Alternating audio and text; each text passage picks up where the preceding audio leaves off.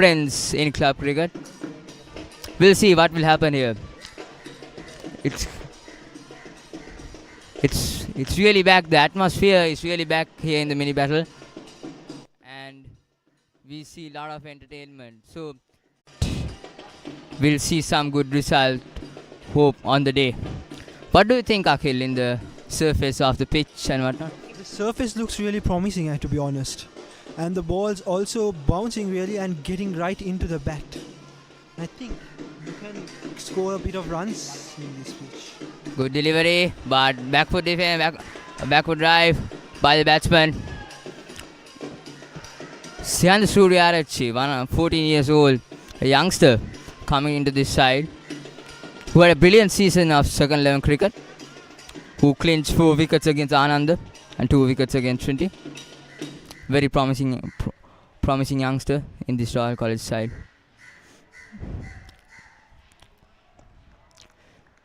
Siandu from the pavilion end.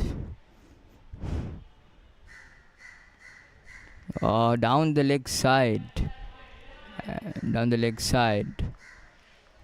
There's a bit of late swing in this pitch and surface. Yes, there has been a bit of swing and it's gone down his leg.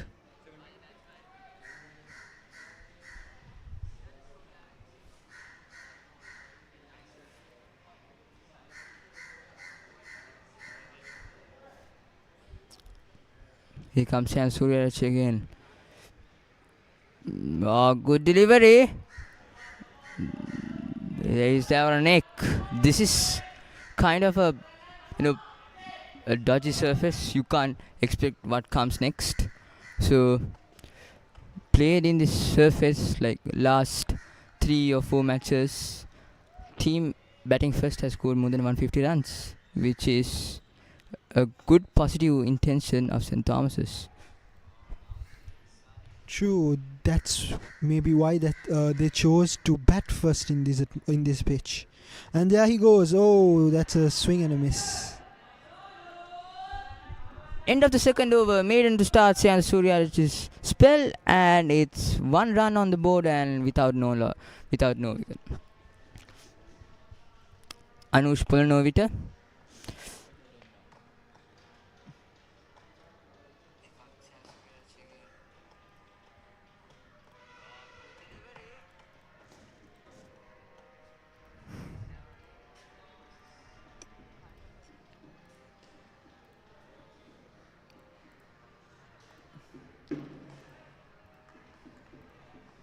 A small fog coming from the football court, I guess.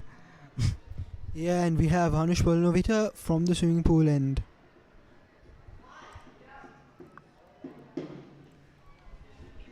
And there he goes, he's on the run up.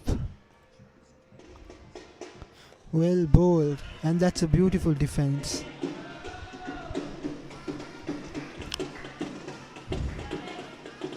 So I think St. Thomas's second level must observe the surface for like 30 minutes and 45 minutes for like 10-12 overs and start accelerating on their score, because they don't have a basic idea here what's going to happen here, because it's kind of dodgy surface we see. It's uncertain. Here comes Anush Pulanovita. Short delivery straight to point.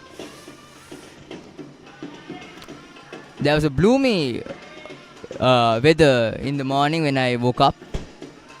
I thought it could have rained, but the weather gods have decided that this battle has to continue.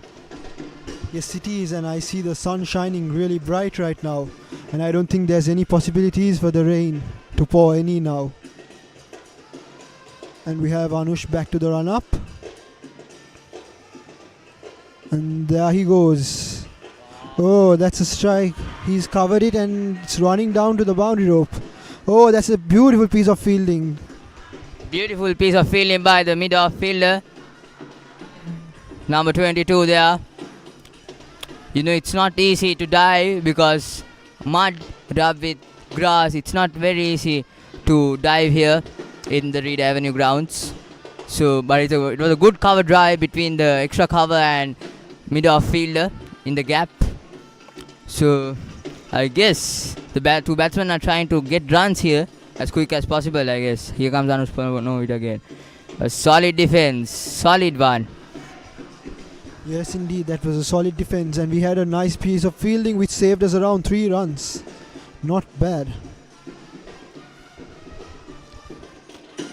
Royal College second 11, an energetic young team. So from this, a lot of players have gone to the big stage. That's the Battle of the Blues, the big match. The only dream of a Royalist cricketer playing on the big match. It's a great prestige. Anush Pallavi with a change of the field. They have put a catching in position, removed one slip. So I guess he's trying to push forward and get this batsman out. Let's see Anush Pallavi. Good, very good bowling and a solid defense by Chantul. Very good, very beautiful piece of bowling, and the pitch really does look very dodgy. And the batsmen are really, and the bowler is really testing the batsman's patience.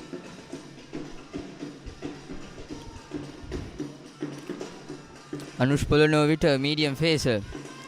He played last year's Mustang Trophy and got 1 wicket. A promising kind of talent here. Anush Pallavi. Here he comes. Oh, quick single there. Yes, it is. Straight to mid-on fielder. A quick single by the 2 batsmen. Quick singles they're trying to get here.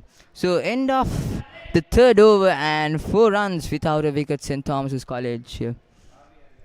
3 runs off Anush's over.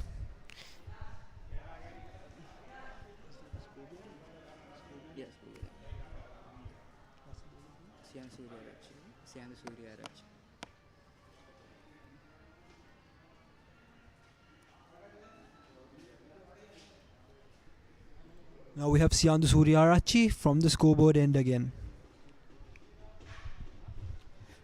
Ready to get his run up. Playing his first year in the mini battle. This man has a lot of talent and potential in him.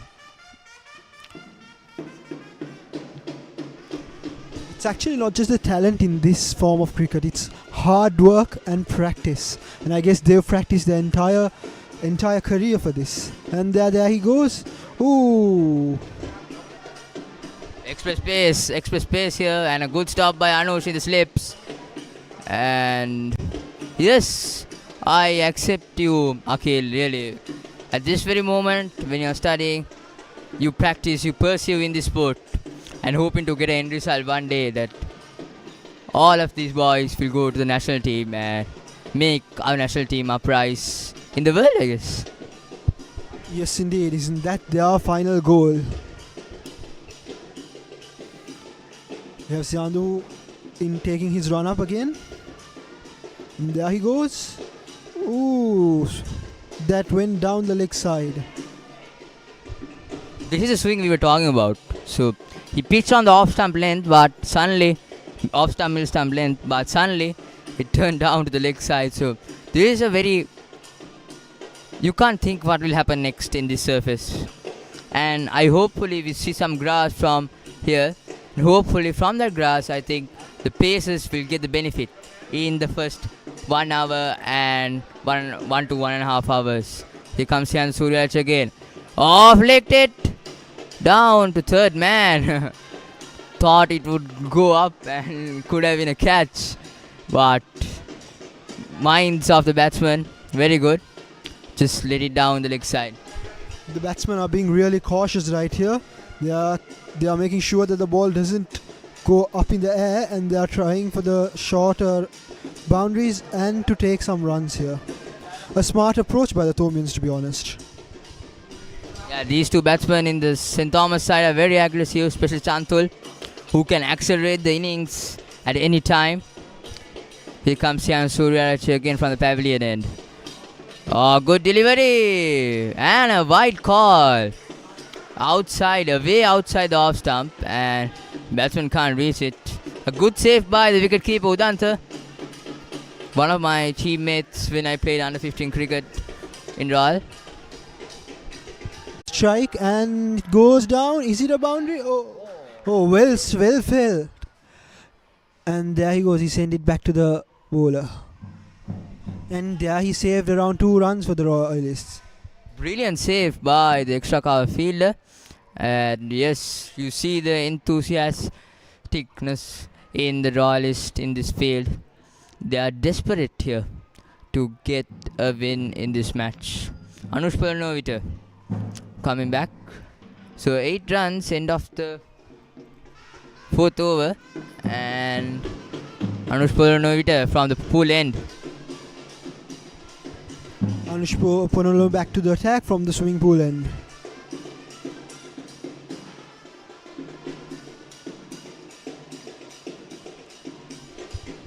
We'll hope that there will be a lot of crowd during for like another 30-45 minutes.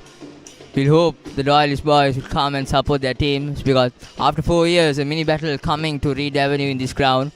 So these boys have waited very much to perform. And here comes Anush. Oh, good low full toss down the leg side. He flicks it straight to the square leg fielder.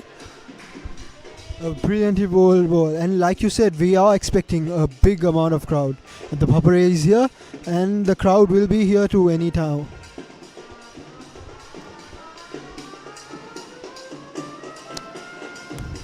Another 1 week more to the big stage, the Battle of the Blues, I guess. A lot of Royalists and Royal-Thomians are eagerly waiting and want to meet their old colleagues. A lot of people from abroad comes here, joins here, and they enjoy the surface, the atmosphere around that. Here comes Anush Puranovita again. Good deliveries. Very well defended by the batsman. So Chandul, we see from previous game, we believe that he's not trying to attack the bowler very much. He's in a defensive format. We saw in previous game he was very attackive versus Trinity versus St. Joseph. He was very attackive. So now he's trying to stay in the defense mode, I guess. But anytime you can accelerate in this game. The pitch doesn't look too promising for the batsman. Maybe that's why he's taking a really safe approach right now. Maybe he will move into his attacking things once he's familiar with the pitch. On the leg.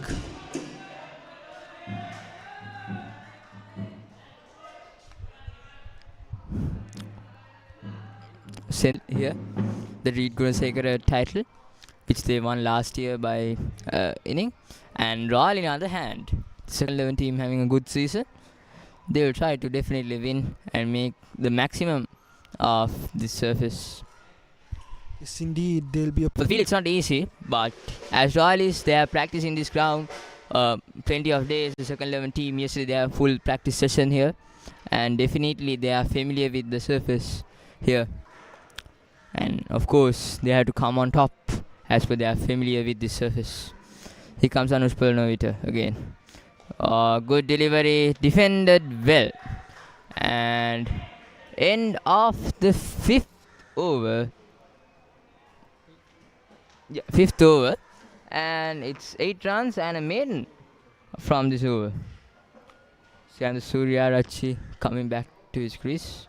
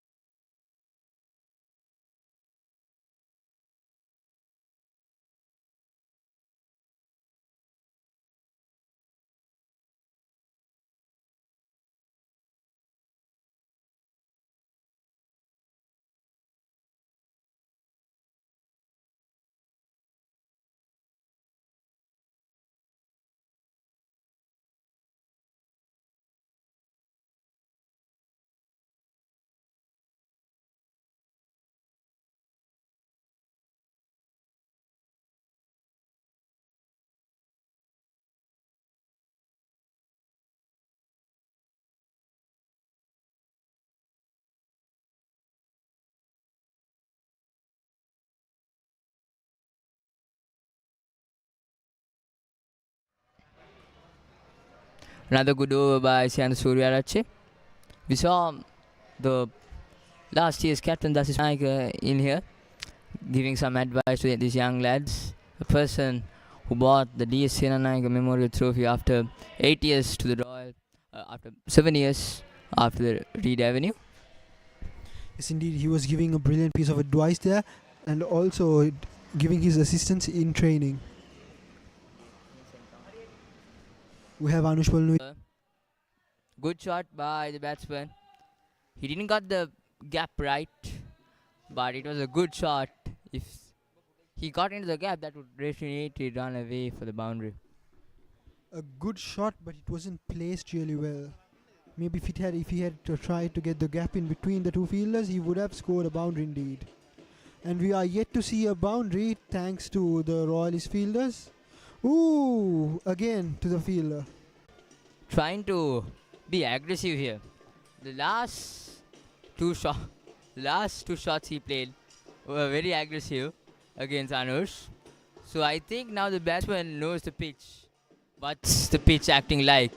But be in mind, you have to be careful here because this is a pitch that you can't expect nothing. You can't expect the things that you hope to. Oh, good delivery. Straight away outside the off stump and left well.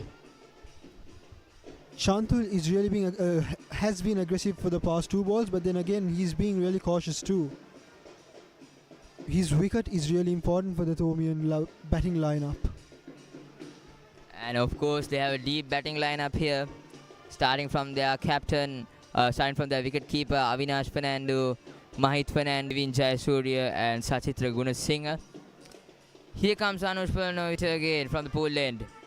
Good delivery and straight to long off field.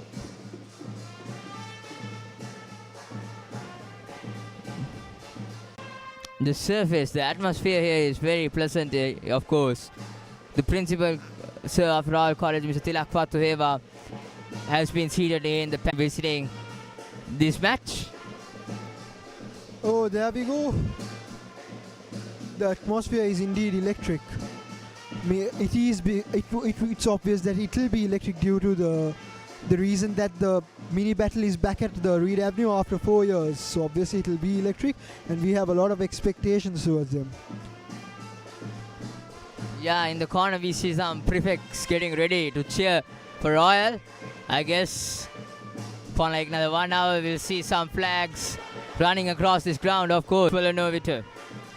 Here he comes from the pool lane. A good delivery and a solid defense by the batsman. So it's end of the 7th over and 8 runs on the board for St. Thomas without a wicket loss. 7th over and yet another maiden. We've been having quite a lot of maidens from morning, haven't we? Yeah, of course. We see some changements on the flea land from Syandu Suryarache.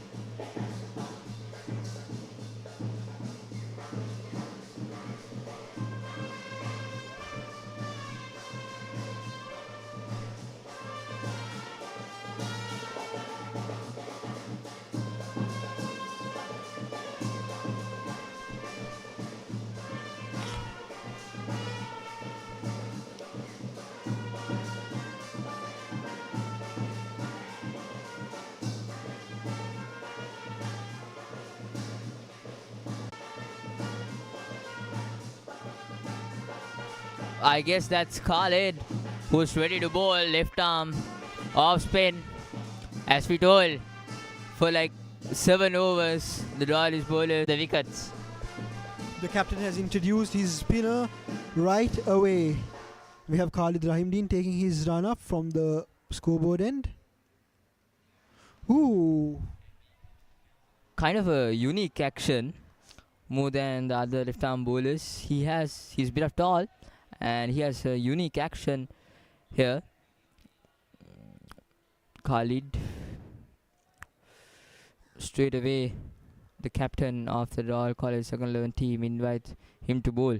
Here comes him again. Oh, good delivery down the leg side, but Is there a spin? Because I see the ball turning. Definitely there's a spin now. The cracks are just bit of opening, and you see the green grass in the middle has disappeared suddenly. Here comes Khalid Maujud again. Good delivery. So what Khalid must do is just keep on the off stump length and bowl. Has a defensive field, just one slip. I probably think if they had two slips to make things more pressure on the batsman. That's right. And there he goes again. Ooh, a solid defense again. Maybe Khalid should maintain his length. What do you think? Yeah, I think he must pull his length back. It's end of the 8th over and it's 8 runs and Khalid Maujud has bowled a mid. So Arit has not been that much in a touch here, you see, because he didn't have much time to face balls as Chantul. Chantul has faced much balls in these 8 overs. I guess Anush is back bowling on the pull in because we saw some bounce and bit of spin. I think Anush is a. That's right. Anush back to the run up.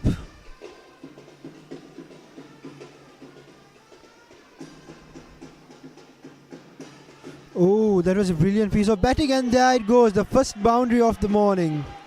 The Thomians advance to 12 runs. Yeah, good shot by the batsman Chantul. Now suddenly we saw in the previous over of Anush, he was trying to get the gap, the placement right, and this time got the placement not quite right, but the fielder had a small misfield there and it raced away to the boundary. As I told you previously, if Chantul gets his timing right, definitely it will run for the boundary and no stopping to the fielder there.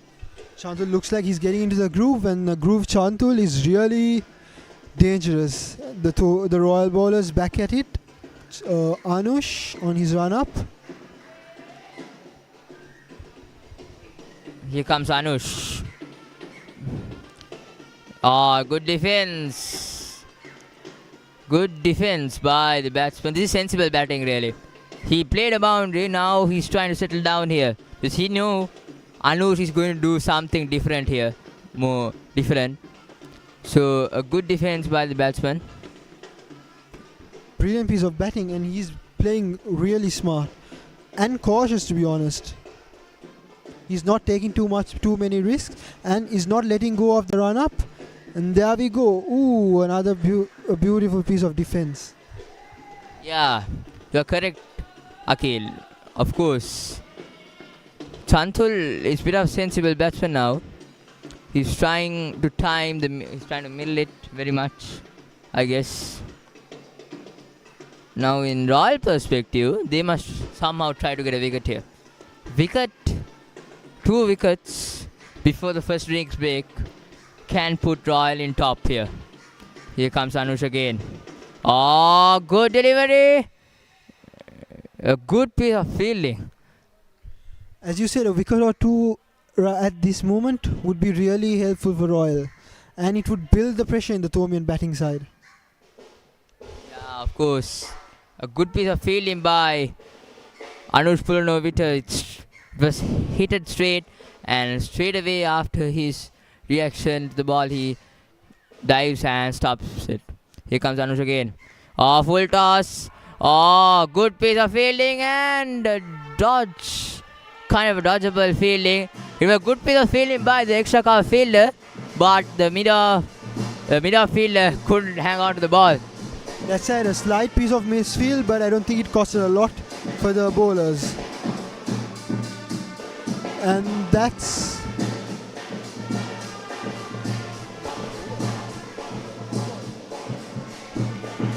So they scrape through a single here. Anush is desperate. I see couple of field changements when he started the ball and he changed the field. He knows he's desperate for a wicket here. Before it rings, you need to get at least 1 or 2 wickets to maintain pressure on the St. Thomas side. That's right, Anush on to his final delivery of the over. Ooh, another beautiful piece of bowling, and that was a solid piece of defending too. End of the 10th over with 13 runs on the board.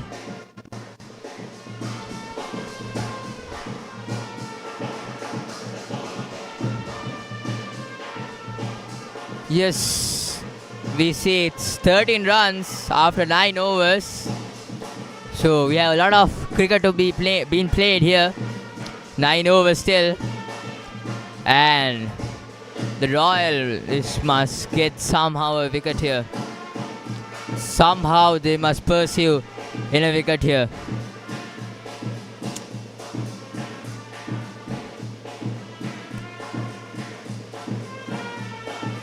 Khalid, the left arm spinner.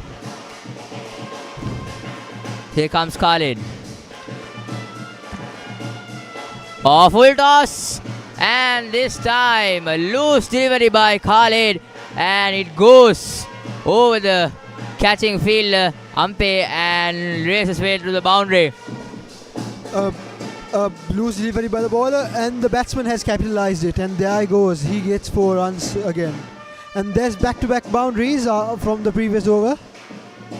The first ball of the previous over was also a boundary, so is the first ball of the current over. Yeah, it was a loose ball and Chantul is never going to miss it.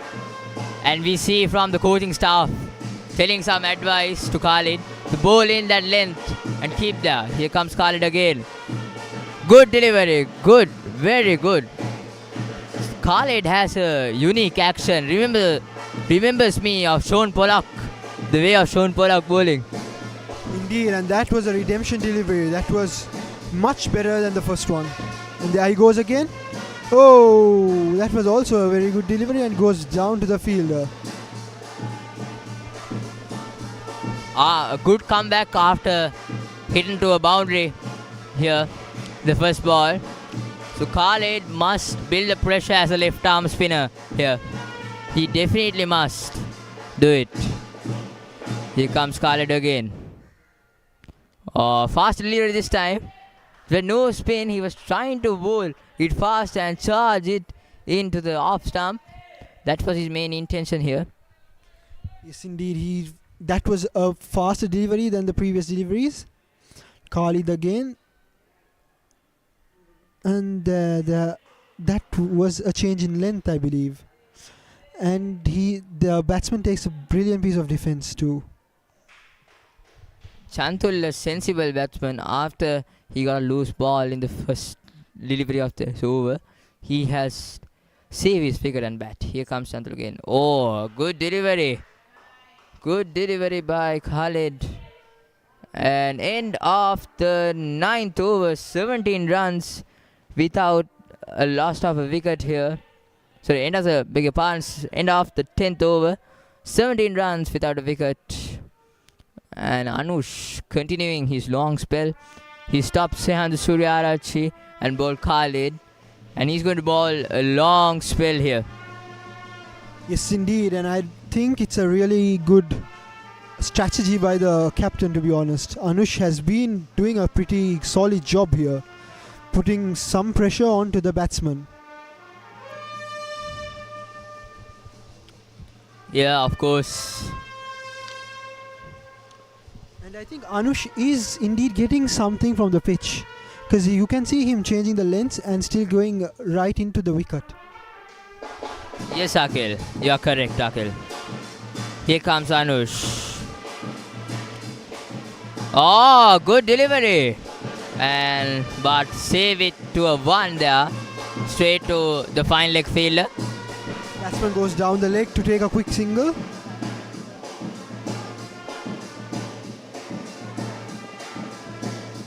We have a very electric atmosphere here. The pupper is all loud and sound. It's humid hot there in the middle, I guess. The players has to get some water here. Here comes Anush again. Oh, good shot, but doesn't have the placement right. The bat of Chantul turn. Sorry, not Chantul, beg your pardon.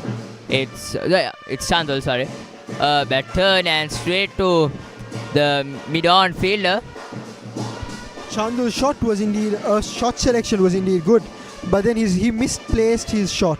If he had gone to the gap, he might have gotten another boundary here. Here comes Anush. Good solid defense by Anush. So there's a big gap between the point and extra cover fielder. So if something short comes to Chantul, definitely he's going to capitalize in this format of the game. That's right, Chantul has his eyes on the gap. Anush back from the pool end.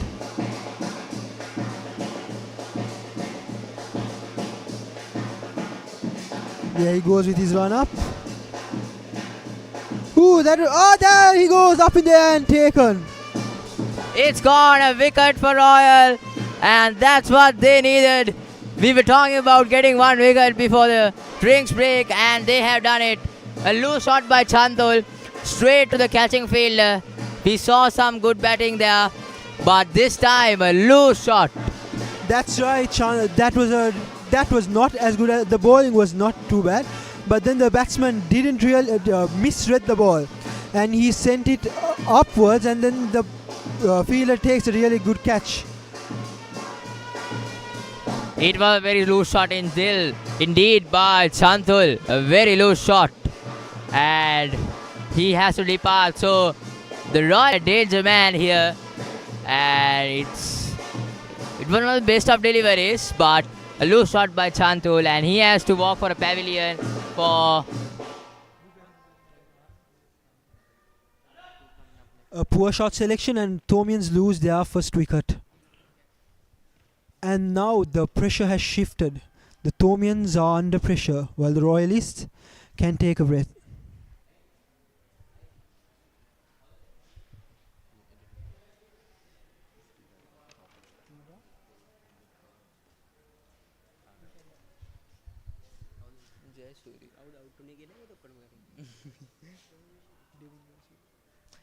and Devin Jayasuriya in the middle here. So now they need to capitalize. Now they need to get a wicket here. Now another wicket here. Thomians are under pressure. They are under pressure. Thomians are already under pressure, and another wicket could change the momentum, could shift the momentum. And we have Devin Jayasuriya as the third batsman. Yeah, I guess the man down batsman, Devin Jayasuriya. So now the Royalists must plan. What are they going to do for the next 10 overs or 15 overs? They must get wickets at regular intervals, definitely. So it was a drinks break because it's like humid hot, like total hot there in the middle, and like players need water to stay in their game and to have energy. As you can see, like all over Sri Lanka, it's hot. That's like the sun has been scorching hot these days. We've been actually we have to be really we really have to indeed take on a lot of fluids to keep our body and to protect us from being dehydrated. Yeah, Anush, we talked about having some support from the surface, and now we believe that he has got his reward. That's right. The captain indeed did make a really good choice keeping Anush in the attack. And Anush is back to bowling. And there he goes. We have 3 slips right now. Ooh. Straight away, could have been another loose shot. Really, it was uppish by the batsman. But this time, so Anush, what he's trying to do is he's trying to bowl the over pitch length and try to make play the batsman up. And suddenly, there goes a wicket. That's right. Maybe Anush's trick is indeed working, and we do have 3 slips. What is Anush trying to do here? Yeah, I guess this batsman also has the potential, Jayasuriya. Oh, another good delivery, straight to backward point. And we believe that the end of the 11th over. It's 18 runs and lost of 1 wicket for St. Thomas's. Looks like Anush is trying to find an outside edge right there with the 3 fielders setup, with the 3 slips set. And we have 18 runs off the 11th over with 1 wicket down. Now Khalid must do is he has to put pressure, more pressure. As a left arm spinner, suddenly when a wicket goes, you need to put more pressure. As you can see around the world, we see, such as Ravindra Jadeja from India. Suddenly when they got a wicket, they execute Ravindra Jadeja to make more pressure into the batsman. That's right, and we also have a new batsman in here. Another wicket right now could indeed change the momentum. Khalid onto the attack.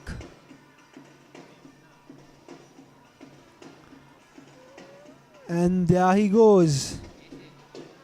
Oh, another normal piece of bowling, and there was a defense. It's straight to the catching fielder there. A back foot drive played, a half back foot drive.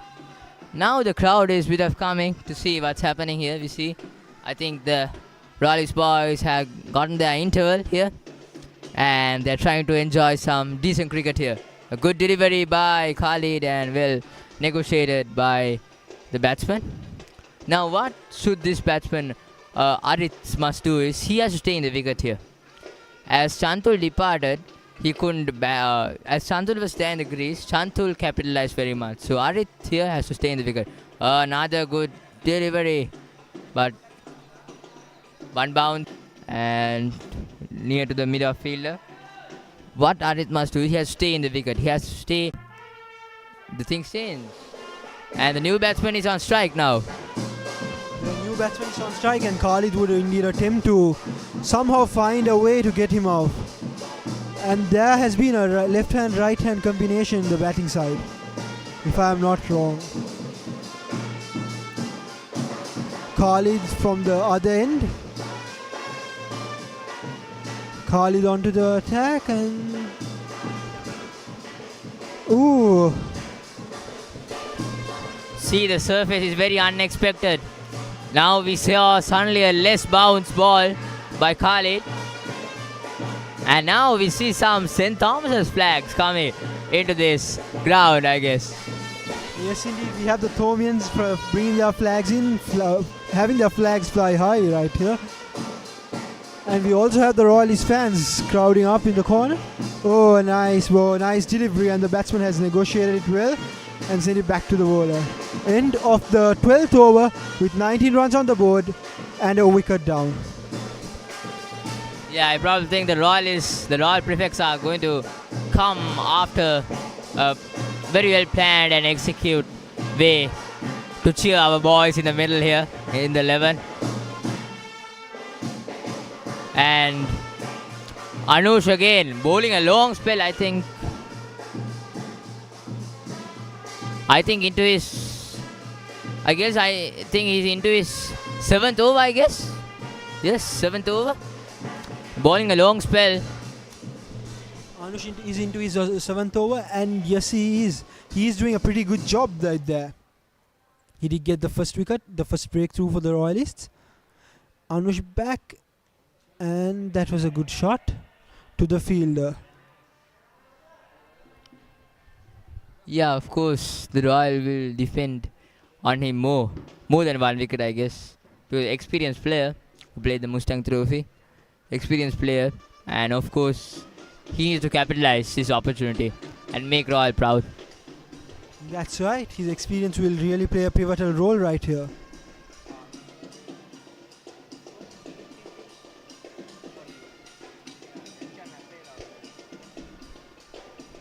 Oh, ball!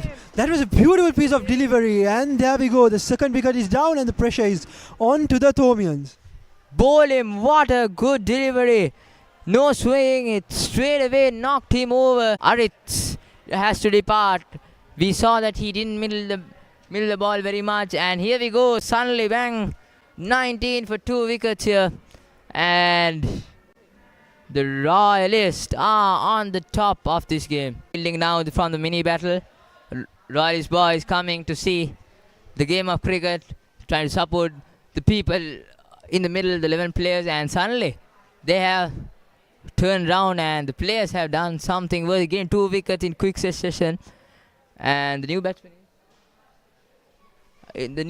is Avinash Fernando, the wicket keeper of St. Thomas's second 11. And suddenly the Anush, we're talking about how well he has played this season, and suddenly gets 2 wickets. This is a huge blow to Royal. Royal on top now. That's right. The captain indeed took a really smart decision, making Anush play on to his 7th over. Anush back and might be looking to take another wicket, to be honest. Yeah, Nitwin Dharmaratna has taken a correct decision. Here comes Anush. Oh, good delivery outside the off stump. Oh, it's all happening in here the middle. Suddenly, the laziness has gone away from the players. Now they're back energetically.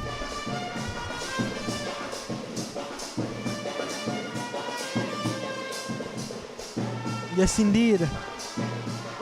The Royalists look energetic again, and they are all hyped up.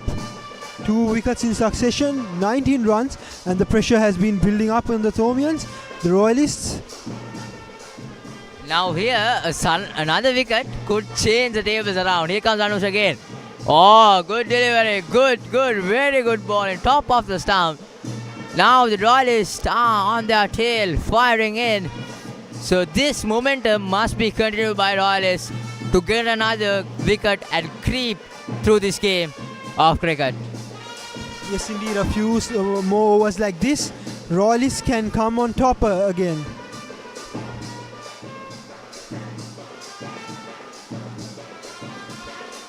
Meanwhile, the Thomians will also be trying to protect their wickets and also to keep the scoreboard moving. Now here comes Anush again. Oh, good, brilliant Yorker. Brilliant Yorker by Anush. Now, we see something on the surface. And now the Royals bowlers are on top. And suddenly when the St. Thomas flags came, suddenly it was on a jumble here. A brilliant Yorker, and the batsman has brilliantly played it as well. He made sure to not let the Yorker break through his defence. Anush is back into his run-up.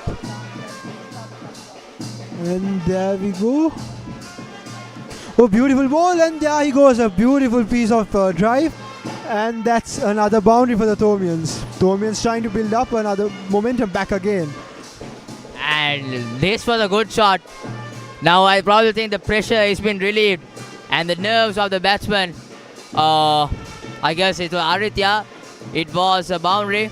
No chance of stopping the ball to the fielder. But a very good over indeed, except for the last boundary.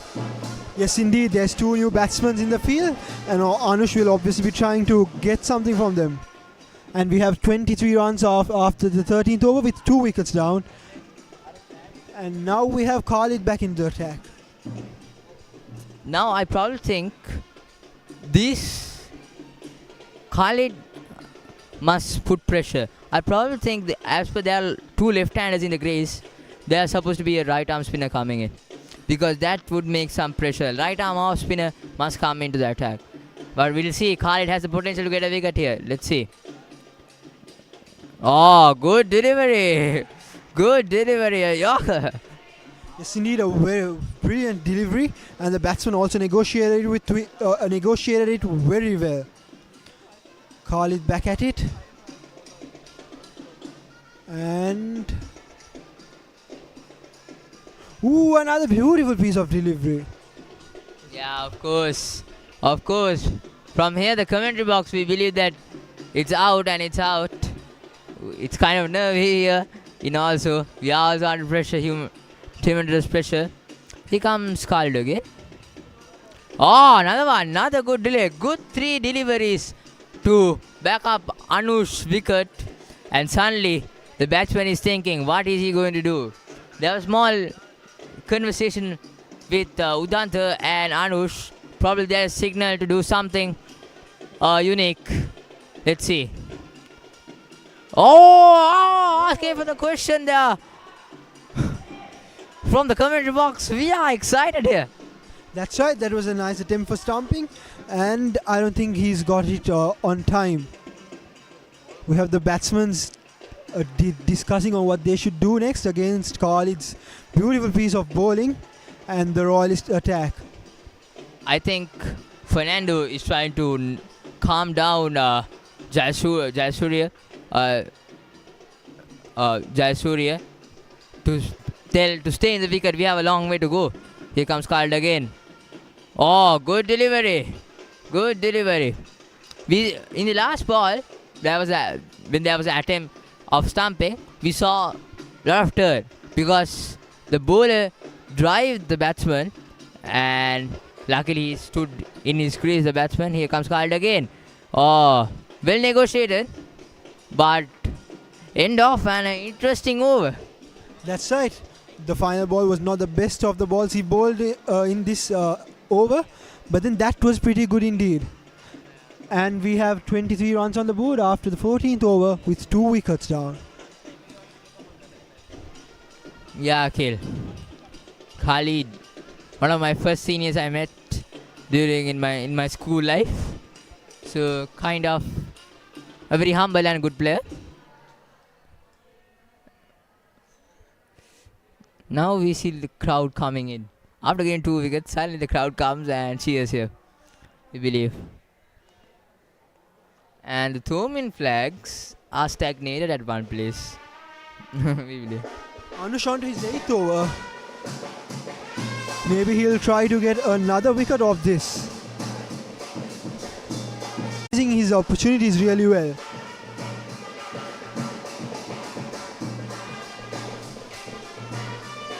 Yeah, big thank. Here comes Anush again. Good delivery. A cover drive, well played, but straight to the field at mid-off. A big thank you goes to the Papare and the Royal College Merck team, media team, who has made this opportunity to the viewers in home to see this mini battle and enjoy some good cricket between these opulent 2 schools, Royal College and St. Thomas's College. That's right. We'd like to extend our gratitude for the media team for making this possible, for all of us to enjoy this beautiful piece of cricket from our homes. And we also like to thank the Papare for keeping this place electric. Ooh, that's another beautiful piece of delivery towards the off. And Anush is doing a pretty good job here. What do you think, Nathan? Yeah, probably a dangerous shot. We have seen batsmen such as Virat Kohli, world famous Virat Kohli, leaving the ball and suddenly get bowled. So anything is possible in cricket. That's right, anything is possible. And this pitch is really unexpected too. It's been swinging in and out in a very weird manner. And Anush back at it. Ooh! That he could have gotten him, couldn't he? I think the wicket keeper Udanta is doing a great job behind the stumps because I think it's express pace coming there. That ball was express pace. Because you saw the 2 slips and the gully is bit up behind, but Udanta did a great job.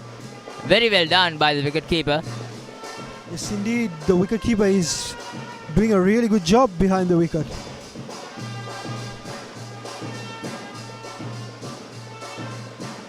Anush back with his run up. And there he goes, another miss. End of the 15th over with 23 runs on the board. And that's a maiden. Yeah, now the St. Thomas coach must have tell, you stay in the wicket there. You both must carry on to now 10 overs and continue this game, I probably think. So now they must stay in the wicket. They're not trying to aggravate, but if they get a loose ball, they will be trying to be aggressive and attack on the bowlers. But definitely, what will their main focus be on the stay in the wicket, bat until lunch and capitalize it. That's right, they'll have to build a good partnership to keep the scoreboards moving and to get back, to put the pressure back on the Royalist bowling attack. Yes, of course. Here comes Khalid again. Oh, good deliveries. Big swing by the batsman there. By Avinash Fernando. Probably, if there was second slip, probably there was a wicket. That's right, we were talking about the Thomians being calm, but then again they've gone into the aggressive batting. We have, Of course, now the crowd is coming. We see young people, young Royalists coming to support their team in the middle. And here comes Khalid. Oh, good delivery. Good delivery. Now, Jayasuriya is kind of a neutral player who can capitalize innings, but who is not much aggressive. We have seen him in previous matches who has not aggressive much, who has played his smooth innings. Here comes. Oh, Kachar asking for the catch, but no answer from the umpire. Probably there was no edge. It was the pace of that ball. that's right, even the wicketkeeper wasn't too interested on his call. And Khalid back at it. Who? Oh, well, what was there? That was a brilliant stop by Khalid Rahimdi.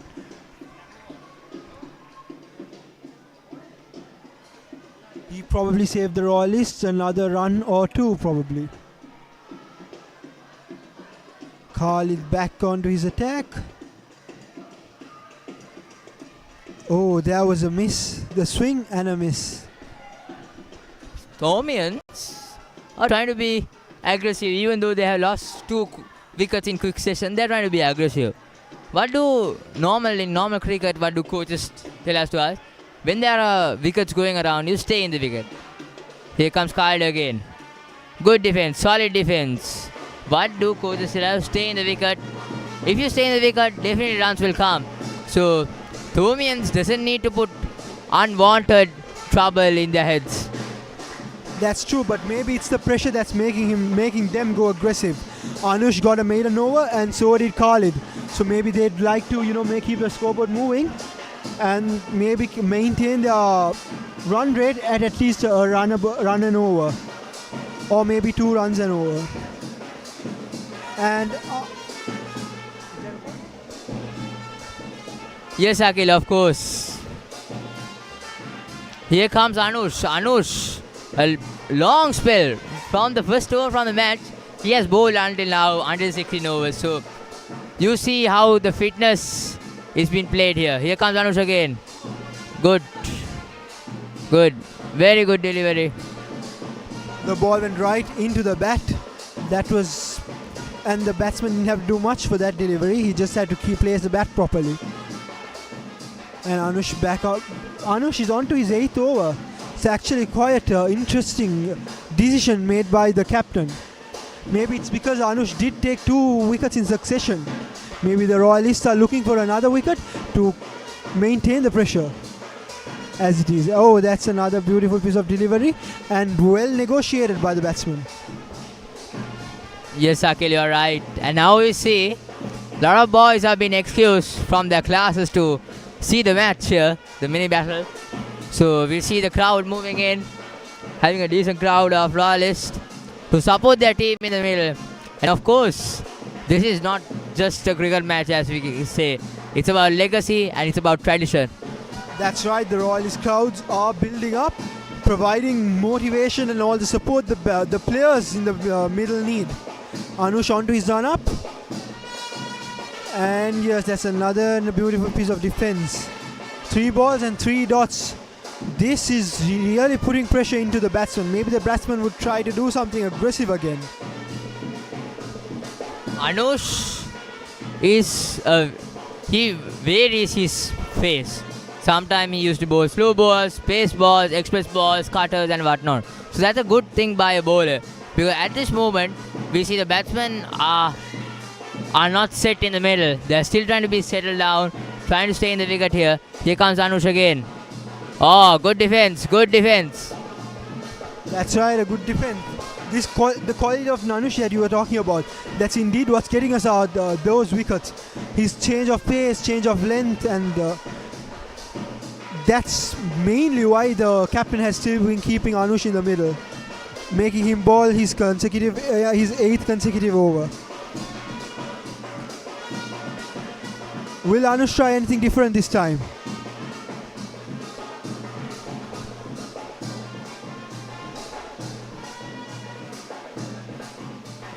Oh, brilliant delivery by Anush, and well negotiated by the batsman, and straight to the backward point fielder.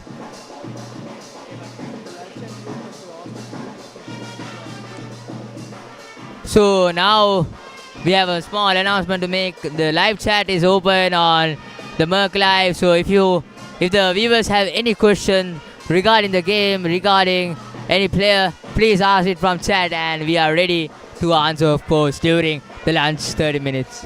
We've let the live chat open so that you can ask your questions, leave in your suggestions, and provide your support for the batsmen in the middle. And that's the end of the 16th over, and yet another maiden. The pressure has been building up for the Thomians quite a lot. By the end of the 16th over, we have 24 on the board. 17th over, apologies. We have 24 runs after the 17th over with 2 wickets down. And yet another bowling change. Is it the captain onto the attack? Yes, it is. The captain is back onto the attack. Netwin Dharmaratne, a bowler who has a unique action. It reminds me of my bowling action, really. It equals Netwin's action, really. So Netwin Dharmaratne has a big role to play as a colorsman, as a big match experienced player, and as a tennis player, of course. He has a big role to play in this mini battle. Probably capitalize 2 or 3 wickets, because capitalize, understanding that both batsmen are left-handers, and of course you can capitalize 1 or 2 wicket here. That's right. Netwin would want to put a lot of pressure into the batsman. We have 2 lefties in the middle, and Netwin is a right-handed bowler, which is quite an opportunity, to be honest. And Netwin onto his run-up. Like you said, it is indeed a unique action he has. Ooh, that was beautifully played by the batsman. And it went directly to the fielder for the batsman to take 1 run. Yeah, kind of with that unique action, because I bowl in that action when I play club cricket and school cricket, and it's kind of really bit of hard to settle down, but you can settle down. When you settle down, you get plenty of wickets. So Netwin must be on the line of off stump and the outside off stump. Here comes Netwin again. Oh, good delivery. He bit of slowed. He slowed his own surfaced, and we believe that that's a key role. So now the crowd is coming. The long sleeve, long trouser boys are coming to the tent to visit the great game of cricket, of course. Here comes Netwin again. Shortish deliveries down to backward point, and just a single. That's right. And could you notice there's a kind of a drag in Netwin's bowling, and the ball's, I don't know, it's going in right in and then it's falling right in the middle, and that's making it hard for the batsmen to play, to be honest. And the first sweep of Netwin's over, that was underappreciated, to be honest. It was actually a perfect executed shot. Yeah, of course. Netwin, here he comes again. Another sweep shot straight to the square leg fielder. There is protection there. So what does Netwin must do here is, don't bowl on leg side, just bowl on the off side, and definitely the batsman will be not easy to play, because his action is not easy to pick, and because of his action the ball comes extra slow to the batsman, so the batsman will think before hitting the ball. And of course, with the scoreboard pressure, 2 wickets down, they don't want to lose another wicket. St. Thomians. Here comes Netwin again. Oh, good delivery. That's the length Netwin must stick into. A good piece of bowling by Netwin. That's right. That was a perfectly executed delivery, to be honest. And it went right. Was it a Yorker? It was a Yorker, right? It was kind of a Yorker length delivery, but normal spinners doesn't bowl Yorkers. Here comes again Netwin. Another one. Another good delivery. Straight trapped in the legs. If that was missed by the batsman, definitely it could have break the stumps here. That's right, it indeed would have broken the stumps, and the batsman did a good job executing that shot. And we have. Do we have a bowling change here? Will Nethvin use another ball? Yes, it is a change. It's Shane Abiratna, one of our colleagues in our batch. Young talent, a good player who has wickets. I think he bowls right arm leg spin. I guess yeah. Right, it's Shane Abiratna. Probably now Nethvin is thinking another wicket here can make Royal smooth on this game, on this mini battle. So Shane, what can he do? He must do something special. He has this, he can drift the ball and in the air, and because of that, it makes hard as a batsman to score runs. It's not easy. It's not never easy. But Shane must be aware there's a huge gap between square leg and deep mid wicket. If it goes there, it's definitely. If it goes there in that gap, it's definitely a boundary. That's right. If the shot was executed perfectly, that'd be an easy boundary. To be honest, the boundary rope doesn't look far too long from the pitch. And the new bowler.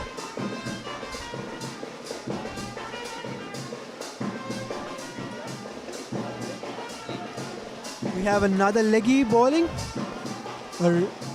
And there we go, the first delivery of Shane. Ooh, that was a pretty good delivery, and the batsman executed the shot really well. Yes, of course. Now, St. Thomians, they are trying to be defensive here. They are going to be defensive here. Here comes Shane again. Good delivery and well negotiated by the batsman. He kind of has the Shane Warne action, I guess. It's kind of similar to that, but not 100%. Around 90% to 70%, it's kind of similar to the Shane Warne action. That's right, he's taken a lot from Shane Warne.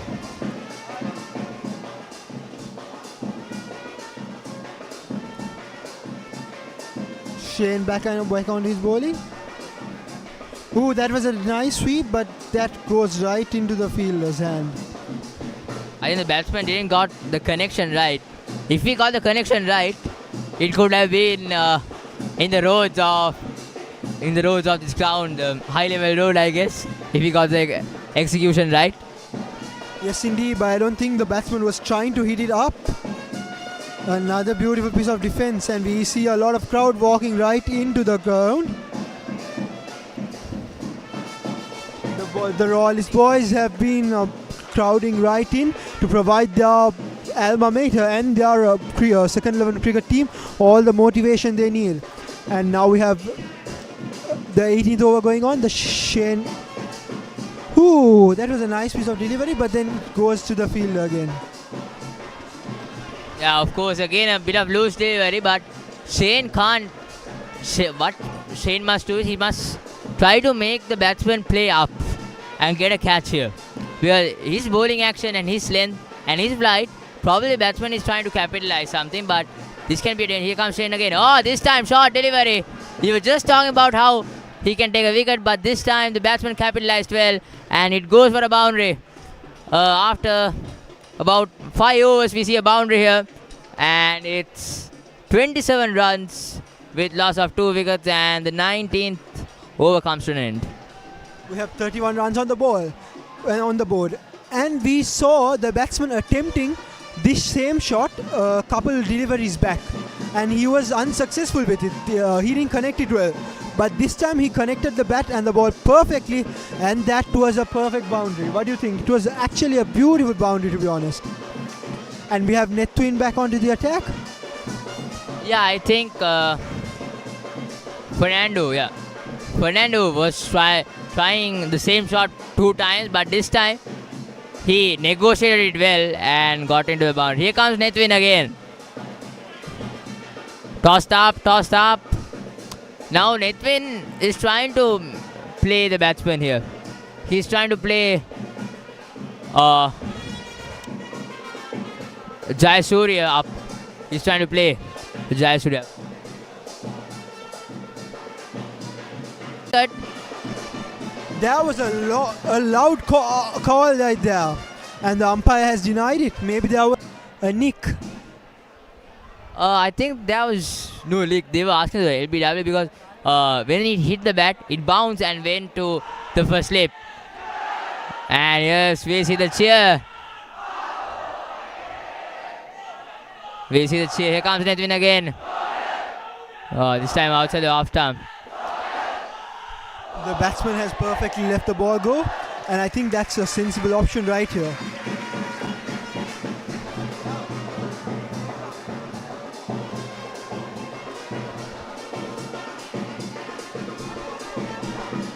Beautiful piece of delivery. Oh, was there an opportunity right there? Maybe not. It was kind of a hard opportunity. Maybe if he had taken a dive, there would have been a catch. Yeah, of course.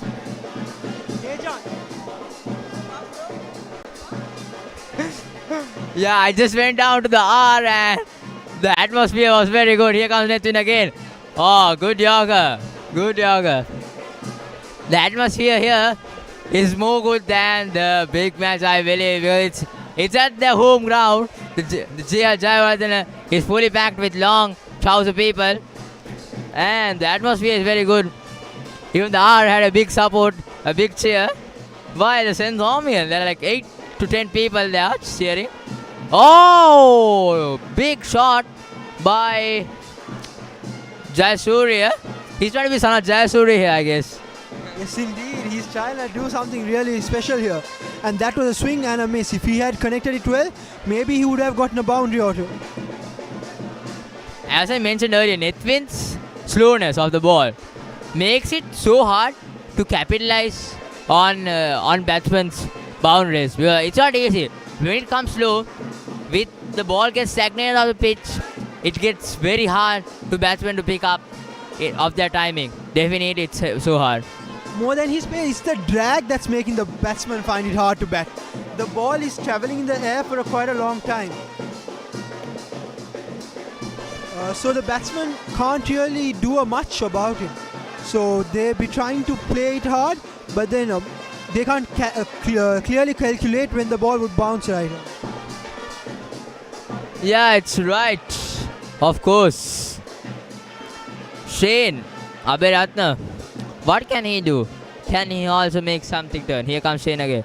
Oh, full toss, low full toss. Now there is protection deep after the boundary hidden in the previous over.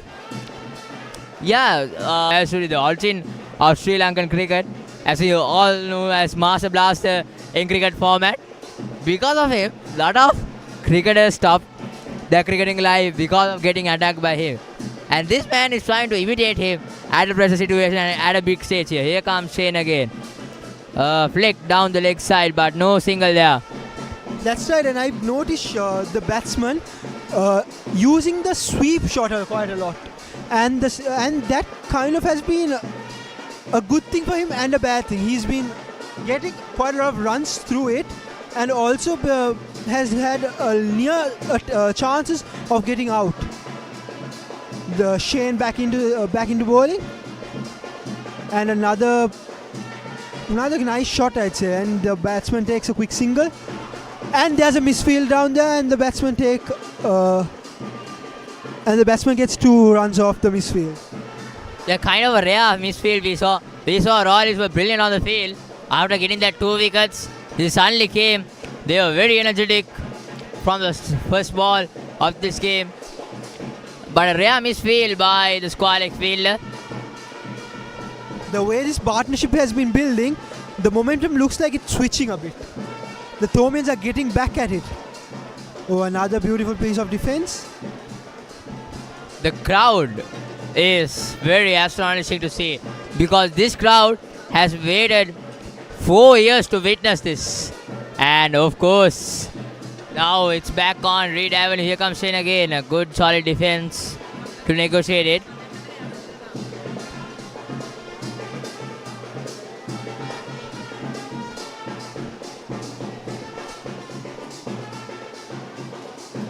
Shane is again onto the bowling attack. And there he goes, another beautiful piece of defense.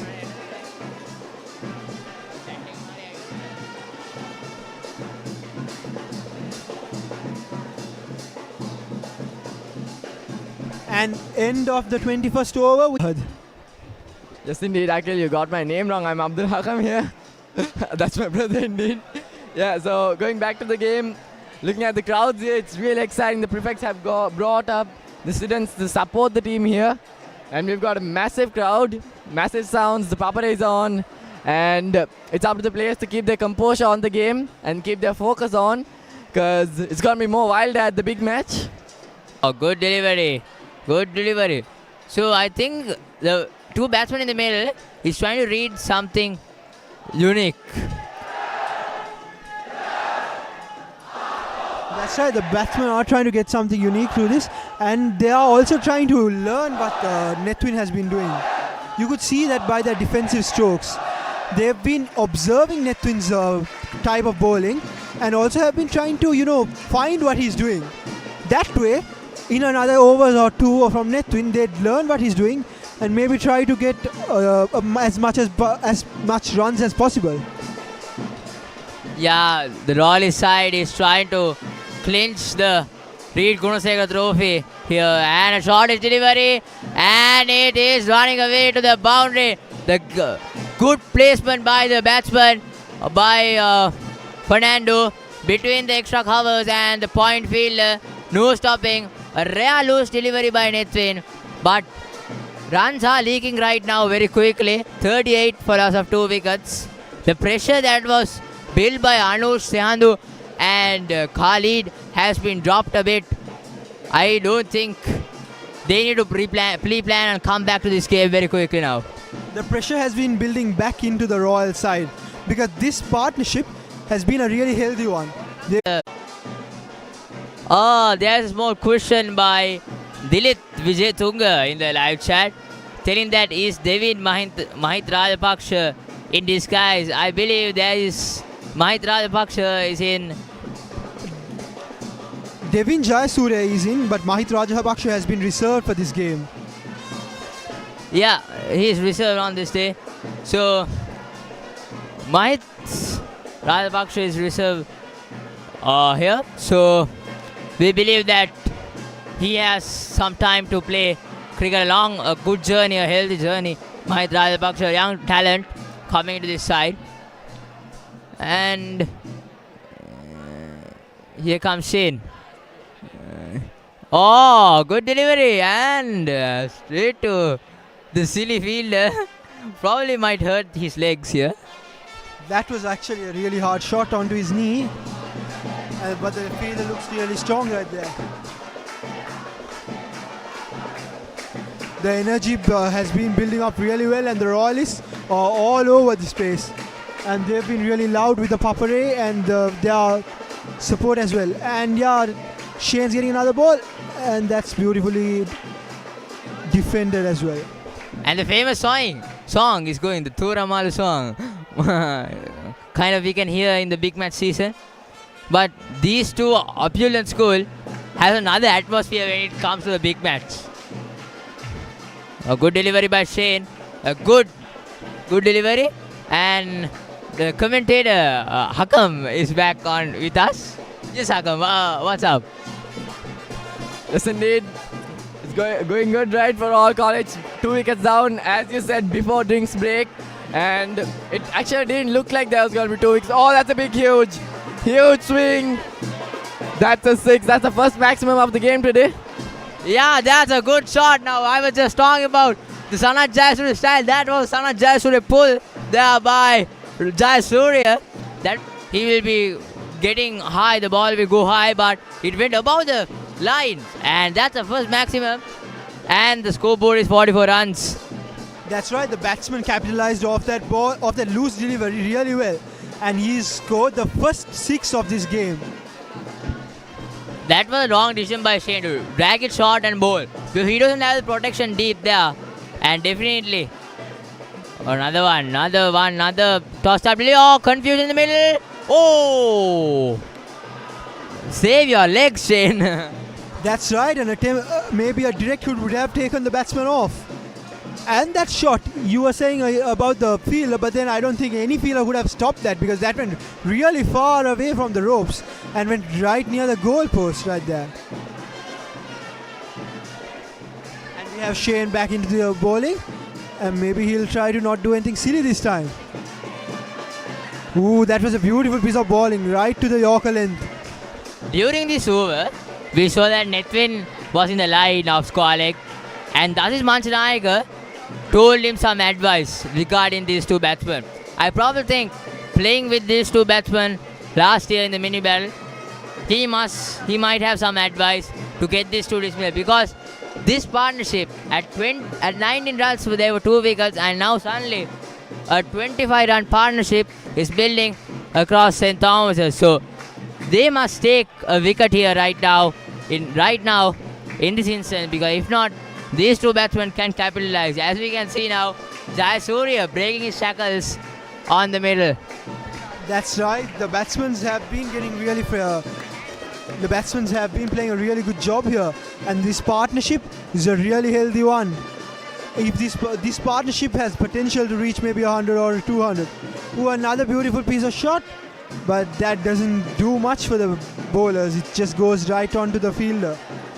The field has been set perfectly here, don't you think? Yeah, of course, it's been perfect, but the problem is on the leg side there are 2 fielders, and one is the long on fielder and the Squalek fielder, but there's a big gap, around 20-meter gap here to get a boundary. Here comes Netwin again. Oh, short is delivery, a cut, and a good piece of fielding by the backward point fielder. Very well fielded. We still see the energy of this Royalist, because as you can see, the crowd is here going crazy in the mini battle. So the boys in the middle have some energy. They are in the middle, even though they have not capitalized with wickets. That's right, the crowd's been hyping the fielders and the bowlers so well that the fielders and the bowlers are re-energized, refreshed, to be honest. The sun won't do anything to them. The crowd in here are giving them all the energy they need. Ooh, another beautiful piece of shot, and that runs right down to the boundary rope. Like you said, the gap in between is playing a big part here. Maybe if there was a fielder there, the boundary could have been stopped. Yes, you are right, Akhil. I just discussed about the gap, and the batsman was well aware of that gap, Fernando, and he executed the sweep. Normally the sweep is played towards the Squalek fielder, and now suddenly Dasis Manchanayaka from the lines tells the Squalek fielder to move into the mid wicket. We have another fielder onto the leg to stop the boundaries. Maybe this will do. This is what they should have done early onwards itself. Another premium piece of bowling. Oh, that would have hurt. That could have hurt, and well, as it was a catch really, but it's so hard in the middle because you have to have good reflections there, because suddenly when the ball's hit, you don't know what's going to happen. I think it's who is that? I think it's Ryan. No, not Ryan. Sorry, I guess it's it's a silly fielder. It's so hard to see from here, from JL Jadhav Pavilion, who is the specific fielder. Short delivery. Fernando didn't got the execution right, but if he got the execution, it could have been in the university hostel. That's right, it would have been the university hostel if he had gotten that right. The batsmen are being aggressive now, don't you think? They are so close to their 50. Thomians are on the 23rd over with 49 on board, one towards the 50. And Jayasuriya on strike. Like to see what is he going to do here. Let's see. Here comes Netwin.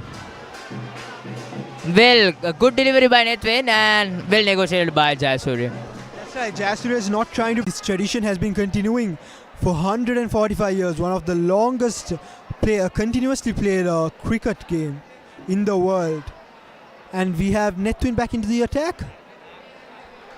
Netwin probably in the last big match he got 2 wickets, 2 crucial wickets of the winning game.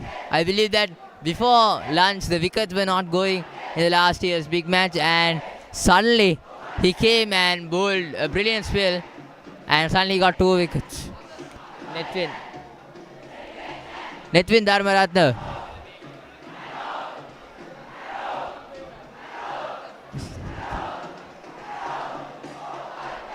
Well bowled by Netvin. And the batsman does play a just let the ball go. And that was a smart decision taken by him. And there is a ghost here around us called Jackie, and who tells I can literally see their camera and their laptop. I'm behind the shooting place in the pavilion, but we believe they are school boys behind this area, and I probably think prefects must look into this actually, who has brought phones, and probably yes. Hello Jackie, let me connect you to the prefects. And that's yet again another beautiful piece of delivery, and the batsman negotiated with it really well. Yeah, Jackie, be aware. The prefects will come and get you. Yeah, so be aware of what you're diving. So here comes Netvin Dharmaratne. Oh, good delivery.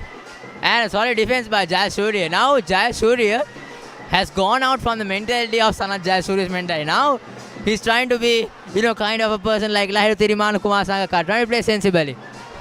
That's right, and maybe it's because they don't want to take too many risks. They are building a pretty good, pretty solid partnership right here, and if they can maintain this for some reason, they can somehow. Oh, that misfield! That could cost them a lot. There was a good chance of run out right there. They attempted a quick single, and if there was a direct hit, the batsman would have gone off, and that's 50 runs on the board after the 25th over. So 50 runs on the board, and this partnership is building. So I guess this partnership must be broken by someone. Someone in this team has the potential to break this. Here comes Netvin again. Good delivery, well left, and good delivery and well left. The Royalists would look to take a wicket or two right now. That way they can build the momentum back in and put the pressure back onto the Thomians. Yeah, a lot of cricket around the globe, I believe. So suddenly I'm going through New Zealand, Australia, and there's these headlines of New Zealand all out for, I guess, around 100. Around 143 runs. Nathan Lyon, the key man. And it's very astonishing to see it because in New Zealand, a place where spin doesn't support, the pace bowlers have. They take it. Here comes Khalid again. Oh, good delivery. Oh, was there a tip there? Khalid. Was there a tip? I probably guess there was a tip. And yes, Uzan knows it. And Khalid knows it. And this is going to cost the Royalists a lot in the perspective of this game. That's right, there was a nick and the keeper did miss the catch. Will it cost a lot for the Royalists? Khalid back onto the bowling attack. Ooh, the batsman walks front and... Oh wait, there's a confusion there. Oh, there could have been an attempt for a run out, but then no. The batsman walks right back into it. What is Jayasuriya is trying to do here is he's trying to give the strike to Fernando here. He's definitely trying to give the strike to Fernando because Fernando is a state batsman here. He can capitalize. Here comes Khalid again. Oh, good. Straight away, streamed into the wicket there. That's right. Yes, indeed. If the batsman tried to smack it to the square, maybe he would have gotten a boundary. That was not the best of deliveries, I'd say. As I told previously, even Jayasuriya is unable to place the ball because it's the extra slowness of Netvin's bowl. And here comes a point. A short delivery straight to the cover fielder.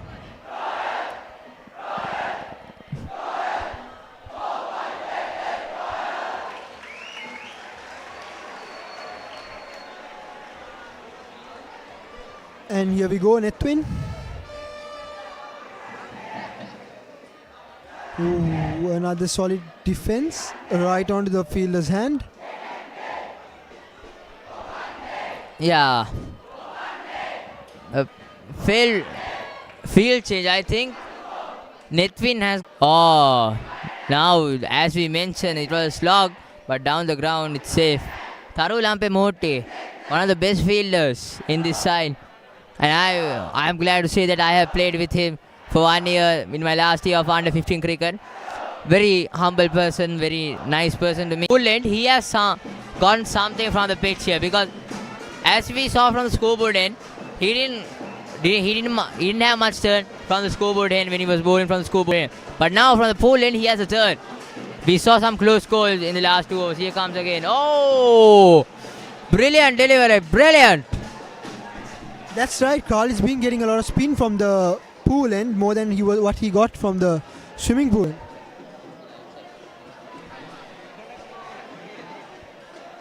And there was an attempt for stumping there, an unsuccessful attempt to be honest. And another beautiful ball, and the batsman negotiates with it really well.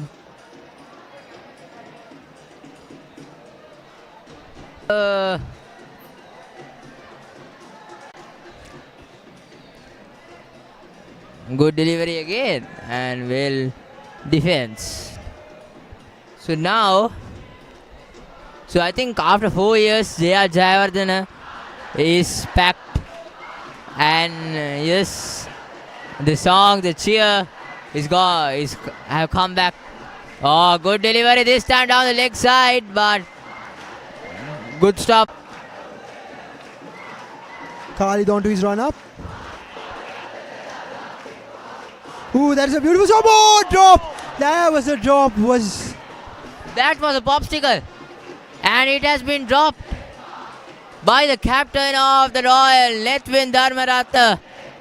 That was a popsicle, and that was a loose ball by Khalid, and that was a popsicle.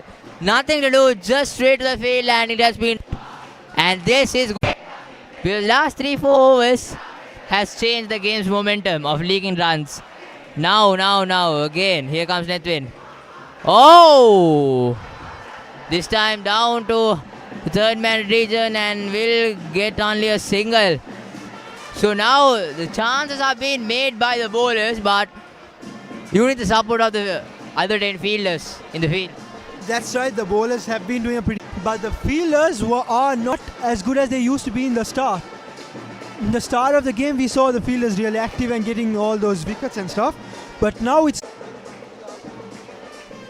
Okay, here comes Letwin again. Oh, drag down and a drop catch again. The Royalist fielders have been lazy in this like 30 minutes. 3 drop chances.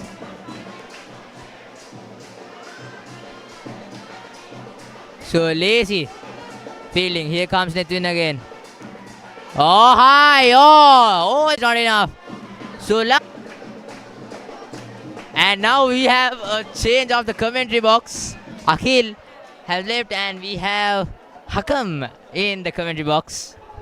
Yeah, indeed. I've been coming as a part-timer here. But yeah, now I'm going to do some full-time coming, listening to commentators such as Kumar Sankar, even though we are old, but yeah. Yeah, of course. Cricket. In Sri Lanka, cricket is like blood running through of human lives. Because it doesn't matter we were in war, it doesn't matter we were in economical crisis. People always stick with cricket, as you can see. Here comes Khalid. Oh, good flick and down the leg side. The last. Hakam, what do you think? In the last like 3 to 5 overs, our boys have been not good in their field. So, what do you think? How could they improve in the perspective? Definitely, I think there comes a period in the game where they lose their focus, they lose their action towards the game. But I think it's just about their composure, their focus needed to be back onto the game. And yeah, there has been chances, but it's not easy as well. The scorching sun, there has been heat advisories, and indeed, it's hard for the players out there, and I think they would be able to get back into it. Yeah, it's really hard. It's humid hot there. It just feels like it's not easy to play cricket, but when you're representing a school, it doesn't matter, because 8,500 hearts on that 11 people in the middle, and of course they're always cheering to those boys in the middle. So here comes Khalid. Here he goes. Oh, good delivery, good. Very well, good bowled by the batsman. Batsman has been deceived by the ball. So, yeah. The St. Thomas's partnership has been building quite pretty well since the second wicket fell. 2 wickets in quick succession, and now they are getting back onto the game. Yeah, 33-run partnership, but it is dangerous for Royal's perspective, because if this partnership grows, then suddenly things could have changed around. Here comes again. All after shot over the long on field, and 1 bounce, 2 bounce to the fence. A good shot by Fernando, a boundary. So now, Khalid, a tossed up delivery, and it goes for the fence over the long on fielder. No chance. So I think the motivation that was put in by the bowlers before 5 to 6 overs has been broken right now. Now the fielders are mentally down, but now they have to bounce back. Royals are always good at bounce back thing. So as you can see in the previous year, we lost 4 wickets before lunch of the big match, and suddenly we bounce back in the tea session. So now what Royals must do is they have to bounce back. Now for that they need some character to stand up. So who will be that character? That will be the question. I think that's really important. He has Nitin Dharmaratne has been bowling really well here. He's a Carlsman and has quite the experience in the big match, has quite the experience in the field of the game, and he could stand up. But on the other side we have Khalid Rahimdeen. Anush Paul so far has not come yet to bowl since his first long spell. He extremely bowled really well at that first spell, putting pressure again.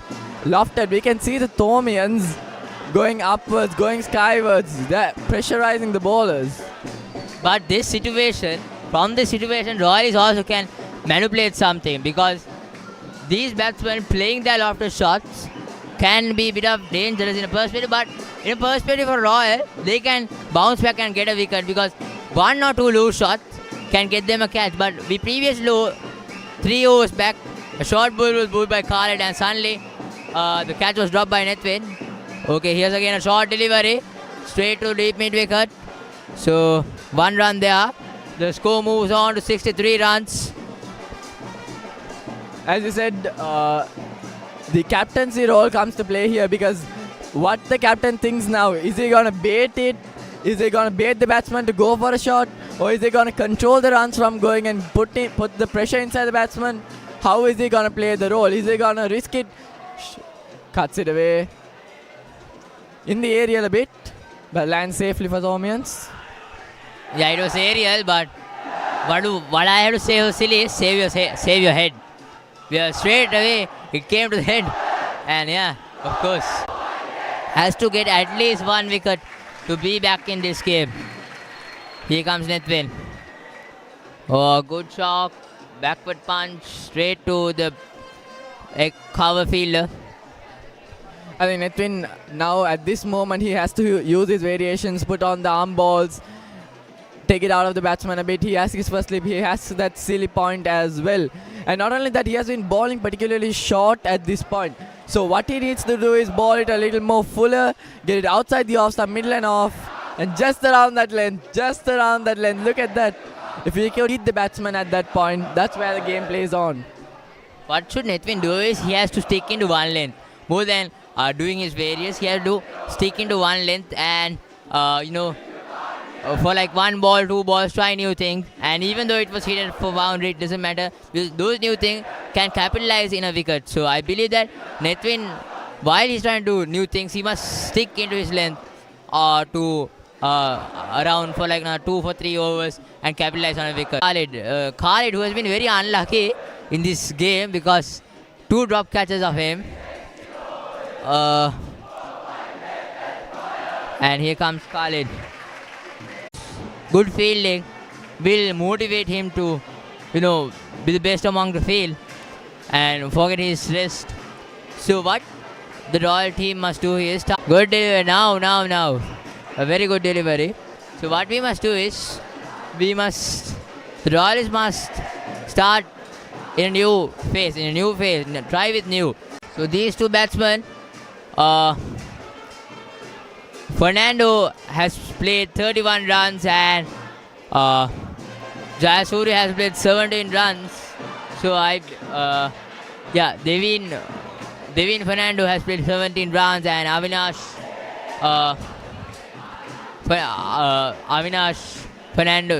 Jayasuri has played 17 runs and Avinash Fernando has played 27. Sorry for the wrong pronunciation of words. I sincerely apologize. So Avinash has been dangerous in the middle here. Nitin Dharmanathan coming in from the university end. Again short. I think Nitin Dharmanathan has to push his length a little bit further onto the batsman and try to get it away. Yeah, but the bowling length is very good. Because of the slowness of his ball, Jayasuri can't capitalize much. He was trying to slog to the leg side, but suddenly at the last minute he changes and tries to get a tap over the silly field. Here comes Nitin again. Oh! Straight head of the silly fielder. I hope he's okay. So, normally the procedure is when someone gets hit in the head, you normally ask, what is this match? What is your name? Normal in the international standard. And even the school format also. Here comes Nitin again. Oh, slog it hard, but protection down there. The long on fielder saves it for a single. I think Royal captain really needs to do something here. He needs to bait the Thomians, or he needs to control the flow of runs. Because we can see the Thomians just aggressing confidently without a bit of scared. He's not scared at all to go further, go to the field, go against the field. He is going for the shots. He's taking the aerial route. So the Royal captain needs to capitalize on that and use that as an opportunity, or he has to need to control the runs. Yeah, another single by Fernando. So the scoreboard is, these two batsmen has not put much pressure on them because they always stick the scoreboard, always get that singles whenever they can. Here comes Nitin again.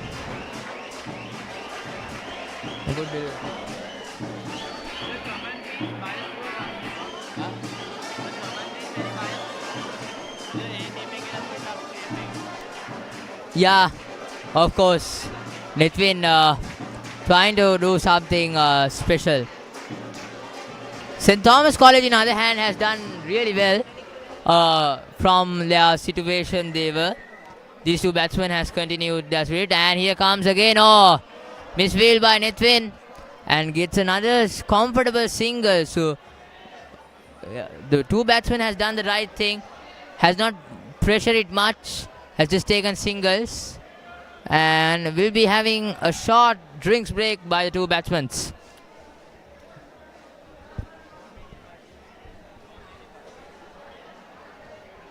Thomians now 68 for 2 after around 34 overs.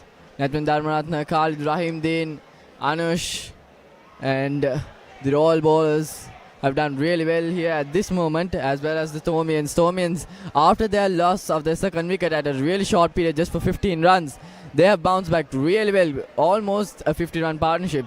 So Devin and Avinash, hats off to you all. You have done a great job at this pressurizing situation for St. Thomas' second 11, and now they are getting back onto the game, putting the Royal on back seat.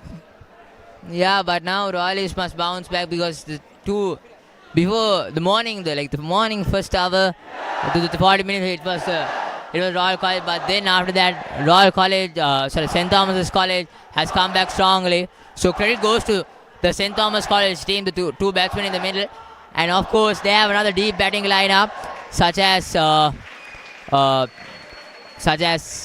Gunasinghe, Chanel Pereira, Yol Varnakula Surya, who has done great in this season.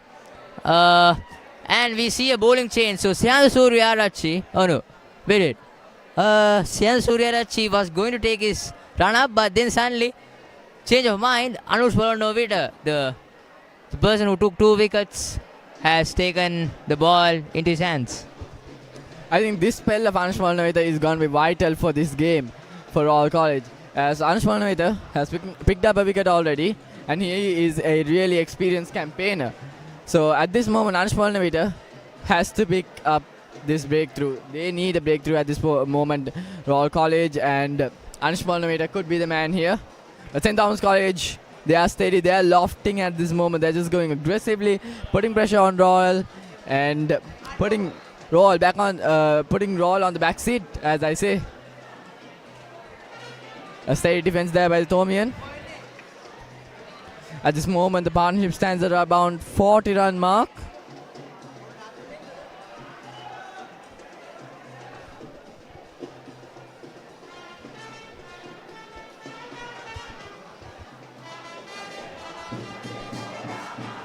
So far, both the wickets that has been picked up by Royal College is Anush Polnavita. So he is really crucial for Royal College's bowling lineup. Yes, of course. Here comes Anush. Another good delivery. So, at this perspective, I believe that the batsmen of St. Thomas side must continue what they are doing. In the perspective understanding, because those two they just came to the crease at a very precious situation, and now they're still in a pressure situation, 70 for 2. They need to continue around like 150, 130 more, 130. And probably they are in a comfortable seat now.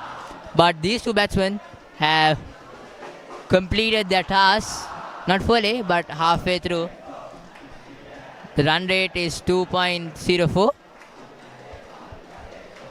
So going away from the match a bit, going to have some conversations about traditions, culture. What do you think about the traditions, culture, and all about which comes into the school life at around that March-April period, and especially when it comes to big schools like Royal, Thomas, Anandanal, Desipatana, Thurston. What do you think about those? Yeah, good topic to discuss. So, traditions in Royal and St. Thomas of these two our opulent schools are very astonishing to see, because we have like plenty of tradition during March Madness. So we have the teachers prefects, the prefect match versus the Royal and the St. Thomas prefect, and then another kind of traditions I can't mention here. But still enjoy this. Oh, good shot by Jayasuriya, and that goes for a boundary into the fence.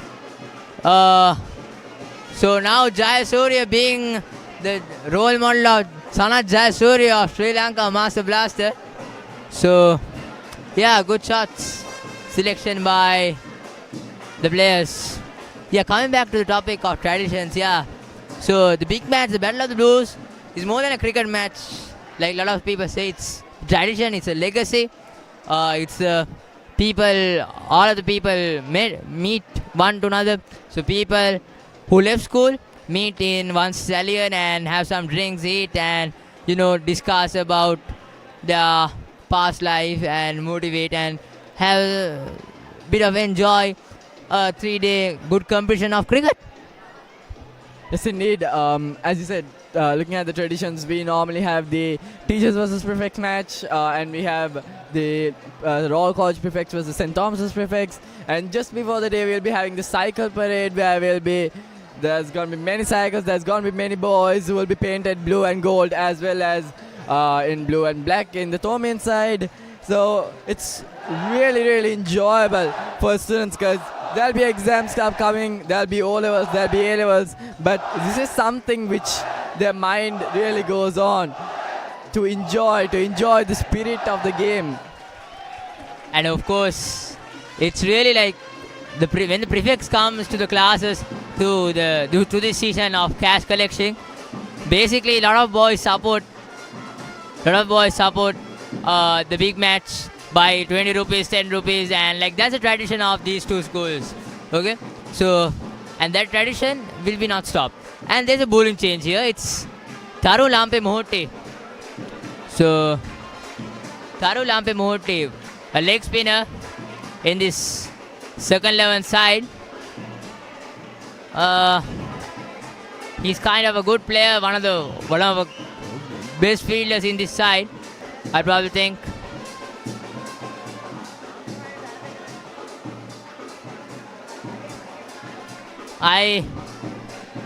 He was a teammate of mine when I played the 15 last year of Royal College cricket. Oh, asking the question, but nothing from the umpire.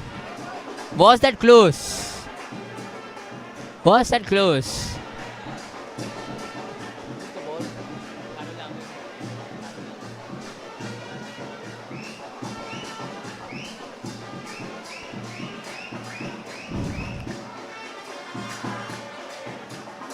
Oh, short delivery, but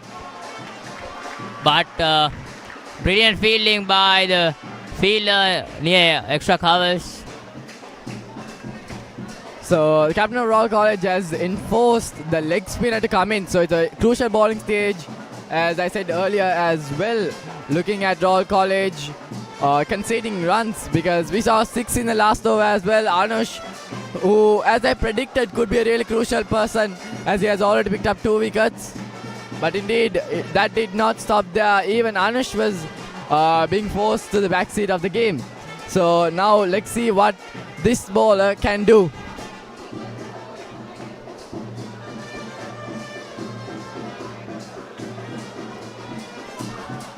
Again, coming in from the university end. It's a pretty good ball coming down the leg side. Yeah, it was down the leg side, way down the leg side.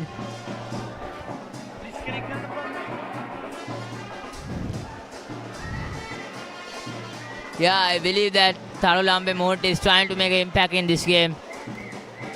Oh, this is close. Is this close?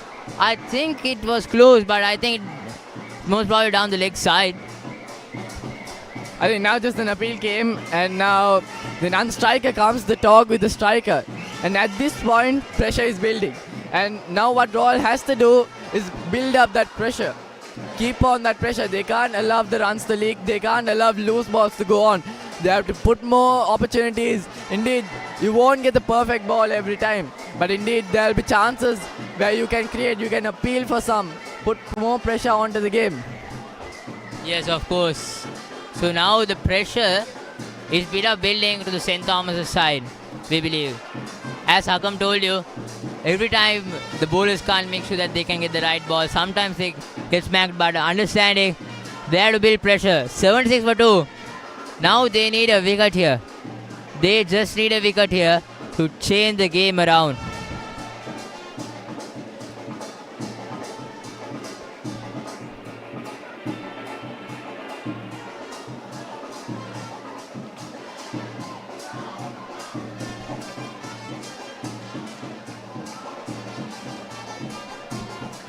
So it's going to be Anush coming in from the college end. He's got 2 slips in place for him. And looking at the field, it's a very enclosed field rather than the spinner. So when the spinner was bowling from the university end, we saw many fielders outside the circle. But for Anush, it's pressurizing. We've got 2 slips in, around only 1 or 2 fielders outside circle, and it's a huge appeal there. No answer from the umpire. Now what Royal is doing is just to shout at everything that comes to the wicket keeper. But it's kind of a good method to make the batsman pressure, to put batsman on pressure, understanding. So I believe that Anush has keep the fielders under the bat, really. 2 slips and a backward point, extra cover, mid-off, a strong offside field. We'll see. Here comes Anush again. Good defense, good solid defense. But they need a wicket here. Can Anush provide a wicket here as he did previously? Now the partnership is 52 runs here. So this is a problem. Definitely is a problem to the Royal side, I believe. Because if this partnership gets bigger, the Royal momentum will go down. So now they need a wicket here. Oh, that's a beautiful catch. What a catch by the fielder. Extra cover fielder diving into his left and takes a catch. I was just talking about the field placement of Anush, and Anush provides a 3rd wicket, and Jai Surya has to depart for a loose shot. Oh boy. Can this game change again? 76 for 3. And the cheer starts from the JR Javardhana Pavilion end, which was silent 30 minutes ago. Now suddenly the cheer is back. The papare is back. Good catch by the extra cover fielder, diving to his right side. It's not easy, but Anush Polonovita gets a breakthrough. Now, they need to get another wicket. Now, this is really crucial for all college. They need to capitalize on this wicket. They need to move on further. They need to pressurize the new batsman, and they can't repeat the same mistake they did before, allowing a partnership to go on. So now it's 76 for 3 wickets. Just as we said, it was going good for St. Thomas's College. It has gotten better for all college.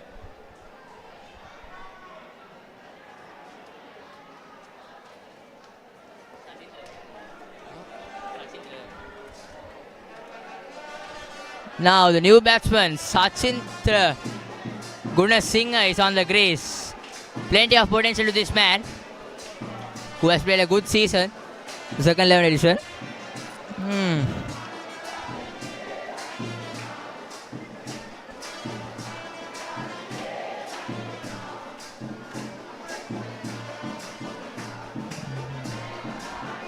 Anush Polonovita, the person who got 3 breakthroughs in this game.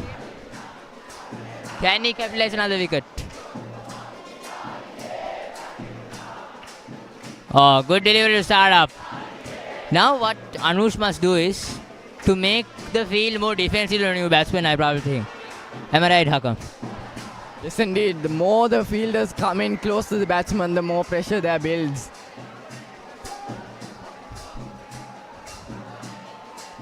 The chance of the fielders going to the batsman's heads, trying to take the batsman off his mind, off his concentration. And Anush, he's been scary. 3 wickets up, all 3 wickets to his name. And that's what impacts the batsman's mind. He's gonna come in thinking, he has taken 3 wickets, I need to be careful to him. And when he's being too careful, that's where the mistake also comes. Yeah, I think Jayasuri, the problem with him was he was trying to be a bit of aggressive after he did the hard part of the job. So full credit goes to him. But he was trying to get things light, and he was just playing his shot. And suddenly Anush comes and takes a wicket. So he could have capitalized more in his innings. Here comes Anush. Oh, good delivery. Good 3 deliveries to Sachintra Gunasinghe. What I've noticed from Anush is that he's consistent in his lines and lengths. He has always been full and near that line which traps the batsman out. And if he is also going for short, he has been consistent on that. He has been consistent on making the batsman fall for it. He has not put many loose balls, not down the leg side. He has been always attacking the batsman, not allowing the batsman to score. And that's why I can say he has been the backbone of the Royal College second 11 team. Yeah. So basically he has been the wicket taker. At the start we saw some swing from him at the first over. A good brilliant first over, and he has bowled a huge spell of 8 overs and now aiming to finish his 10th over. So again Tarul Ampe Mohoti back into the attack. Now what Tarul must do is must build the pressure that Anush built. The wicket of that pressure must be built, must consistently be built. So if that was built, another wicket here can be another game-changing moment.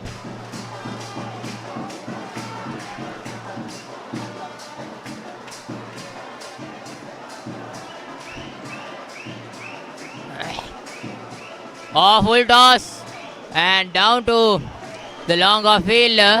Oh, there was run out chance. The 2 batsmen were jogging and suddenly the batsman realized the ball is in the bowler.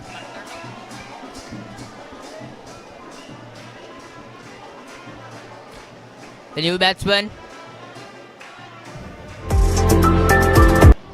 Sachintra.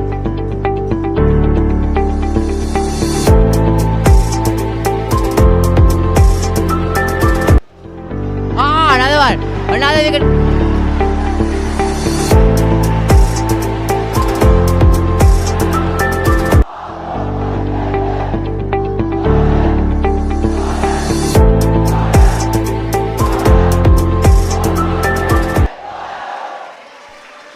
Oh, another wicket goes. Sorry for technical error done. But another wicket goes now.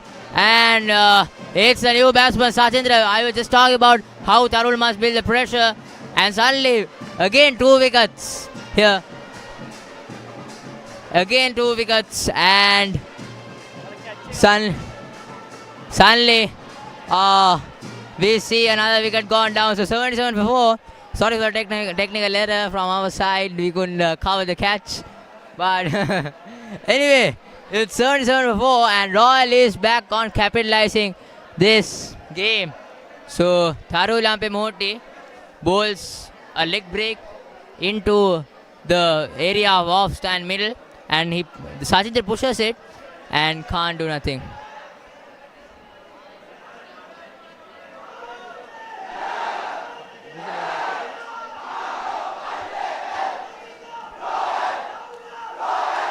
So I probably think it's lunch. Yes, the game has stopped being for lunch. So I probably think the game was a balanced game. Since I think this session was shared by the two teams respectively. So it's 77 for 4, and I believe that Royalist at the end of this session had done a great job, as well as the beginning. Starting from Anush getting 2 wickets and Tharul getting 2 wickets. Anush getting 3 wickets and Tharul getting 1. So a balanced session by the boys of Reed Avenue. And while St. Thomas also had a great session, but suddenly the last 2-3 overs has changed.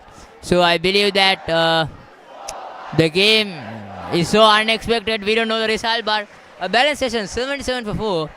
So now we'll be moving into lunch, and hope we will see you back soon.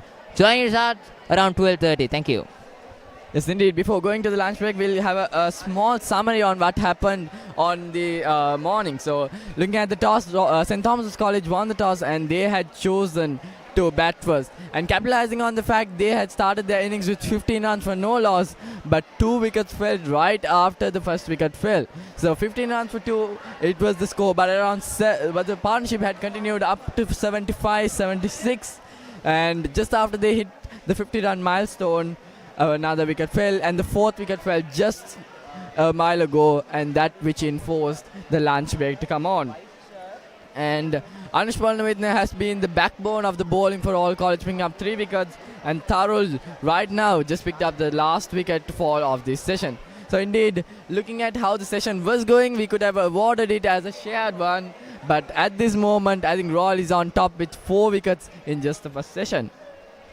But the key batsman who stand up for St. Thomas is Avinash Fernando, 33 runs.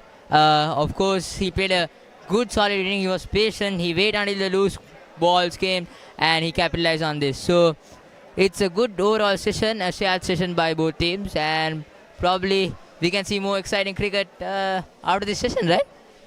Yes, indeed. So there's a lot of exciting game to go on, and stay tuned on the Merc Live channel as we will be bringing you the second session of the annual Royal-Thomian mini battle.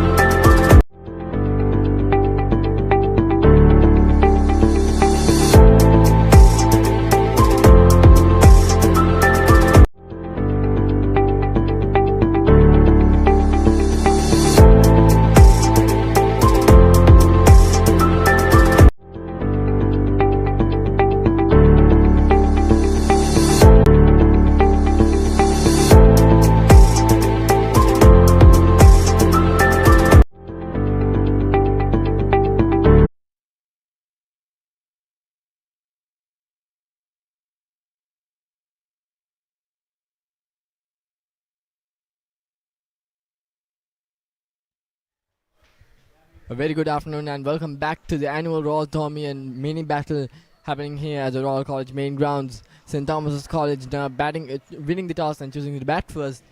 At the situation now is at 77 for the loss of 4 wickets. Royal College bowling has been superior at this stage. Indeed, we can't say superior as at the start there was 2 wickets just for 15 runs, but St. Thomas's College batsmen got back on track and was putting the Royalists on the backstage with a 50-run partnership. But again, Royal College bowling bounced back up, picking up 2 wickets in quick succession.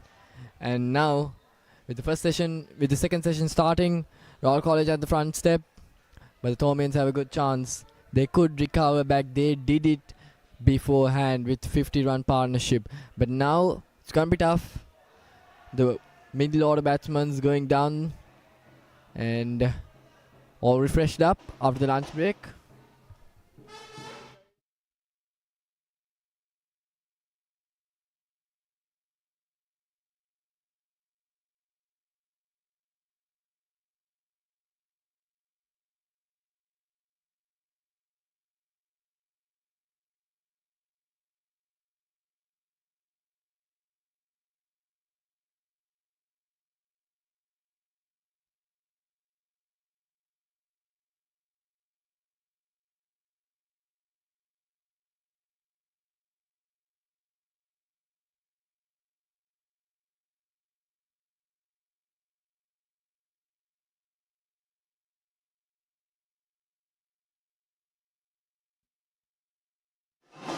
So it's going to be Tharul to continue back at his over as he had stopped midway when he picked up the wicket and Royal had gone on to the lunch break.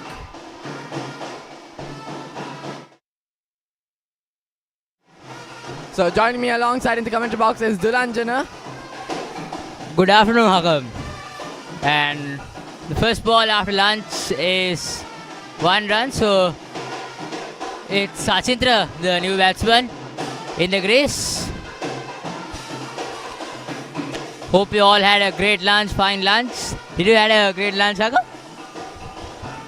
Yeah, indeed. Not the most full now. Work indeed for us. Yeah, of course. Let's see what's going on. Here comes Sarul. Good delivery, tossed up. And straight to mid-wicket, just a single.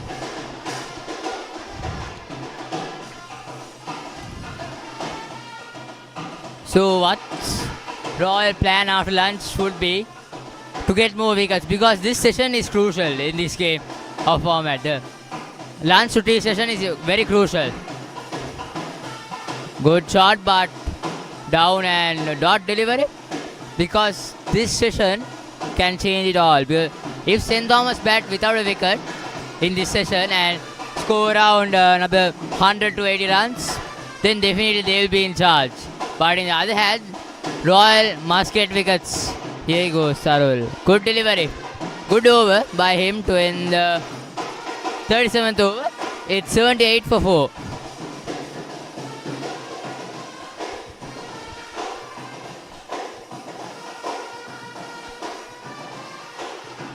We've got Avinash still at the crease at 33 runs. He's leading the team. He's anchoring the innings at the moment for St. Thomas's College and his wicket is really crucial for St. Thomas's. They cannot lose his wicket. They need to put up a partnership and he has to coordinate with the partner to go on. And we see the first 11 team arriving, the first 11 team of Royal College arriving today at practices. So they have another week and a less period of time to get their practice done and to get ready for the big stage. Yes, indeed, the center stage, the main stage, where all the lights and flashes are gonna be flashing at them. Sinead Jayawardene leading from front. Here comes Anush Pulanovita. Good delivery. Well left. So 78 for 4, which is a shared session, I guess.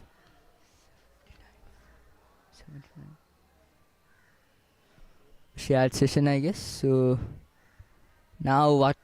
So both teams has 2 plans to put on. So St. Thomas will be trying to Bat long. Oh, good delivery. A big swing from the bat, but nothing.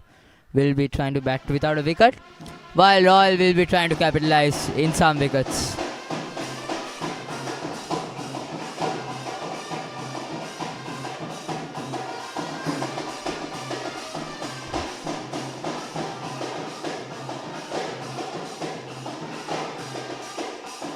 I think the first 11 team after a long practice in SSC has just arrived.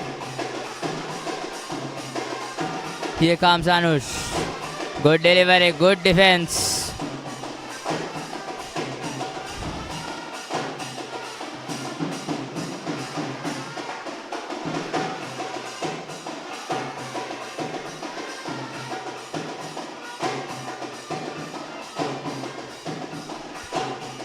So Anush Polanovita, the backbone of this bowling strength of Royal College.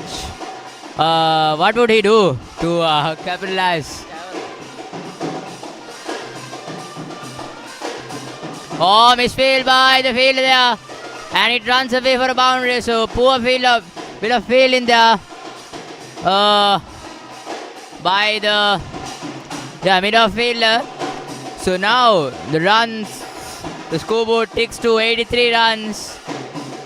That was really poor fielding by the Royalists, by Shane Abhiratna. Poor fielding. They just got 2 wickets before lunch, and they would like to keep up their momentum going. And on the other hand, St. Thomas will like this pair to bat on for like another 100 runs. Down the leg side and flick down. And that's going to be another boundary for Royal College. 4 more runs. I beg your pardon, for St. Thomas's College. Back-to-back boundaries. Followed by a good flick shot after the misfield. So it's decent batting by these 2 batsmen. It's Avinash, the batsman, who's doing this. Avinash, the batsman, who's taking on runs, who has taken 42 runs, so he needs to play a good innings here for St. Thomas's College.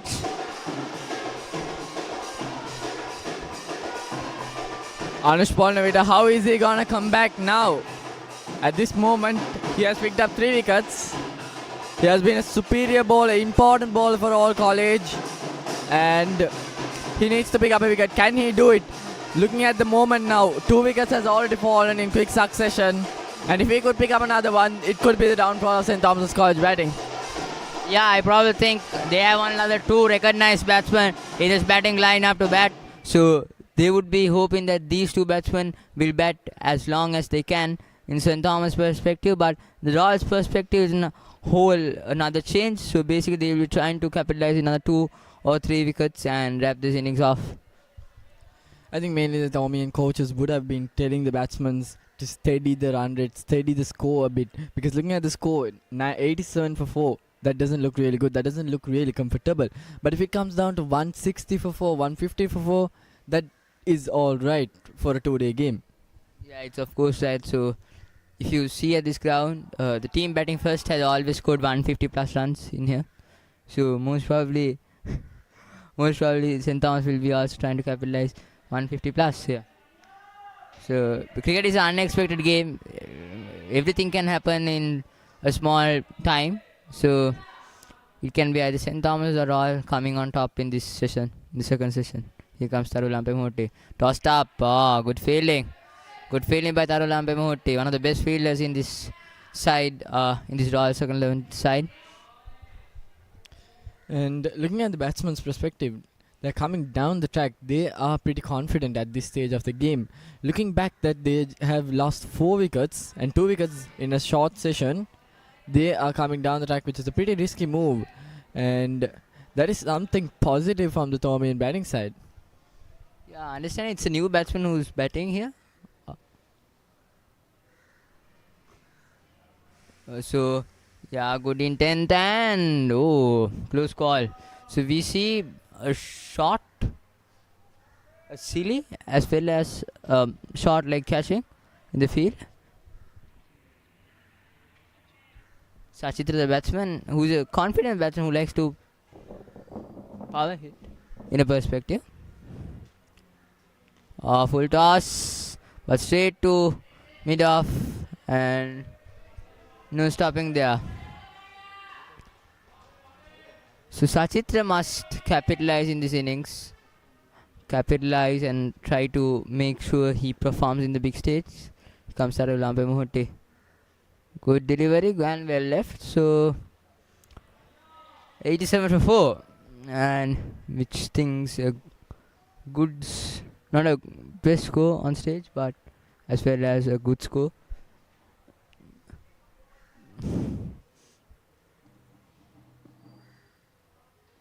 Good delivery and ends the over with a dot. So now it's 87 for 4. End of the 39th over.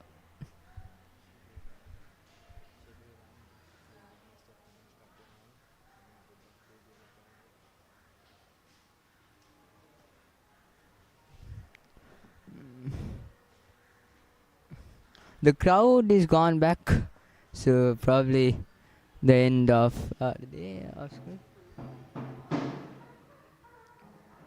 So basically, but we still have more cricket to play, but still the popper is on.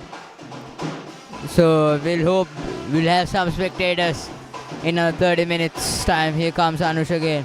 Oh, good cover drive by the batsman, and it races away for a boundary through the gap between point and extra covers. No stopping that. And it's Avinash, the key batsman, the backbone of St. Thomas's College, accelerate in this innings. So now he moves on to 46 runs in his personal score. Definitely Anush Paul Navita a little bit over pitch there, allowing the batsman to go for the drive, allowing the batsman to open his blade up. And the placement of the batsman was really significant there, opening up to the gap, which is pretty hard to find out. Anush Palnavira coming around the wicket to the left-handed batsman with 2 slips in place. Beautiful delivery there. Royalists will be hoping that someone will take Avinash wicket because he has been the backbone of this St. Thomas's College innings. Half of the runs from his bat coming to St. Thomas's. 46 runs not out. It's a well-balanced task done by Avinash, understanding the situation he came in the middle, the pressure situation. 18 for 2, and now he has capitalized his innings well. Here comes Avinash, Anush again, and very good delivery and left alone by Avinash. The Thomians getting back on the game pretty slowly and steady. Royal College needs to put on some more pressure. But as of for now, I feel like they're doing well. Both the sides are doing really well. It's going on competitive here. Indeed, looking at a viewer's point, it does seem a little bit slow. But what's going on in the middle is pure competition. Because Anush Palnavita, not only is he making the batsman play the ball, the batsman is also going for it pretty well. He's using his intelligence, he's using his ideal timing, whether to put the bat out, to put the blade out, or no.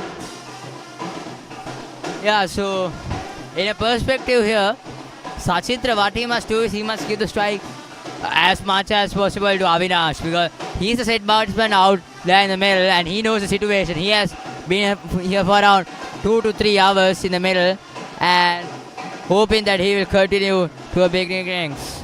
We'll have to wait and see. Anush Polanovita, the backbone of Royal College. Here he comes. Oh, good delivery. Left alone.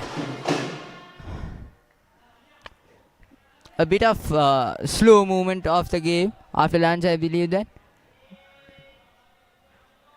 After lunch, so basically the two sides are trying to dominate each other, I guess.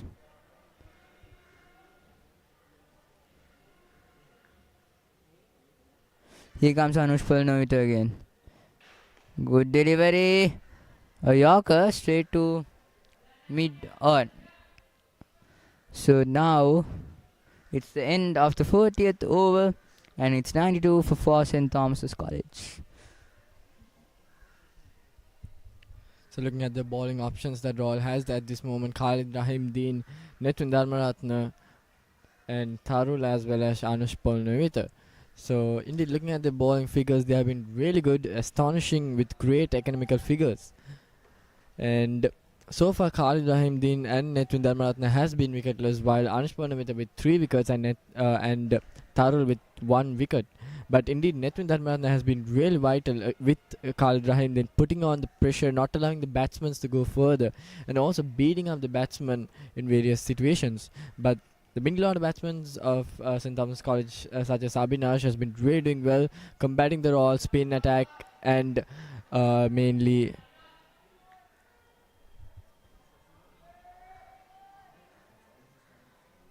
Anush, who has picked up 3 wickets so far. He played with a protective gear. Of course, here comes Tarul. Bemotia full toss down the leg side, straight to square leg. So Royal College has plenty of bowling options. Yeah, as Hagam mentioned, Khalid and Nitwin has been wicketless, but they did the job that they needed to. Especially Khalid, putting the pressure on batsmen. He was very unlucky within this game. Dropped 2 catches. Good shot. And a soft single by the 2 batsmen. A good piece of fielding by Khalid at mid-off. So now Avinash is getting close to his half century. A well-crafted innings, I guess. And St. Thomas's needs him to continue with his innings, a long innings. Here comes Tarul. Oh, could have been a chance there. Tarul Ampemotive, good fielders in the Royal side, but couldn't hang on to it. But if he got just one arm, he could have hung on to it. Seems like the Thomian batter is a bit in a hurry to get to his 50-run mark. But indeed, that's not really important here. The milestone doesn't really matter, as Thomas needs runs on the board. And they need a batsman who could stay at the crease and anchor the innings. And Avinash has been doing that really well. He's been anchoring the innings from the start of the game. Since that collapse, he has not taken pressure into his mind. He has played really calmly and rationally, and he has done his part of the job, but still it's not enough, as he has not gained a lot of contribution from the non-strikers end, except for that one partnership. So indeed, he has to stay on, support the non-striker, support his partner, and get St. Thomas's College to a good score. Yeah, Gamesh. Avinash only got support from Jayasuriya, who helped him while scoring runs. So those two were the key 2 batsmen of this St. Thomas's innings. And we have a bowling change here. Netwin Dharmaratne has taken the ball into his hand. So can he capitalize a wicket here? A wicket here would put Royal in top. So Avinash is this 1 run short to the 50 mark. We saw he got out in 49 against Dharmaraja College. So what can we see here? Can Netwin break the momentum of Avinash, or can Avinash get to his half century? It's 1-1 battle. Let's see who comes on top. He has been wicketless so far, but he could take a 1 or 2 here at this moment. Looking at the situation, Netwin Dharmaratne has to put pressure on the batsman.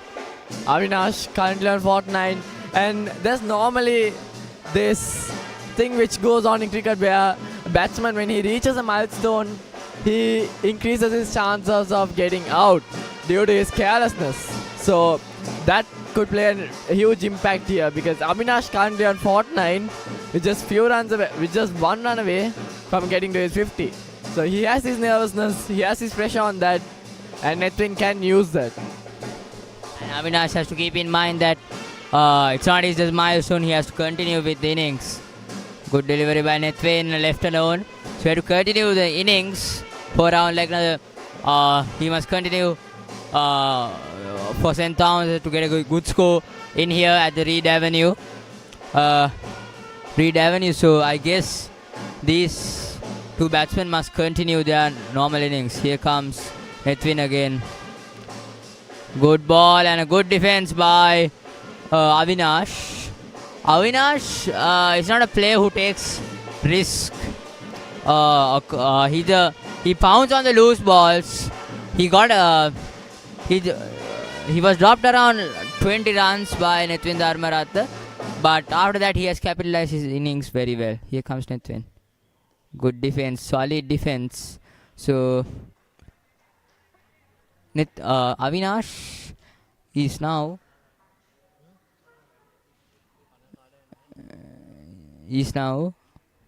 Avinash is now on 49 runs.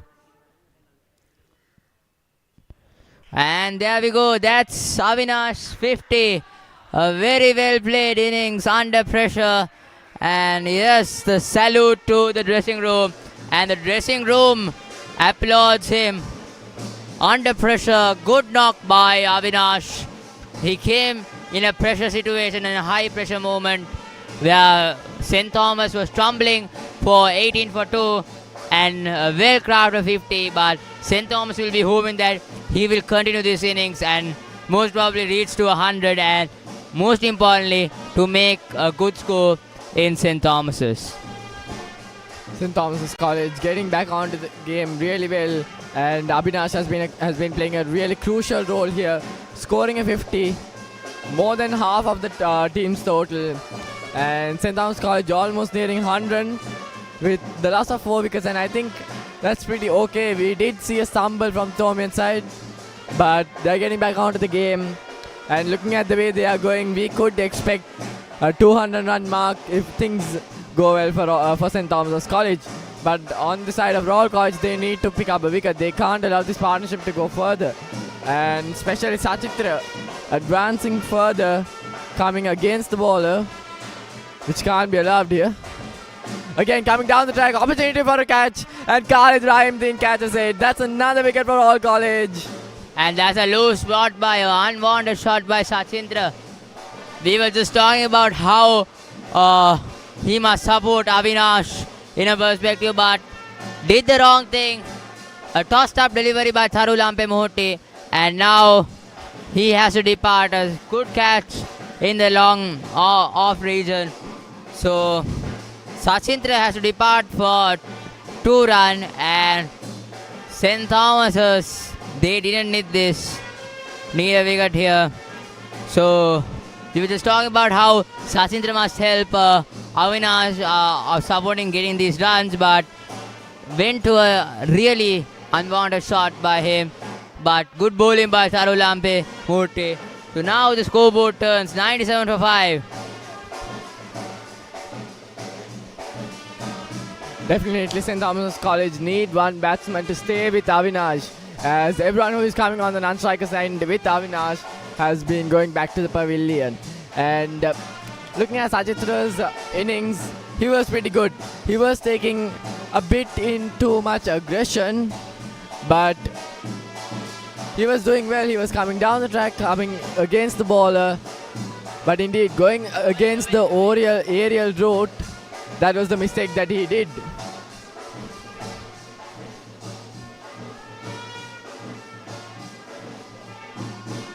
Yeah, so now the Royalist, 3 wickets in 4 overs, I guess, 4 to 5 overs. So this is the shift of the momentum of this game. So cricket is an unexpected game, as we all know.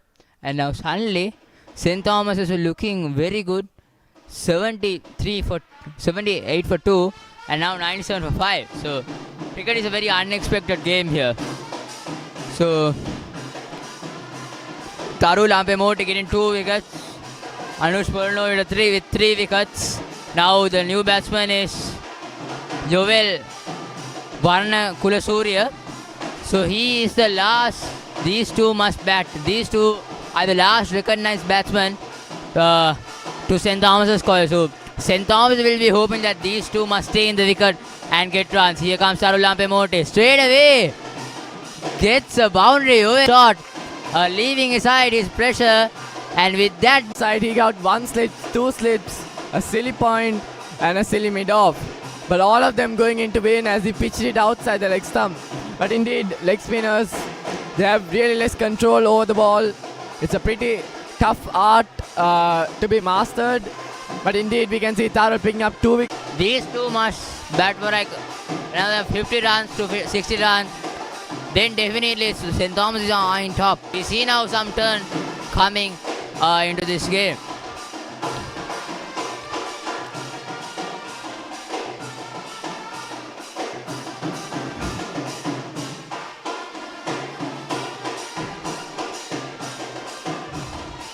Here comes Royal-Thomian again. Good delivery. So, one shot, one sail, another wicket. I hopefully think if Royal get St. Thomas all out before tea, then they can capitalize and win this skill. But cricket is an unexpected game. We don't know what will happen in the next ball at the next moment. So understanding, it depends on the surface and the player's personality and how he manages pressure. And while the pressure is on, Avinash has batted really well, has got into his half century. Here's come Nethwin. Good delivery this time, slogged down the leg side and it goes for a boundary. A loose delivery by Nethwin, down the pads, put some bat onto it and this time raise away for a bowl. No, the gap between square leg and mid wicket is very well placed. So he knows the gap really well and gets a boundary. Nitin Dharmaratne coming over the wicket at this stage of the game. What is his ideas of getting the wicket? Now he's coming around the wicket and this could prove successful. Looking at the stage, he has one slip and a silly point. Can he trap the batsman out? Batsman seem to be with an aggressive intent here. A big cover drive from Avinash, one of his signature shots in this game. Just like it remember me of Kumar Sangakkara playing cover drive. One of his signature shots in this format of cricket. Here comes Nethwin again. Good delivery outside the off stump, left well. Avinash man has like done a really good job to St. Thomas's. Under pressure, all the pressure on his back. He got a support from Jai Surya well. And understanding. Oh, big sweep. Is there a chance? No, just one shot. The big sweep comes out of nowhere. And now a bit Avinash is trying to be a bit of aggressive here. But I believe that St. Thomas doesn't want this. In a perspective understanding, they have already loosened their half of the side. And understanding they needed Avinash to continue until the last wicket. I am believing that. Yes, indeed, Nethwin Dharmaratne, a senior player of the game for all college. So far has been wicketless, but has been really important in keeping the run rate down for St. Thomas's College and putting pressure on the batsman. But yeah, we saw in the last over of his and in this over as well, a few bit looseness has been capitalized by the Thomian batsmen. Another over to end, 45 overs gone, 105 for the loss of 5 wickets. Nethwin Dharmaratne is not just a cricket player, he's a tennis player also, has colors of school. Mild-mannered person and very polite person in perspective. One of the politest in the team, I guess. Indeed, everyone here in the Royal College team or the Thomian team is polite. Everyone can be respectful. How they are going to be acting towards it, how they are going to keep their calmness and their decision making to a certain level, how it's going to impact the game. Because if they lose their cool, if they're going to submit to the pressure put on by the opposition team, that's going to go down. Yeah, a good delivery by Royal-Thomian, but well negotiated by Avinash. So Avinash, what he must do is, he must be more on strike and he has to stay in the wicket most importantly. He must stay in the wicket. A full toss and down to the long off long on region and just a single by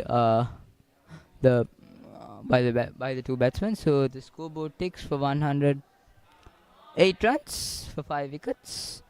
So was played. He came to the crease and started with the boundary.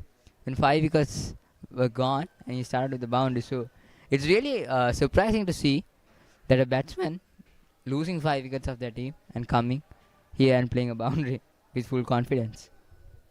And I think the message put on by the batsmen is clear that play their natural game, and that's something that we should see. That's a beautiful pull shot down the.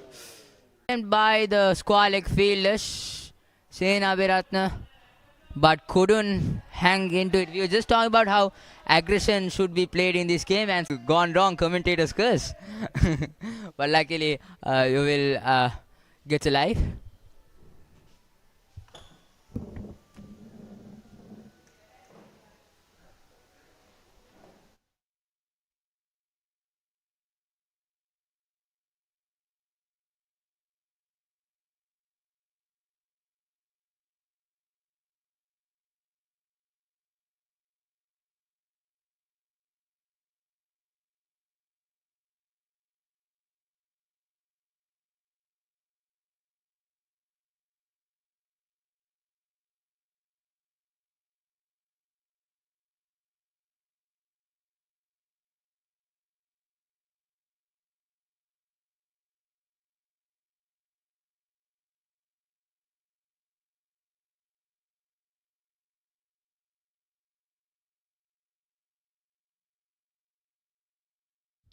You just witnessed how the players, the Royal College and St. Thomas College players respecting the school song of Royal College.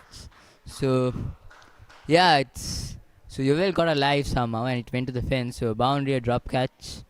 Tarul Ampemut, here he comes again. Drag.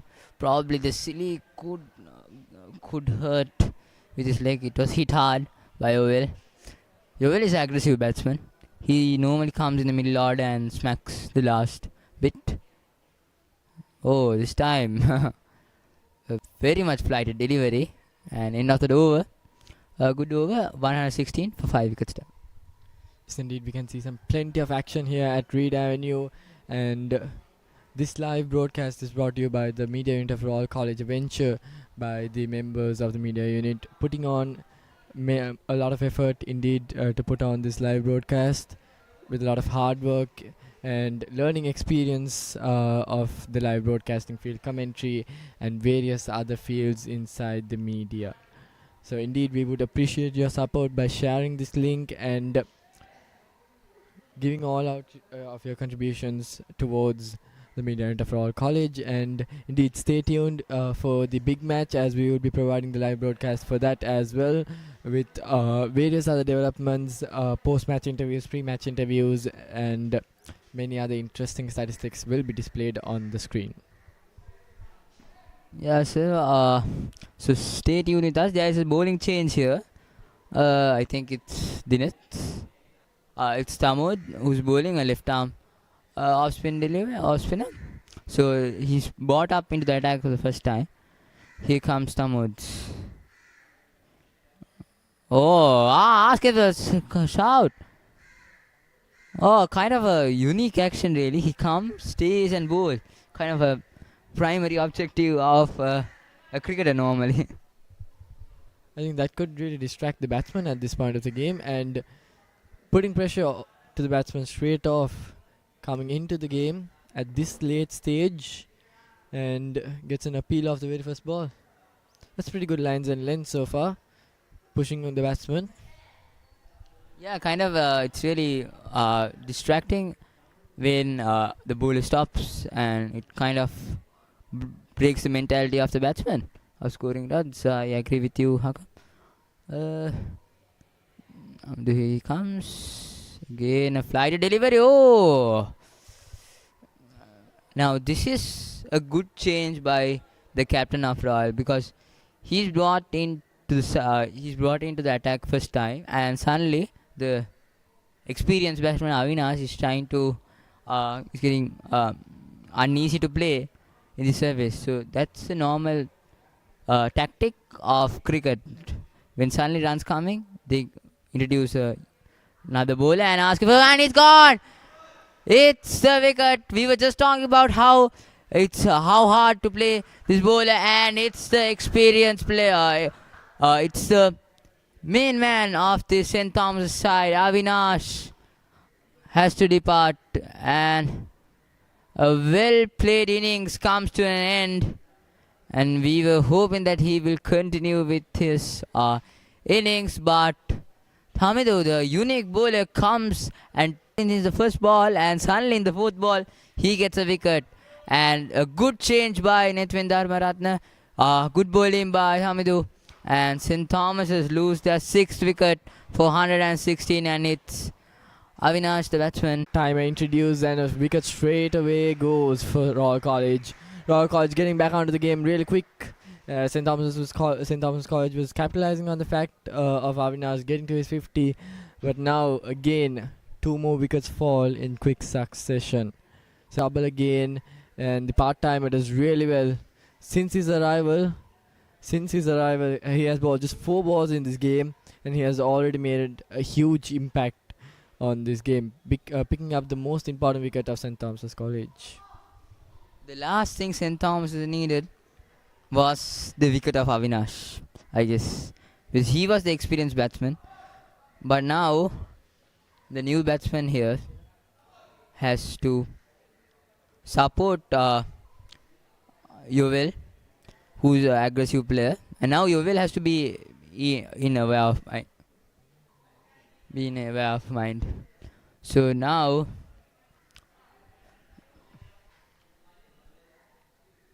Tamod just getting a wicket straight after. So 116 for 6. Here comes Tamod. Good delivery. Good one. Good one.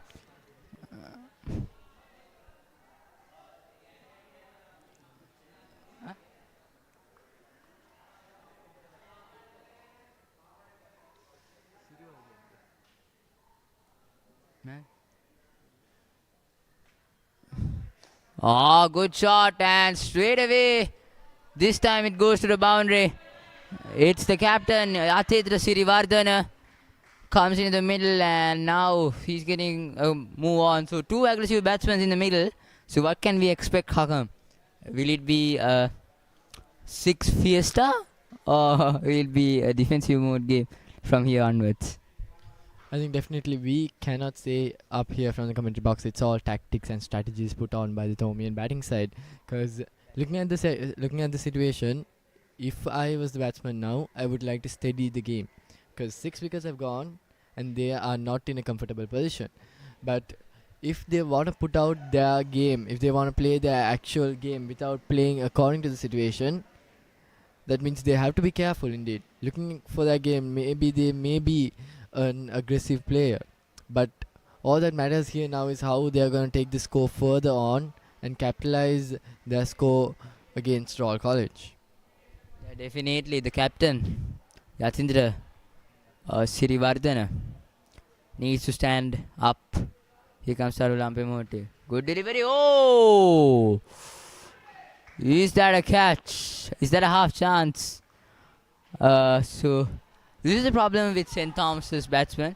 They have always tried to force their batting. They have always pushed, and that's why they got dismissed very softly. Oh, here comes the googly, and this time it's in the car park. Yes, it is. A good shot. We were just talking about how they pushed the ball, and now suddenly out of the blue they come here for a 6, and it's in the car park of this ground. Aggressive intent shown here from St. Thomas's College. A beautiful 6 locked down to the deep mid-wicket region, and that gives some confidence to the batsmen. But indeed, Royal College again, they cannot let these boundaries go further on. They need to limit the runs scored, and they have to push the batsmen back to their back foot. Because this is intelligent batting here from St. Thomas College, not allowing every ball to be going to the boundary. They are not going after each and every ball. They're leaving a few balls, capitalizing on some of the few balls which are the loose balls, and getting their game on.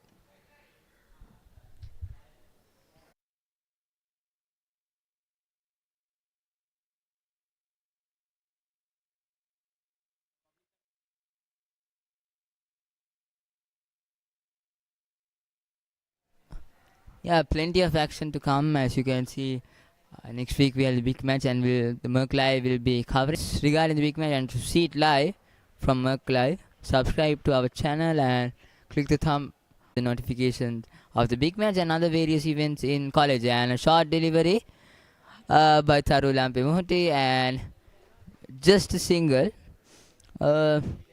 We see these two batsmen are trying to play their normal game here, okay? Normal game, because these two batsmen has been very aggressive in the past games. So they are trying to play their common game, their natural game, which is good, but in a perspective understanding they have lost 6 wickets, they have to be extra careful. And a good delivery by Tharu Lampe Mohti, and well defense by the captain Yasindra. Tharu Lampe Mohti, good fielder as well as a good batsman and a good all-rounder. Cover drive, a quick single. Oh, direct hit could have been close, but nothing much, so no harm done. So single to end over, 129 for 6 wickets down.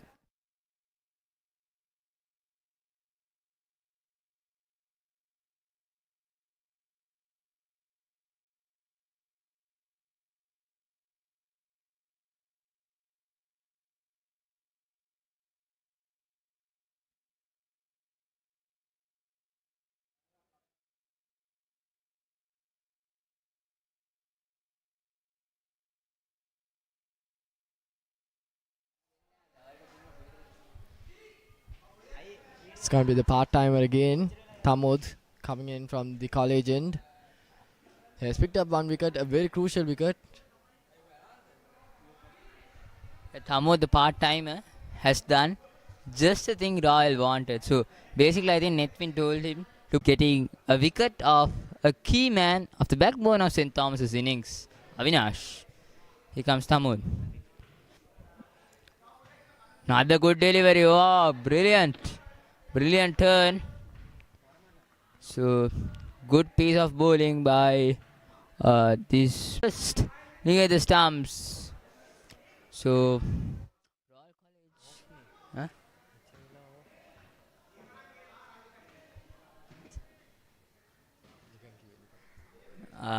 Thamud.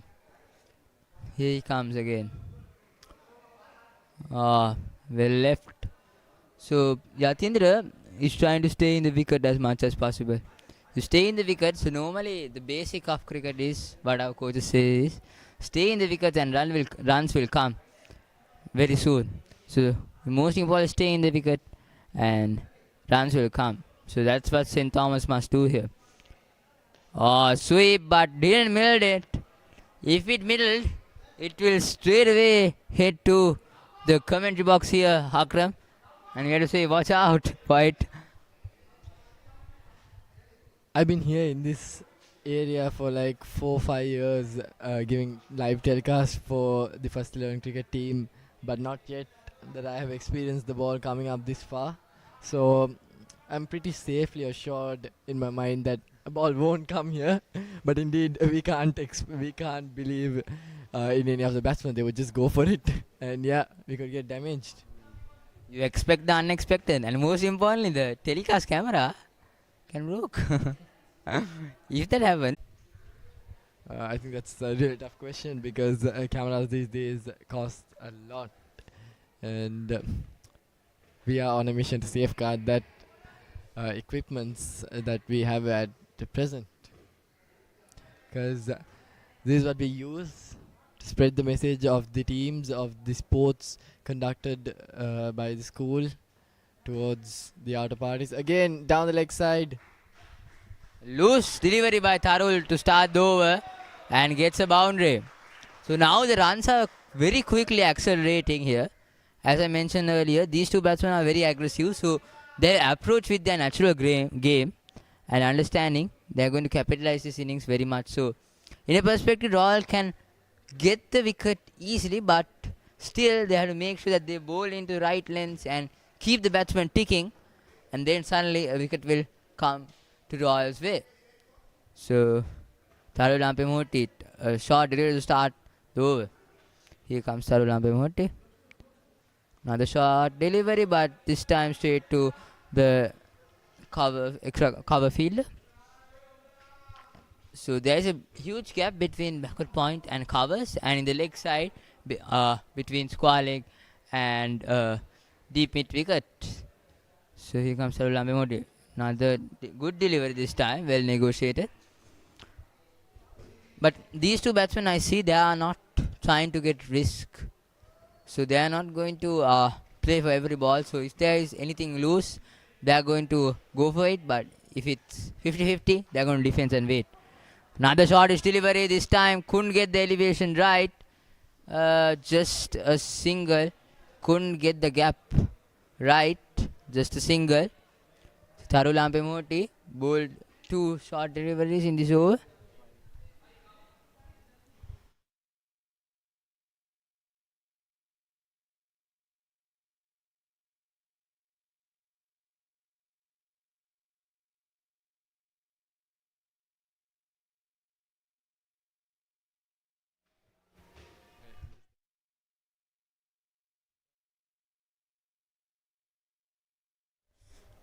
Here comes Tharu Lampemoti. Delivery and a good shot. End of the 49th over. And 135 for 6 wickets.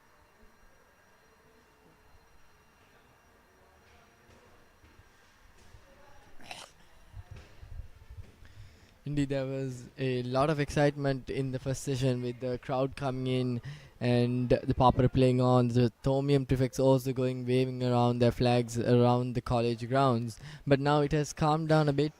The college students have left the school as like school time is over, and the Thomian prefects are still active. They're waving their flags here at the opposition's ground. But the game is going on, indeed. Yeah, the game will go on and depends who comes on top.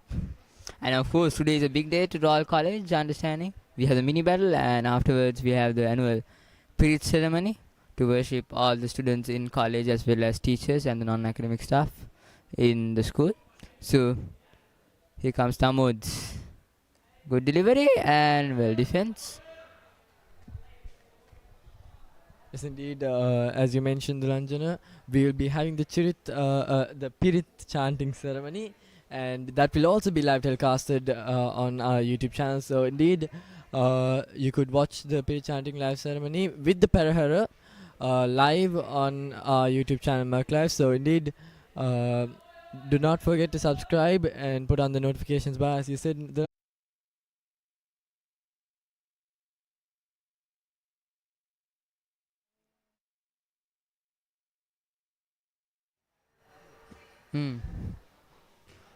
There is so some first 11 players playing football down here. I'm really enjoying. So, in this game, the people who enjoy the most comes on top. So, for all the youngsters listening this, do enjoy this game. Then definitely you will come on top very easily. So, we see a lot of players who have enjoyed the game of Spirit have come on top. Players such as example, there are plenty of examples around the world. Players such as Stephen Smith, Kane Williamson, who just started their cricketing life as schoolboys. They didn't firstly hope that they will come for a big mammoth stage like this, but understanding they have come. So now there's a bowling change here, and it's Khalid, the left arm spinner, who was unlucky in this game, unfortunately, I have to say, because there were 2 chances dropped by the wicket keeper as well as the captain, and that was the 2 chances were Avinash. So if they got that wicket of Avinash, the score could have been less.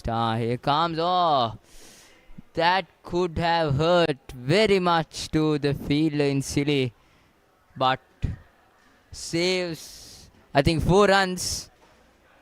4 runs to their team. Here comes good delivery outside the off stump, well left.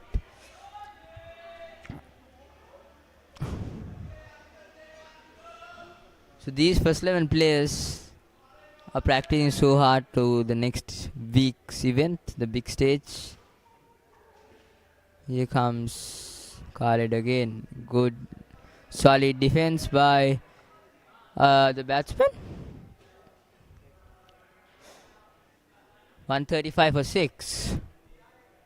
A very decent score according to the situation St. Thomas College were previously.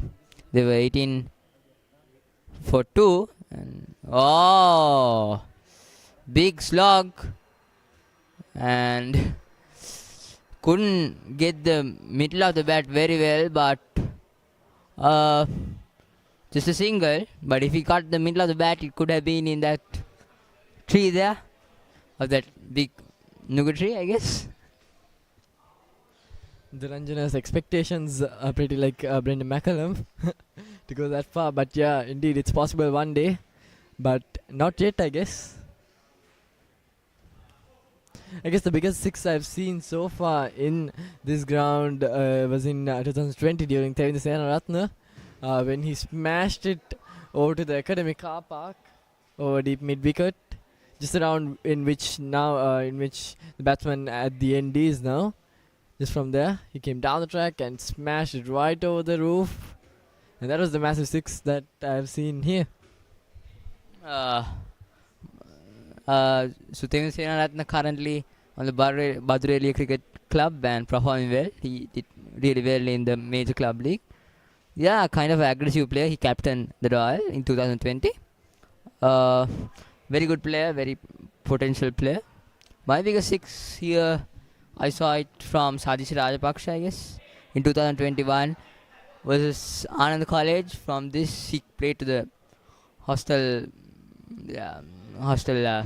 roof, and that was really astonishing.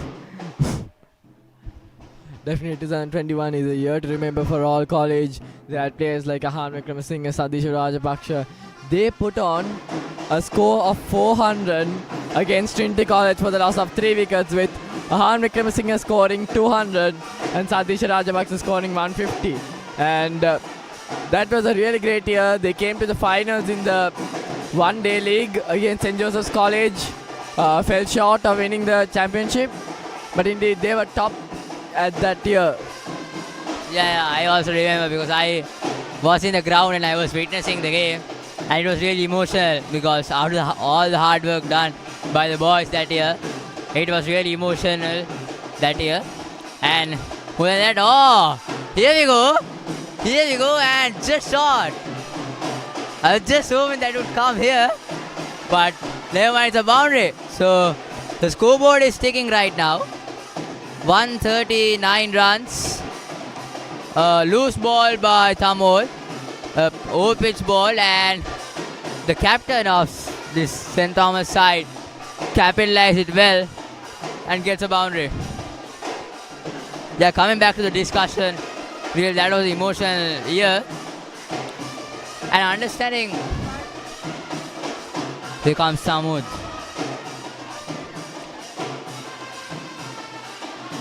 Another good delivery by Samud, followed by after getting hit to a boundary, a good delivery by him.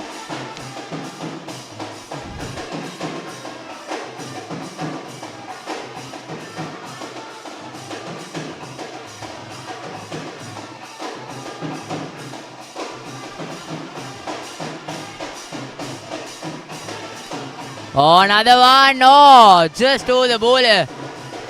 And well fielded by Syam Surya Arachi there. Just over the bowler. Just.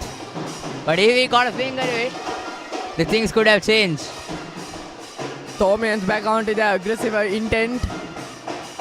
But Tamod, he has the ability to pick up that wicket. He has taken it. And he just needs to push the batsman back onto the back foot, as the Thomian's getting back on into the game. And it's actually quite funny that St. Thomas College lost 2 wickets in quick succession at the start as well. 18 runs for 2 wickets. 15 runs, 1 wicket fell. The second wicket fell around 18. And again they bounce back. Again at around the 70th run mark, they lost 2 wickets. Bounce back. Again lost 2 wickets. So it's quite funny to see that. Yeah, of course, I understand. It's really funny. So end of that over, another 50-second over, 139 for 6. Yeah, coming back to the discussion of 2021, yeah. Unfortunately, we lost that championship, and in another way, we could have won that year's big match, but unfortunately, the rain gods stayed with us, and 2 days were washed out. And in the second day, Royal got St. Thomas's all out for a 83 run, and that could have been a game that would have been a really good game if the rain gods stayed away, but unfortunately the things turned around against Royal, I guess. Definitely, Dulanjana, as a royalist I'm speaking, we can't conclude the game of cricket, because if the rain had not stayed, we could say that Royal could have won, but we can never name it, because St. Thomas's College were in the back foot in the first innings, losing quick wickets in success in a really short period of time. 6 wickets have fallen for a very short amount of runs, but indeed that's a run-out opportunity at the non-strikers end, but goes on. So going back to the conversation, we can't name it that it could have been a Royal win. Yeah, Akram, yeah. We can't expect the game of cricket. So there's this famous thing happened during 1888, big match long ago. So Royal College were all out for 9 runs, and they refused to play the other 2 days. And understanding with a hypothetical draw, St. Thomas thinks that they have won that game. But understanding, as Akram told you, cricket is an unexpected game. We don't know what will happen in the next innings, in the next ball, in the next minute. It's an unexpected game. Here comes. Oh, good delivery, but down the leg side. And pushed it to a single. So 143 on the scoreboard. The scoreboard is being ticked every time. So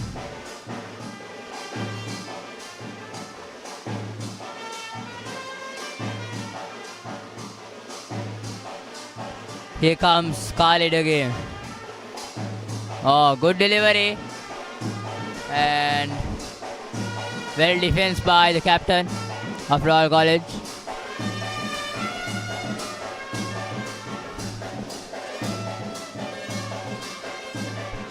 Definitely looking back at a few years when St. Thomas's College had the shield back at their home, Royal College did have strong sides, but at the end of the day, it became a draw. But last year, we as Royalists also thought it might have been a draw. It could have been a draw because as per to the reports, as per journalists, we saw words such as Royal College is coming in as not the favorites. Royal College, they are coming in as potentially losing the big match. Not a draw, losing the big match. So Dasis Manchanayake proved them all wrong. Coming as the underdogs into the game, he won it for Royal College. And that's such exemplary leadership put on by Dasis Manchanayake. Yeah, Akram, you are very right. So, yeah, we were the underdogs of that year, last year. And Dasis Manchanayake, who stood up in the situation, who stood up in that situation and who changed the tables around. So St. Thomas was the greater side in the last year's big match.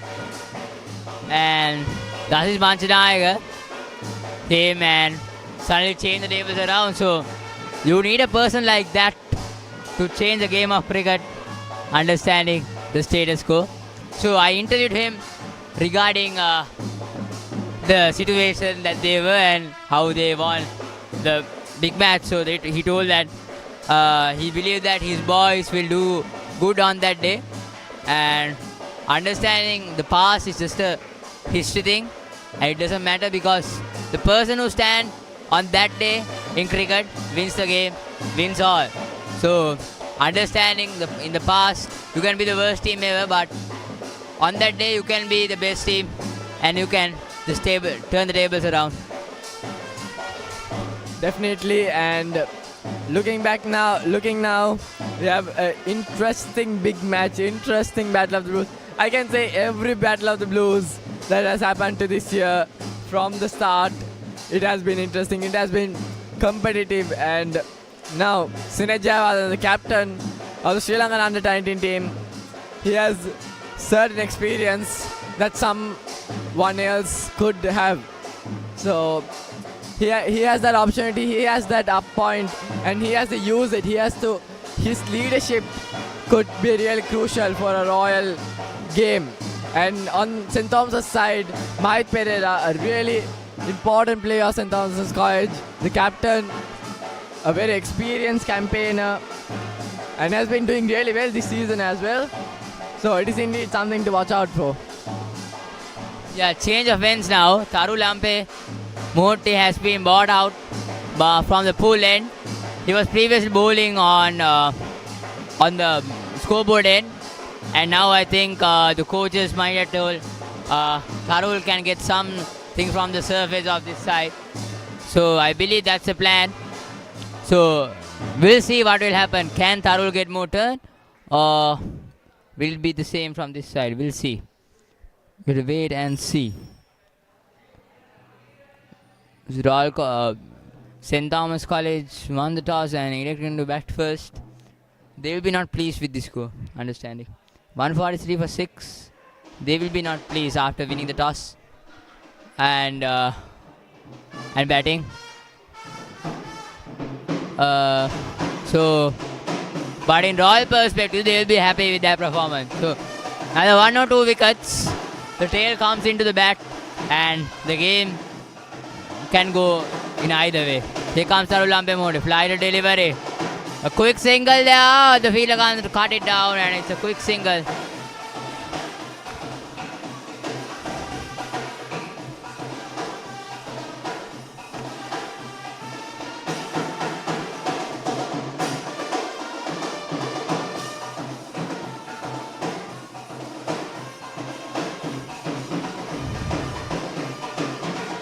Tarulampe Murthy again. Delivery and goes down to the long fielder. These 2 wickets will be the key here. If one of the bowlers can break this partnership that is building up right now, it would be a massive bonus to Royal College. Here comes Tarulampe Murthy. Oh, good catch, and we were just talking about how he can take a wicket, and it's a wicket. It's the captain. Yes, it's the captain of St. Thomas College, Yatindra Sirivardhana. Beg your pardon. Sorry, exclaim sorry.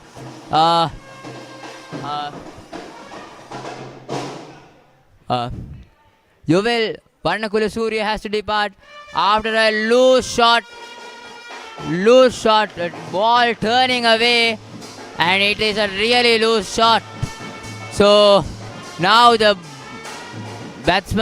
tail comes into the attack of St. Thomas, and it's 145 for 7, and it was a real loose shot.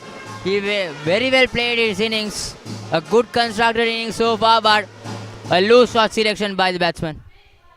Indeed, Duranjana.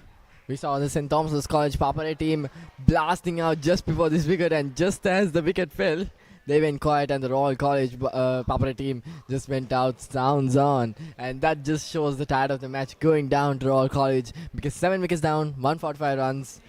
We are having 1 hour, just a bit more than 1 hour left to tea session, and Royal College has all the time that is there to pick up those 3 wickets. So if Royal College can put on themselves the bat by the end of tea session, that's going to be crucial for this game. Yeah, understanding. At the start of this session, we told that this session is going to be crucial in this 2-day game. Because understand, this session can change the result of this game. So I think the Royalists have done a negotiatably a good thing. But if they can get these batsmen all out, that would be a bonus in the perspective. So the tail comes into the bat. Now what does the Royal need to do? They need to keep this new batsman on strike, the tail on strike, and make sure Yatindra Sirivasan doesn't get the strike understanding.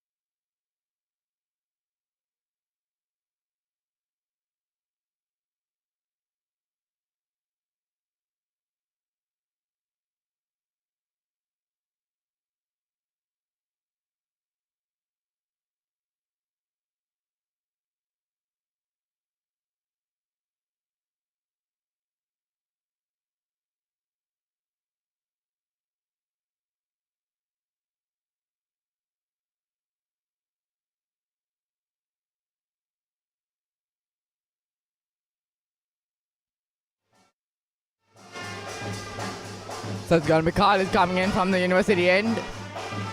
Got the Thomians getting back on track a bit. Again, building up a partnership, slow and steady.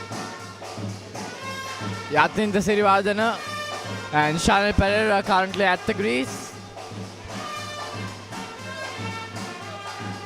Again, a huge log. And this time again, Udanta stumps it.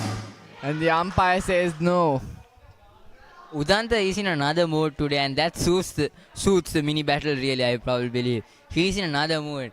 Everything that he stumps and he asks for a shout, and that's really good. Understanding, like, he's just like Nidoshan Dikkala in Sri Lankan cricket team. He just shouts for everything, but it's kind of good because it makes the batsman under pressure, thinking twice to go, to step out and play.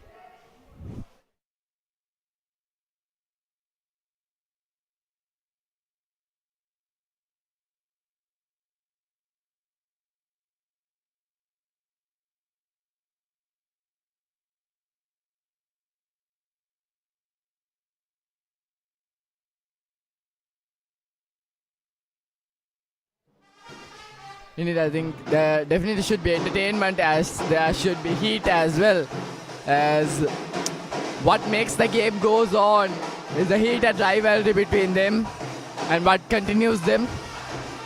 And Udanta, he has been crucial behind the stumps, attacking the batsman's mind, putting pressure on the batsman. A bit of banters and chanters there, putting pressure on the batsman. That is really important at this moment.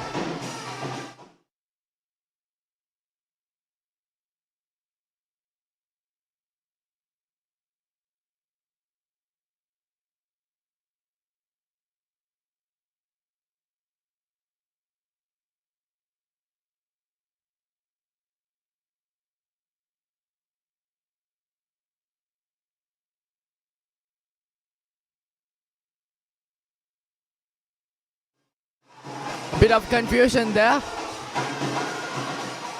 Thomians.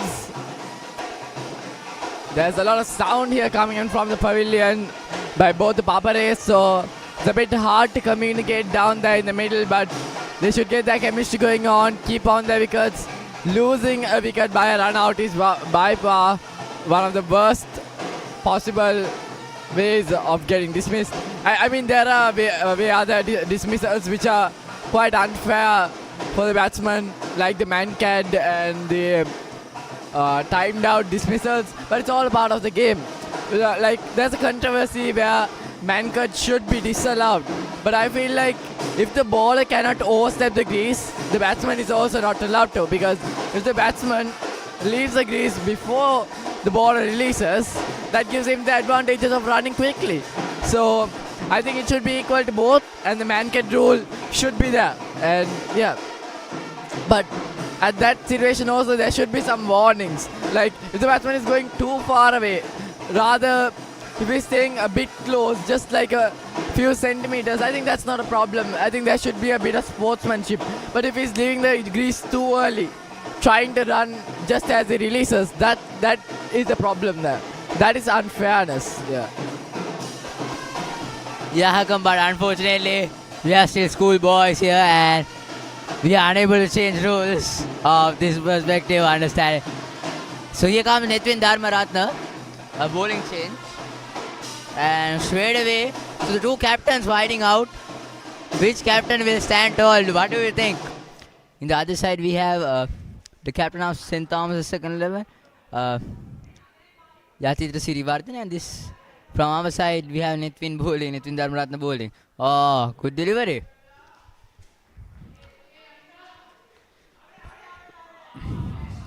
I think these boys have like committed a lot of time last 2 weeks, last 3 weeks. They have committed a lot of time for this big thing because they are hoping to have a result and they are fighting for the Reed Gunasekara trophy. Understanding? Oh, good delivery. Dhuranjan, I wouldn't really say 2 or 3 weeks. I think it dates back years, as talent does not build up in just a few weeks of time. It takes a lot of time, it takes a lot of effort, and definitely 2-3 weeks is their full-time work. They have been on practice all 5 to 6 days, and they have been developing their stats, their talent, their hard work is being put onto the game to develop their form. And indeed, coming down to the last game for the second 11 team, I mean like the main game that they're going to be playing, the mini battle playing against St. Thomas's College at the center stage for the second 11 team. I mean, this is the one step closer to the big stage, understanding. The next is the big match, and that's the big stage for every Royalist who play cricket, I guess. And it's also a fact that many of the players who are playing second 11 today will be playing the first 11 in a year or two. Oh, that's an appeal. And umpire signals that it might go down the leg side of it. So Nitin Dharmanathan stays wicketless after this over. Yeah, I think it goes down the leg side as per he was bowling right arm around, putting more time on this situation. Understand there are a lot of players who skip their education and whatnot to play in this game because of their school, because of that 8,500 hearts in the middle of that level. So understanding it's not an easy task playing cricket for Royal College and St. Thomas's College, understanding. Both schools, both teams, they commit their full time into this in their last 3-4 weeks.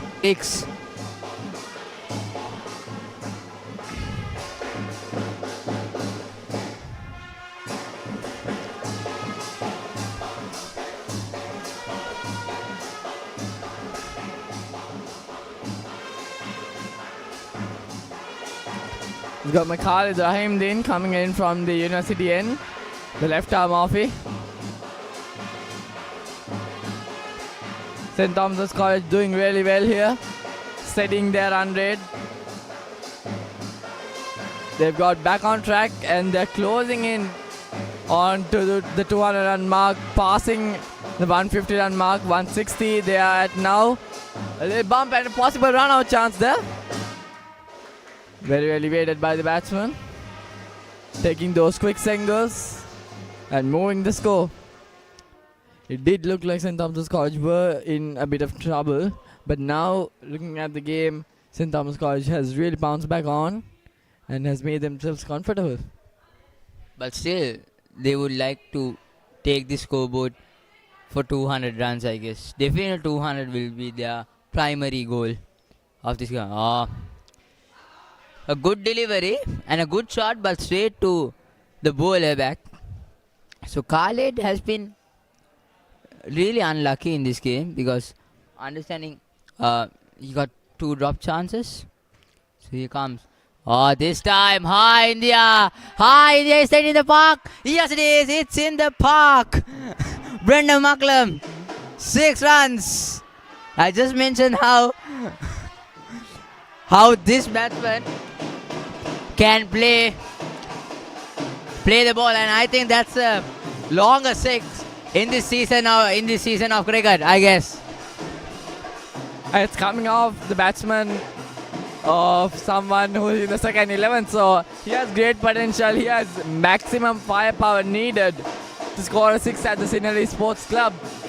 So he has what it takes, and definitely the second 11 matches gives the chance to showcase their skills if they weren't allowed to in the first 11 team.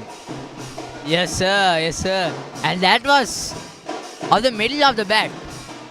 It was against the spin. He came down the track and hammered it.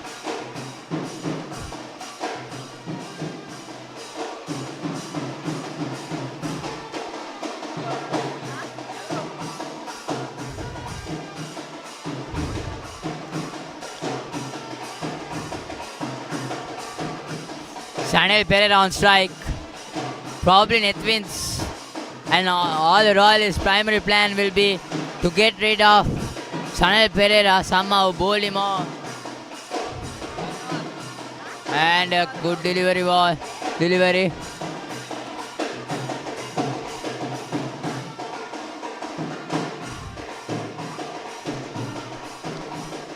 Nethvin has to bowl in his correct length.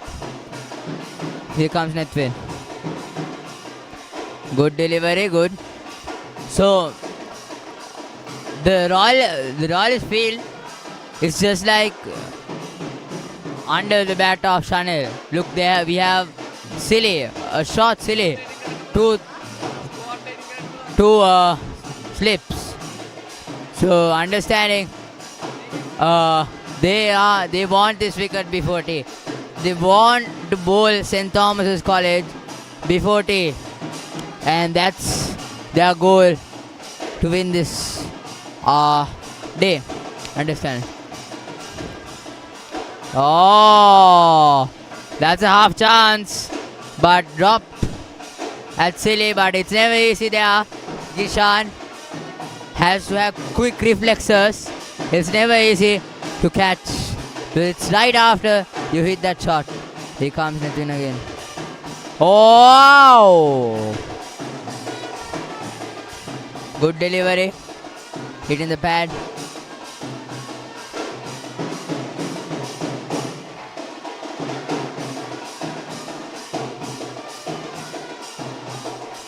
Good delivery and well defended.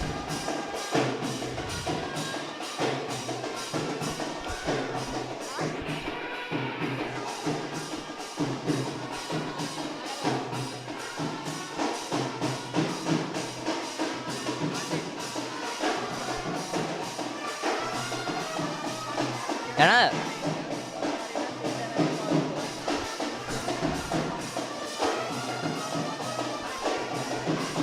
$169 for 7.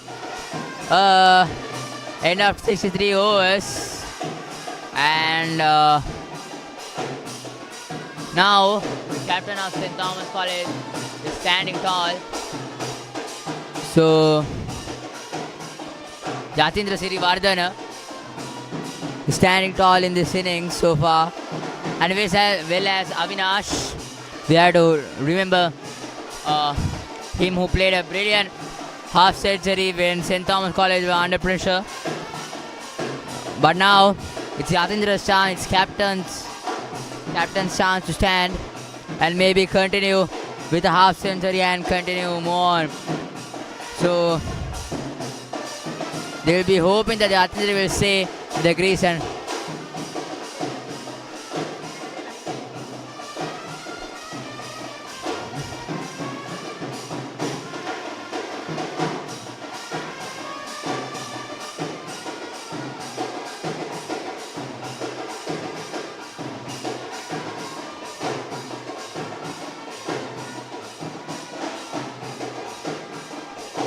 we have a bowling change. Shane Aberatna.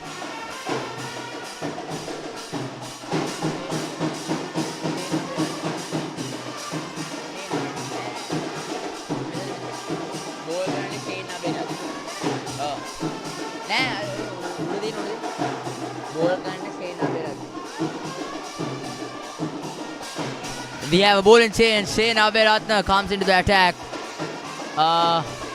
After lunch, a leg spin bowler. Shane Aberatna, here he comes. Again comes. Oh, good delivery. Outside the off stump. A good delivery. He pitched on middle and turned to the outside of the off stump and has some extra turn in this pitch as the game progresses. Delivery this time, scoop over the wicket keeper, and that's running away for the fence and a boundary.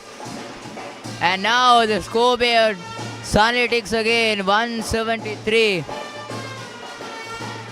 So a scoop to the extra pace and no stopping, no chance of the fielder to stop there. The bowler this time had more pace than the previous two balls he bowled, and it goes for a boundary.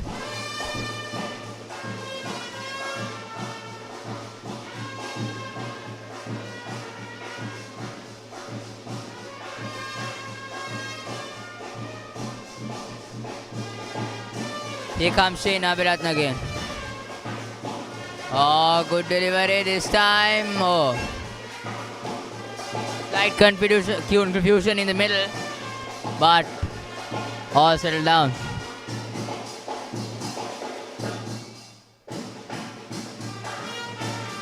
Say Navaratna again. Oh, this time down the leg side. Again trying to scoop it. But end of the over. 174 for 7 St. Thomas's College at the end of 63 overs.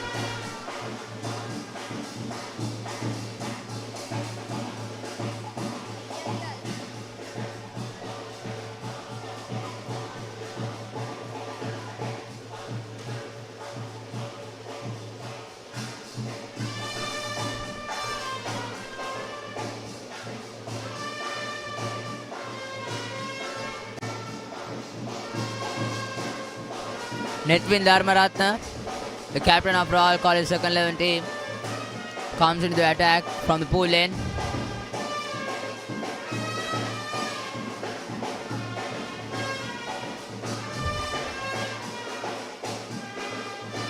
Here comes Netvin Dharmaratna. Good delivery, and Chanel Pereira negotiates it well. So Royalists will be trying to calculate on Chanel Pereira's wicket because Yasindra is being aggressive and he's playing his normal game, but Chanel Pereira, the tail, has supported him very well. But Royalists will be trying to take the wicket. Oh, another good delivery by Netvin. So Yasindra is telling to stay on that wicket. It doesn't matter even the runs come. I'm going to play the runs. You stay in the wicket most importantly. Here comes Netvin again. Good ball and a good defense. Good batsman Chanel Pereira doing his job, what he needs to do. Netvin Dharmaratna. Here he comes. Another delivery and another solid defense. So this frustrates Royalist fielders because they need to get this wicket and move on to the last 2 wickets of the innings to get to bowl out St. Thomas's College before tea. Here comes Netvin again. And a short delivery this time, but still straight to the field. Netvin Dharmaratna, who has bowled brilliantly in this game but still couldn't get a wicket. So the Royal captain needs to put some more spin onto the ball, and yes, another good delivery and another solid defense. So it's end of the 65th over and a maiden to end 174 for 7.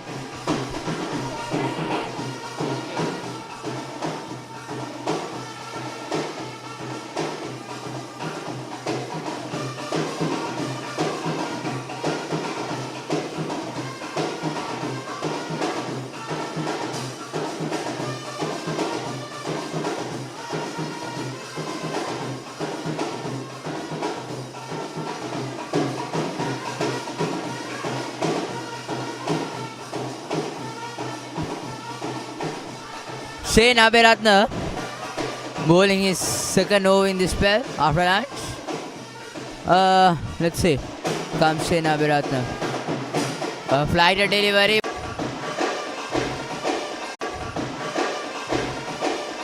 Now Chanel on strike. So there are another 4 deliveries to negotiate.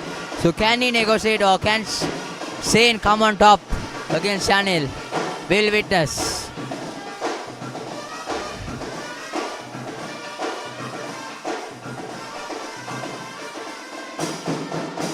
Good defense by Chanel. The captain is motivating him to stay on that wicket. Stay on the wicket because I'm going to get the runs for St. Thomas. You support me. That is the message of captain. That is the message of the captain. Oh, shortest delivery. This time a quick single. A very quick single. So now what will the Royalists do? They need to get this 2-3 wickets, and this partnership has really been good. So Yasindra is the main man in this partnership. So 40-run partnership. A full toss. Yeah. Straight to the middle fielder. Jacinta smacks it, but couldn't get the gap and the timing right. Straight to the middle fielder. Here comes Shane again. Good ball and a good solid defense by Jacinta. And it's end of the 66th over. St. Thomas's College, after winning the toss and electing to bat, they are 175 for 7.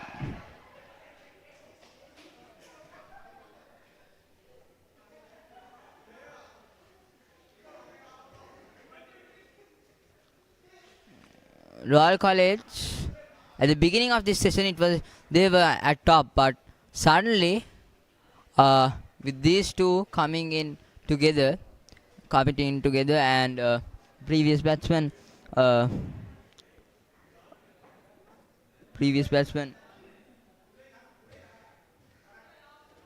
Anuk Devanarayana coming in, suddenly the momentum shifted. And Anuk Devanarayana got out for a loose shot, unwanted shot. He was playing his innings well, but suddenly he thought that he would be aggressive and gave a catch to the slip. But now the tail and the captain is doing a great job. Here's a close call. Oh, the direct hit could have been close. Could have sent Chanel to the dressing room of St. Thomas's College. But luckily it didn't happen. It was a quick single. Jacinta was the one who called it. And anyway, a good run by the tail end of the sail, Chanel Fernando. The direct hit could have been closed. Closed the innings of Chanel Pereira. Netvin Dharmaratna to Yatendra Sirivardhan. Here comes Netvin. Good defense, but gets a single. A quick single again. So rotation of strike has been good from St. Thomas's College. When they build partnership with players, as you can see, Avinash and Jayasuriya build a partnership when they were pressure. They took quick singles and they ticked the scoreboard. They were not under pressure. And even Devanarayana and Sirivardhana, when they were going through, they also got their singles and doubles. Even Noel did a good job. Just a push. Will it run away for a boundary? No, the fielder will cut it off. And the batsman runs. And a good throw by the wicketkeeper.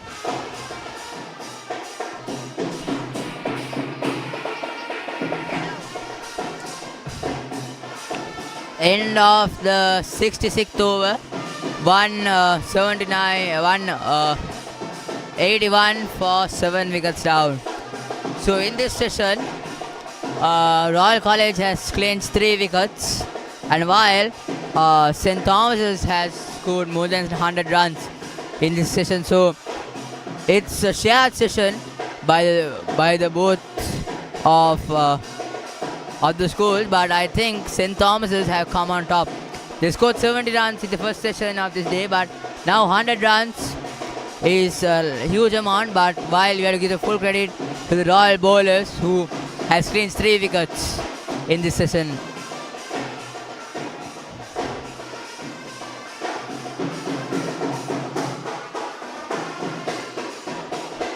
Yeah, and a bowling change by the captain of Royal College.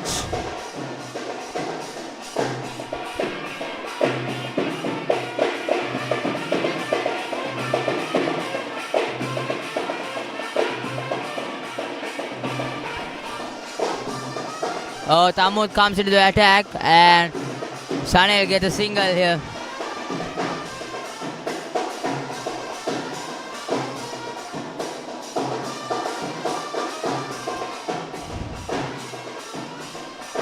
So Tamud, the orthodox bowler, the part-timer, was brought in and suddenly got a wicket of Devanarayan.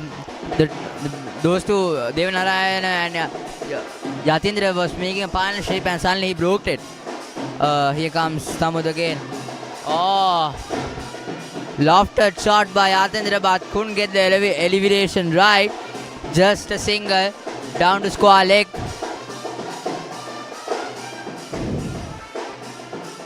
Yatindra likes to go down the track and attack the bowler and put the bowler under pressure.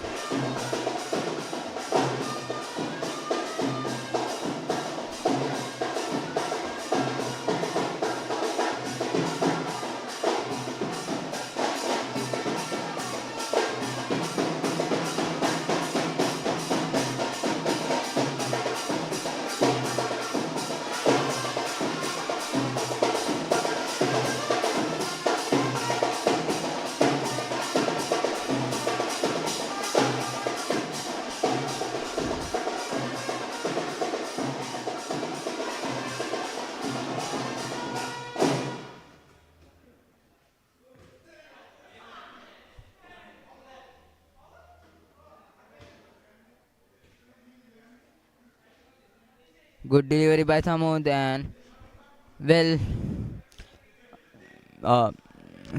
manipulated by Chanel.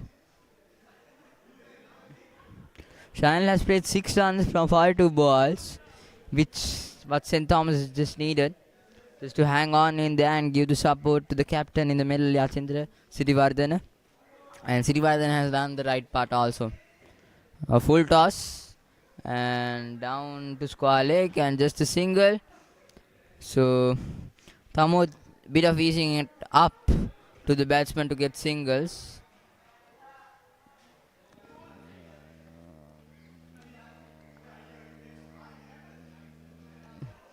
Yatindra Siddhivardhana, who has played 41 runs, who is just very much close to his half century here.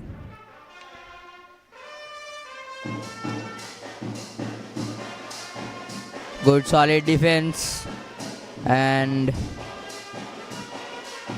that's the end of the over and end of the 67th over. It's 184 for 7.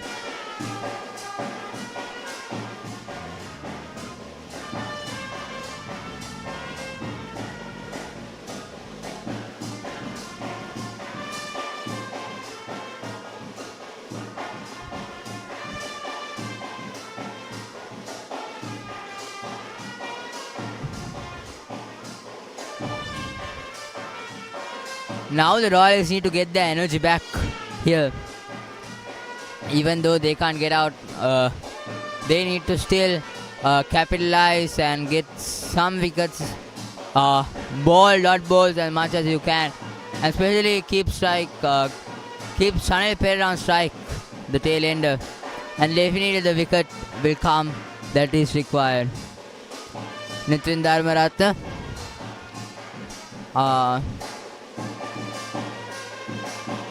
Who is wicketless, but who has bowled really well in this game. Tossed up delivery. Is there a catch? Oh! Dropped. A desperate effort in the field by Syandu Suryarachi. But a drop catch, but a brilliant effort by him. A drop catch of Chanel Perera, and suddenly Yatindra, the captain of St. Thomas College, comes and tells Chanel to stay on the wicket. It's more important than scoring runs. So stay on that wicket. Here comes Nethwin. Full toss. Down the leg side, they are close. Oh, missed field there. The mid-on fielder was attacking the ball and missed the ball. Couldn't collect it at one time. And suddenly, it changes. So those small mistakes must be corrected by Royalists. We saw in the morning session also, there was some misfield. close calls. So they have to make it. And while there was some brilliant fielding perspectives and brilliant fielding catches by the Royals, also it's a mix fielding day for Royalists. Oh, here comes. Is that a chance? Yes, it is. Yes, it is. He's gone. The big man of St. Thomas's College has to depart. We were just talking about how good was Nethvin about and how the fielding was good. And now suddenly a wicket comes to Royal College. A tossed up delivery. And Yatindra Sirivardhan, the captain of St. Thomas's College, has to depart for well-made 41 run. Just short of his 50. A well-made one. But still, the Royals have 2 wickets left to get. But a brilliant partnership by Yatindra and Chanel. Brilliant one.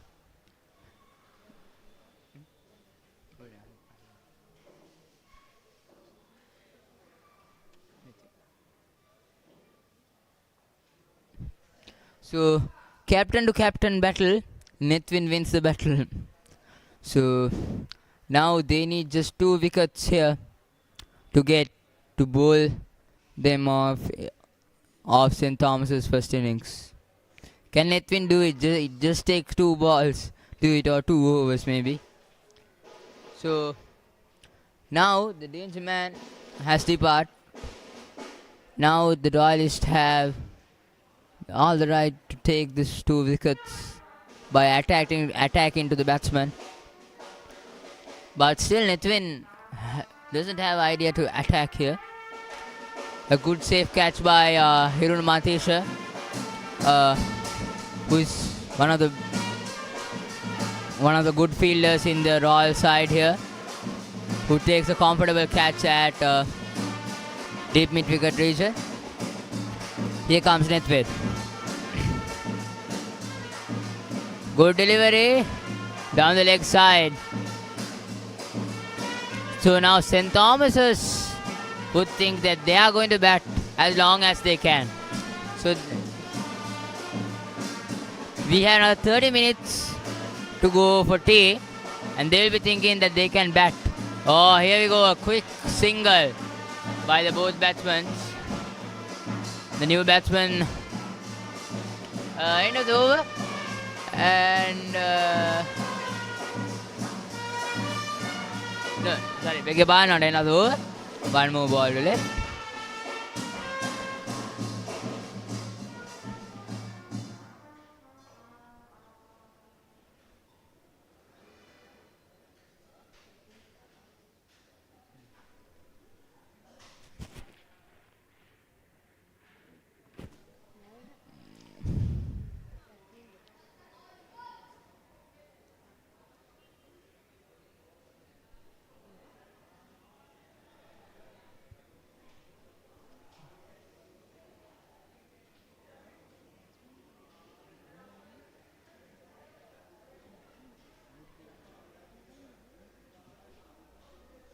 New batsman is Anuk Devanarayana. And now, new ball. What is their plan? St. Thomas, are they going to stay in the wicket? But I don't think Anuk Devanarayana, from his body language, I think he's trying to attack here.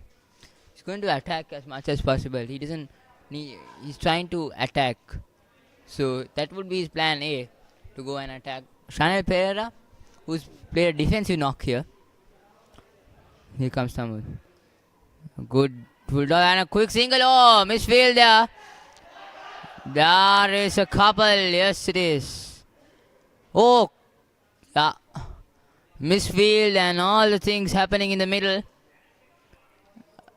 for St. Thomas and Royal. There was a quick single. The ball was straightly hit to mid-on, and the batsman, the fielder, charged in but missed the ball. So here comes Tamud again, a sweep shot. and covered very nicely towards square leg and just a single. So the scoreboard ticks for 190. So now St. Thomas, in a perspective, they are in a comfortable score.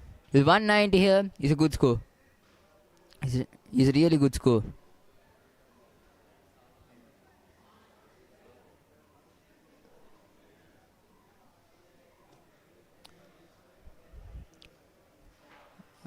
Cut shot, but straight to the fielder there. And Anuk Devanarayan trying to be aggressive here.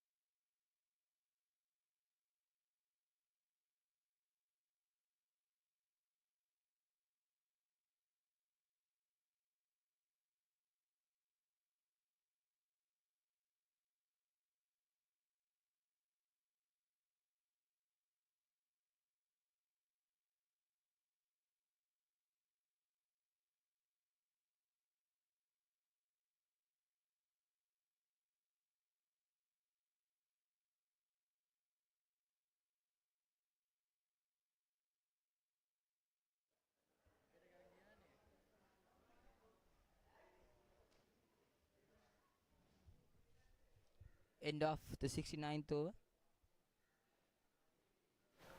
End of the 69th over, and the players will have tea, I guess. Yes, tea.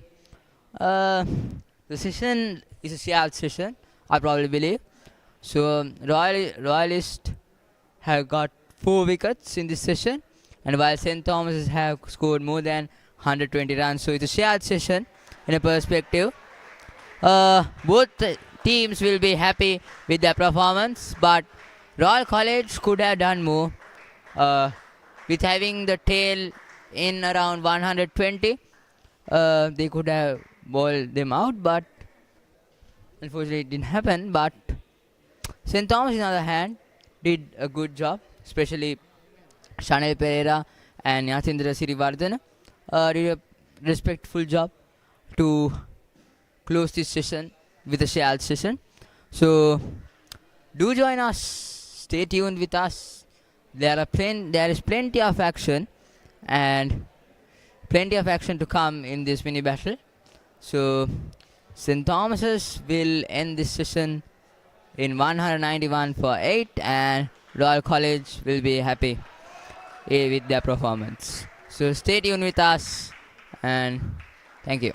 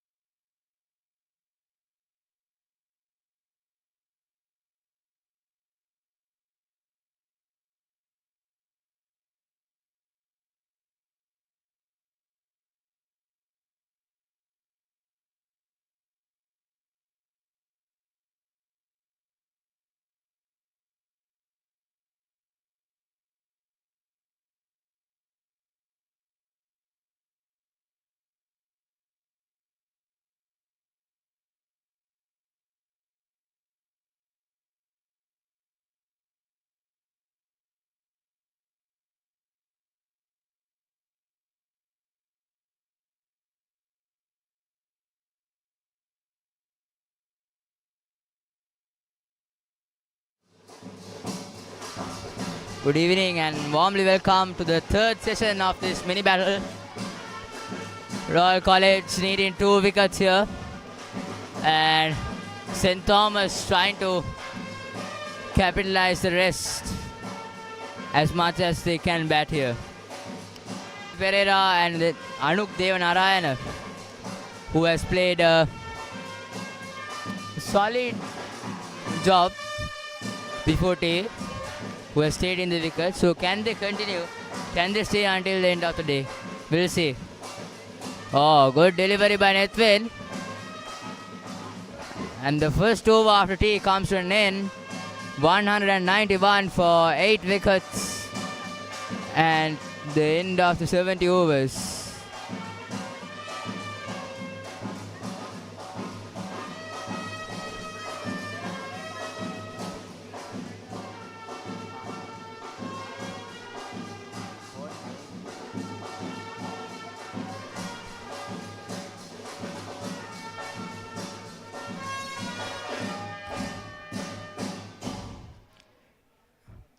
$192 for 8 wickets down.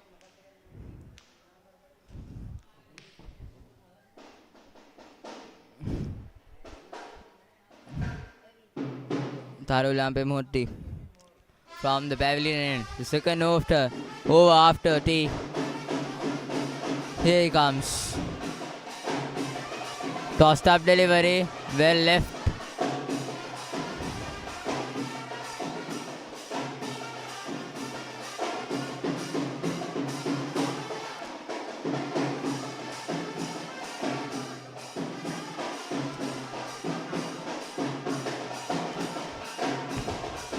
Tharu Lampe again. Good delivery, well defended by Anuk Devanarayana. 192 for 8 wickets down.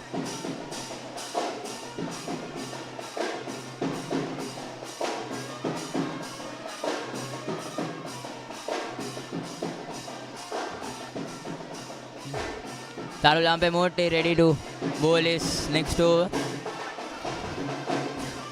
A good solid drive, but straight to the bowler, Tharu Lampe. What will be they trying to do here?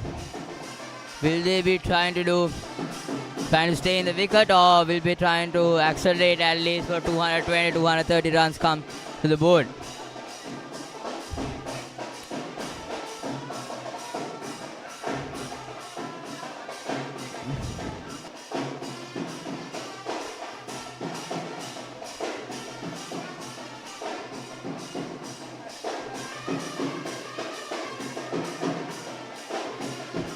Here comes Tharu Lampe again.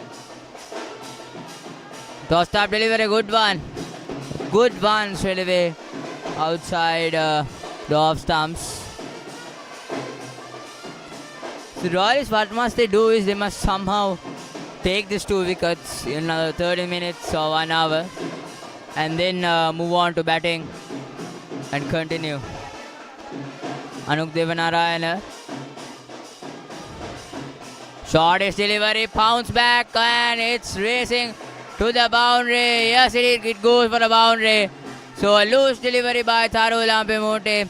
A shortest delivery, and Anuk Devanarayana never misses on that. So the scoreboard sticks for 196 runs. St. Thomas's College charging for a 200 run mark.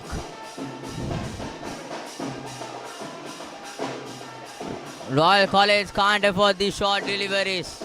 They must somehow put the pressure on the batsmen and somehow take these 2 wickets. Another one, but this time misses it.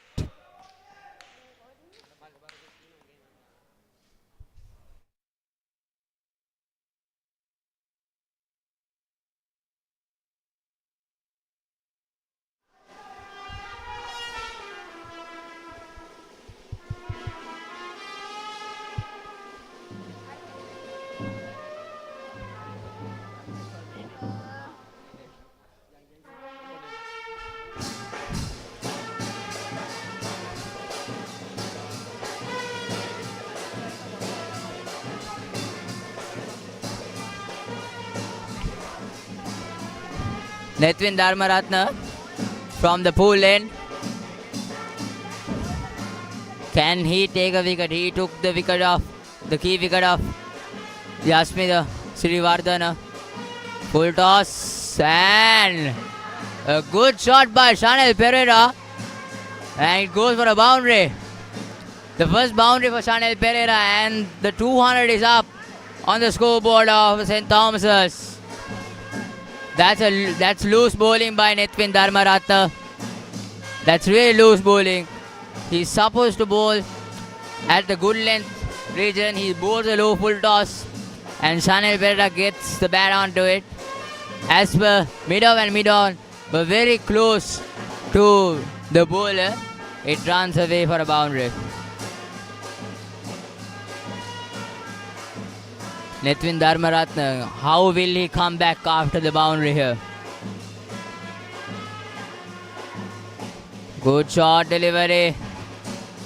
And straight to the extra cover fielder.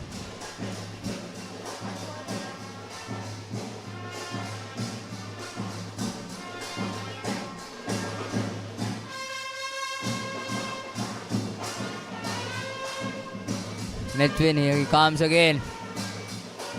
Another short delivery, but this time no harm done. 200 for 8 wickets, St. Thomas's College electing to bat first.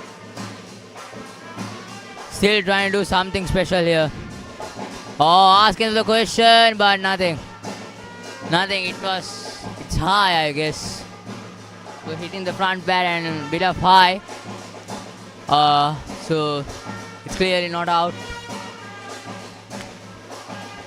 Tarulampe Mohti, who got 2 key wickets of this game.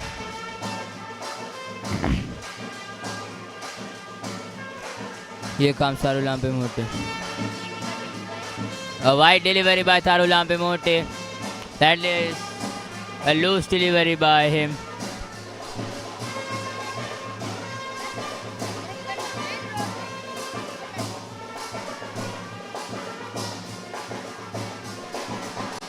Oh, sweeps it. Is there a chance? Oh, drops it. A big sweep. And it's the mid-on fielder drops it. Oh boy. They wanted a wicket. Anuk Devanarayana was trying to go to the big shot and couldn't middle it much, but nothing worth.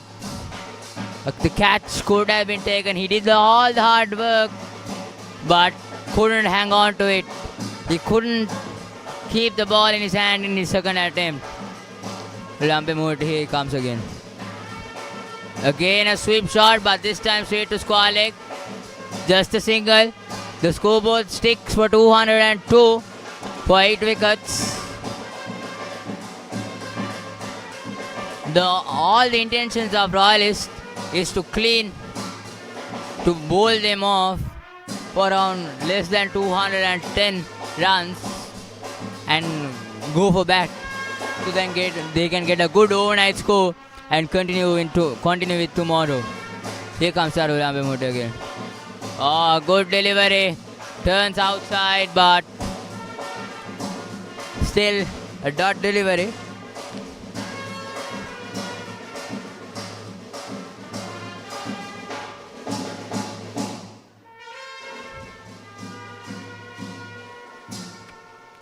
We see some good crowd from the St. Thomas's side coming in to cheer their team. Short delivery straight to mid wicket, but he couldn't middle it much. Anuk Devanarayan. End of the 73rd over, 201 fight.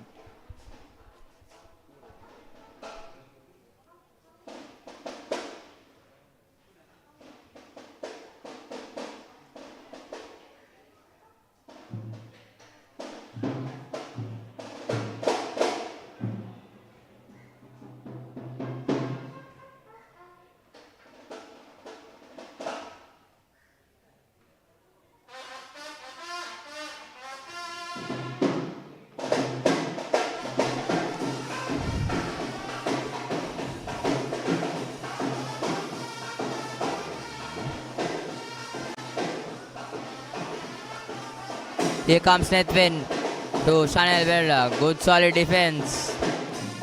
So 3 fielders are under the bat of Chanel Pereira.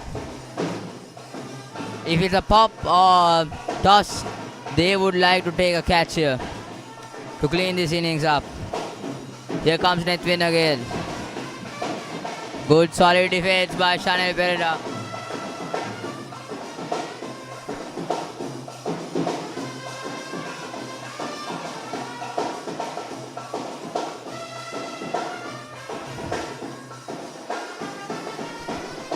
In the Royals' perspective, Anush Polonovita was the starter of taking wickets, who took the first 3 wickets and got the momentum going for Royal College.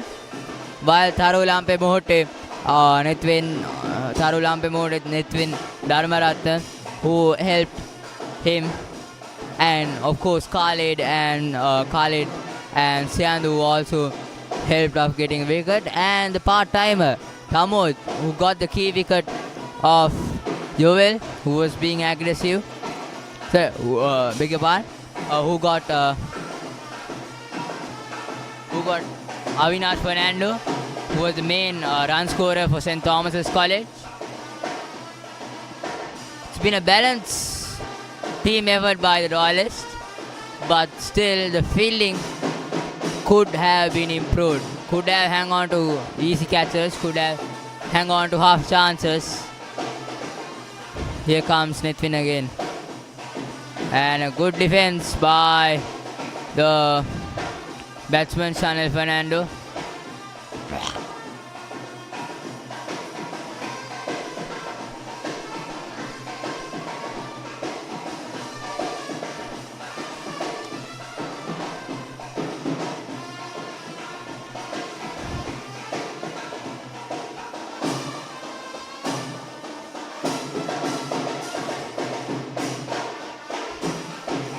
Tharulampe Mohote back onto the attack.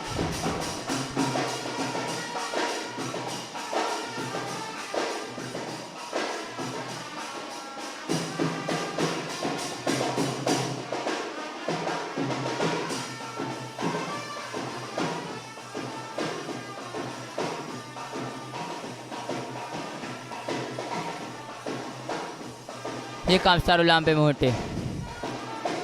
Shortest delivery and left alone.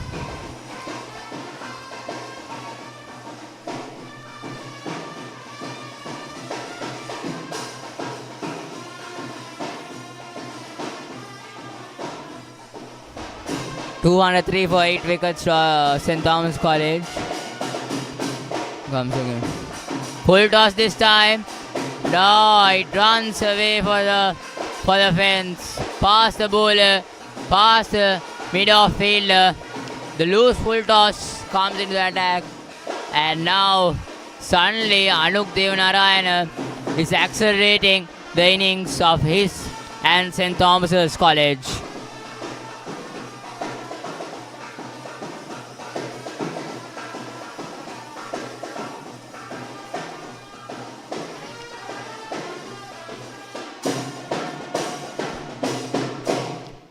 Beautiful evening at Reed Avenue here.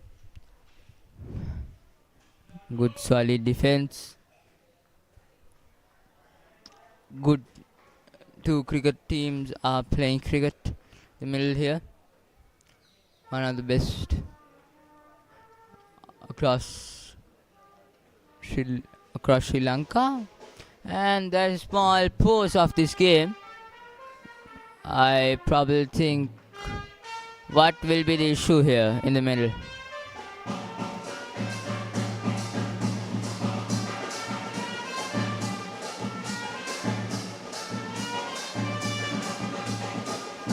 I guess it's regarding the run up and the follow through of Tharul Ampemonte.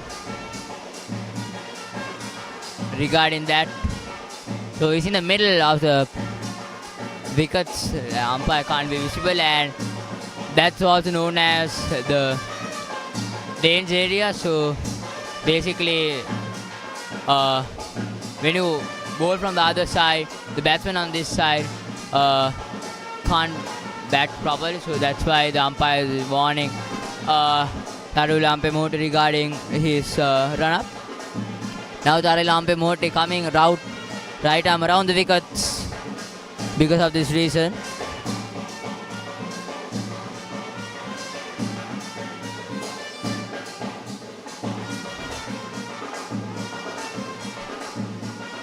Again Tarul Ampemote. A loose delivery, this time swept. Down to, misfield there. Misfield there by the square fielder. And it goes for a boundary. The scoreboard is ticking very fast indeed. That was very loose by the Royalists. The fielding has not been in a good format after lunch. Very much poor fielding by the fielder there at square. It was straightly hidden into him. But what can he do? He just misses the ball and balls go to the mark. So boundary, 211 for 8 wickets. St. Thomas's College.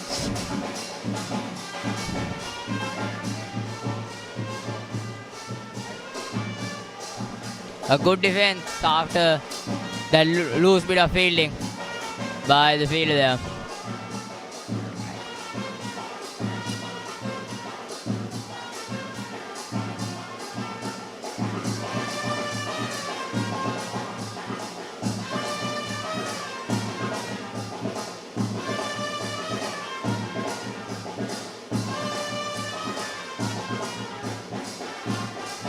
A wonderful day of cricket so far. 211 for 8. St. Thomas looking to bat. And we have a bowling change here. Syandu Suryarachi, the pacer, who didn't bowl after lunch, who bowled only only 3 or 4 overs, I guess. He's back into the attack and he'll be trying to knock off this tail. So Nithwin Dharmaratne has bought him because of that, trying to knock off this tail and finish the innings up. It's up to you, my man. So it's Nithwin tells like that. I probably think that would be his main intention. So Syandu Suryarachi.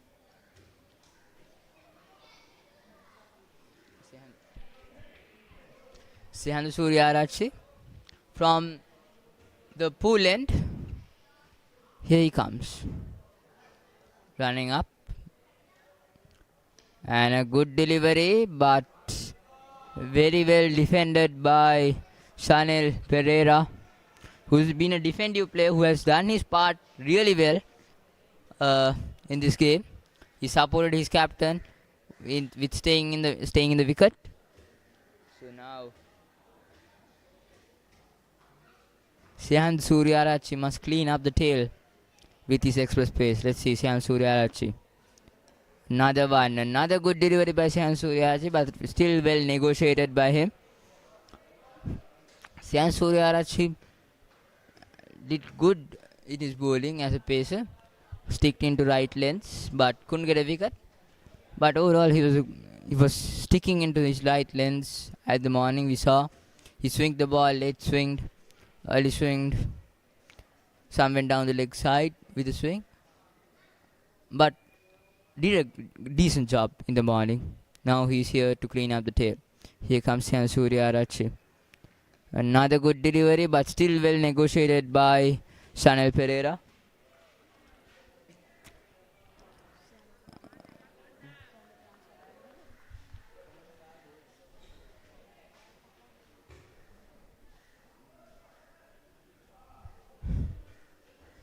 Syandu Suryarachi,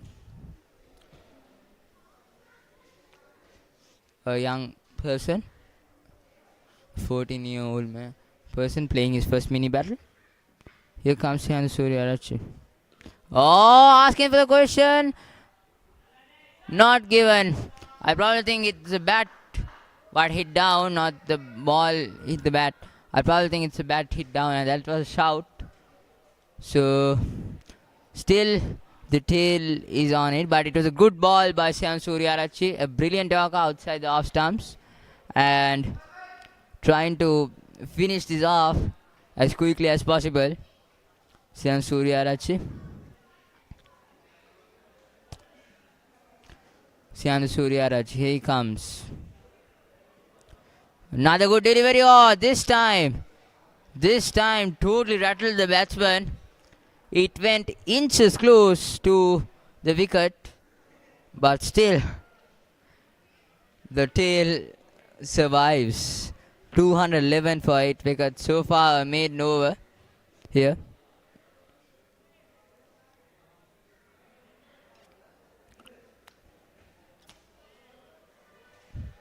Shyam Suryarachi ready with his tail up. Here comes him.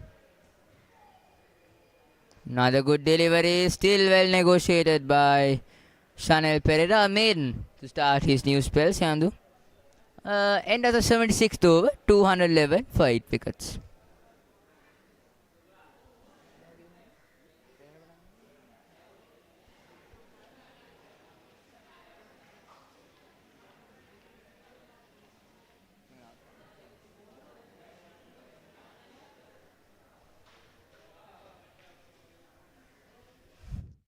Who will be bowling from the other side?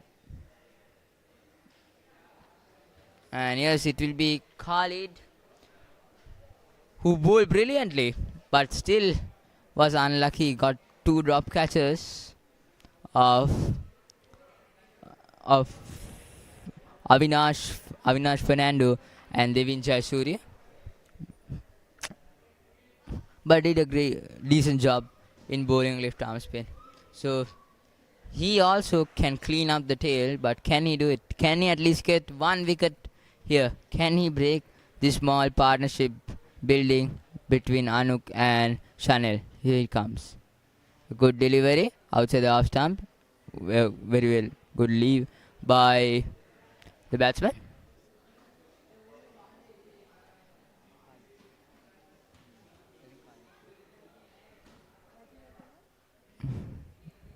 Ask him the question, but no, it goes down the leg side.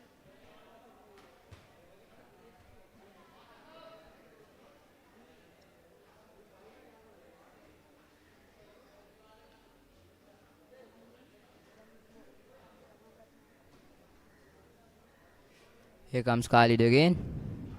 And a solid defense. But Udanta cuts the single off. Good piece of awareness by Udanta behind the stumps.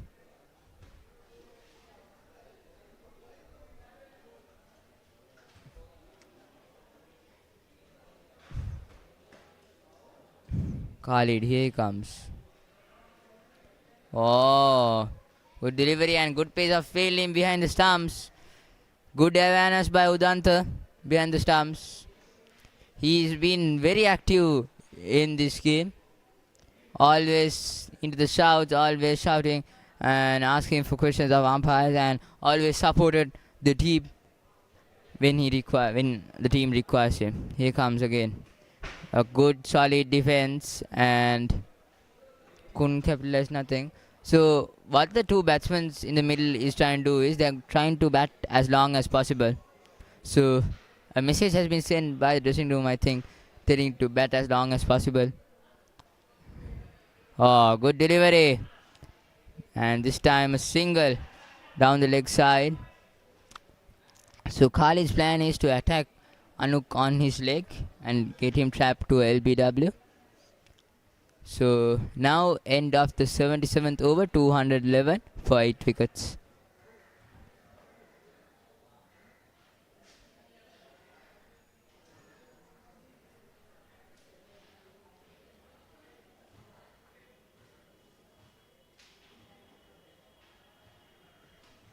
Shyam Suryarachi back on the attack from the pool lane.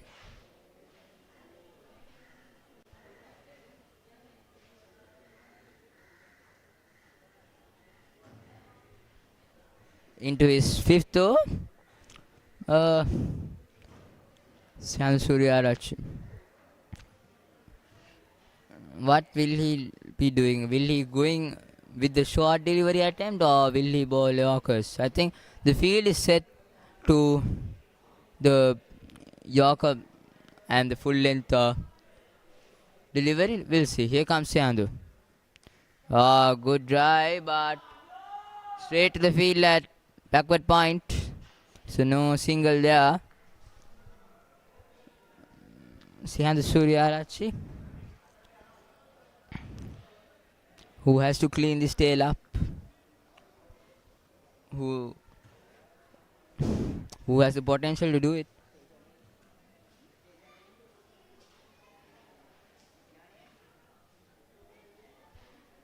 Sandhu Suryarachi back on the attack. Good delivery, a quick single, but sent back by the non-striker. And not the best throws by Khalid. He was trying to get a quick single, but sent back by the non-striker. So this is what pressure can do to you. This is what pressure can do to you.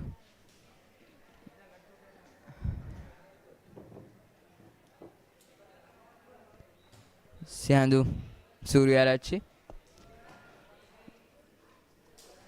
has to clean up the tail. Here comes Sandhu Suryarachi. Good delivery, but well negotiated by Anuk. He's bowling in that good length, but Anuk is not going to take his risk. He's defending the ball. He's playing with soft hands, which is really good as a Thomian batter to hang on until the day's end.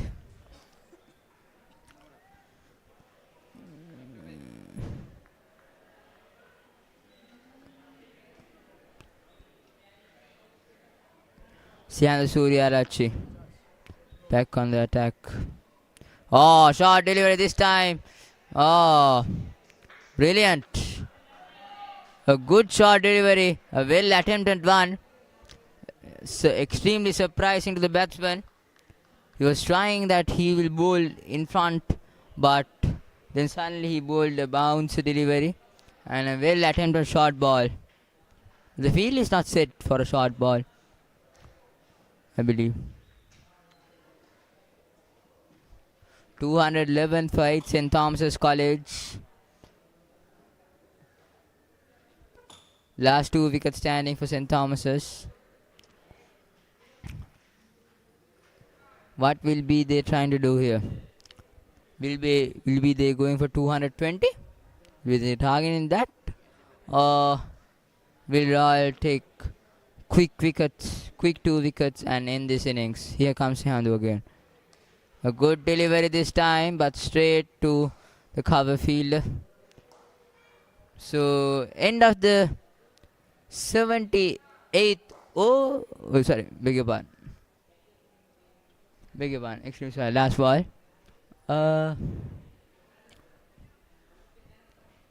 Last ball of Sandhu Suryarachi is over.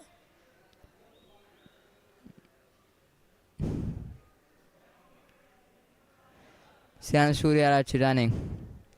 Good delivery and well negotiated by the batsman Anup Devanarayan. End of the over. And it's 211 for 8 wickets.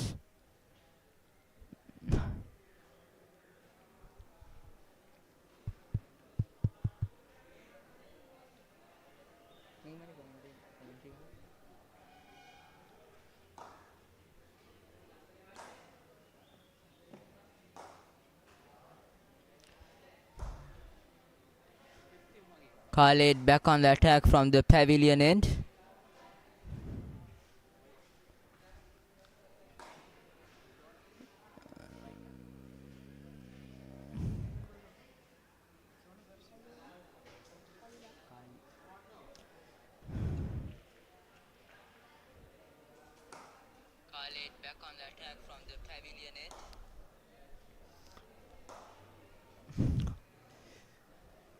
So Khalid will be trying to bowl more fast deliveries to Chanel Pereira. Here comes Khalid. Good delivery, well negotiated by Chanel. Now we see the Royalists have moved the fielders that were previously around the bat of Chanel has been spread. This is not a good decision taken by the Royal captain, I guess. Yes, you still need to get these 2 wickets, but when you suddenly there's a small chance of getting a catch, you need attacking fielding, not a defensive one. He comes again, and a good delivery, but still well leaved by the batsman. Somehow need to end this innings of St. Thomas's College. Royalist must do to win this game. Very quickly indeed, they need to bowl them off. Again, a good delivery by Khalid, and again well settled by the batsman. Khalid. Oh, good delivery. Beats the batsman. And still unable to take a wicket.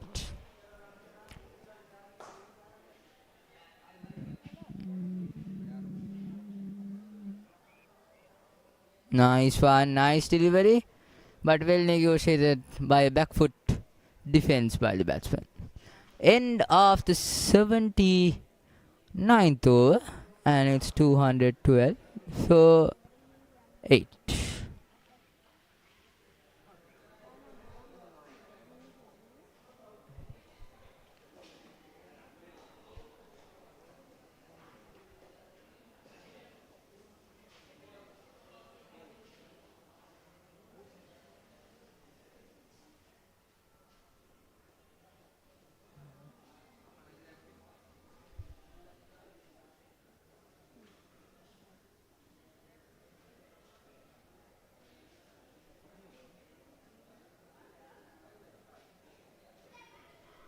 Siandu Suryarachi back in the attack, bowling his 6th over.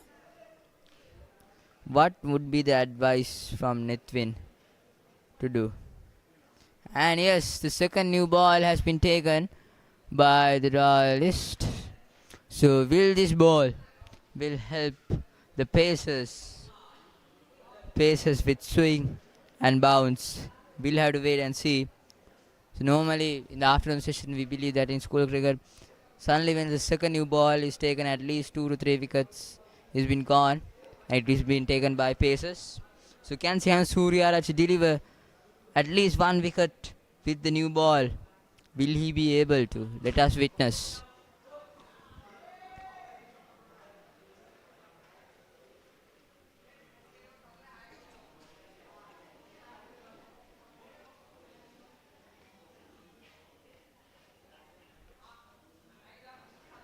Sian Suryarachi coming with the new ball.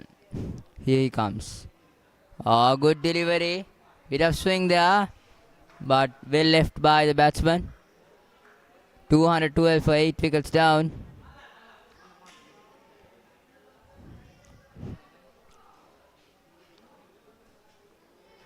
Royalist until tea,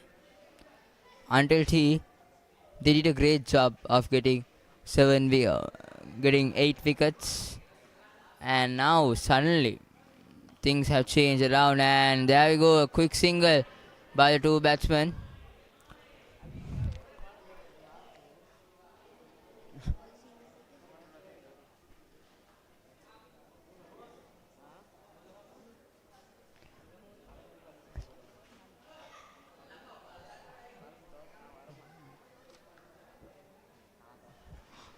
Quick single, and the scoreboard ticks for 213 for 8 wickets down.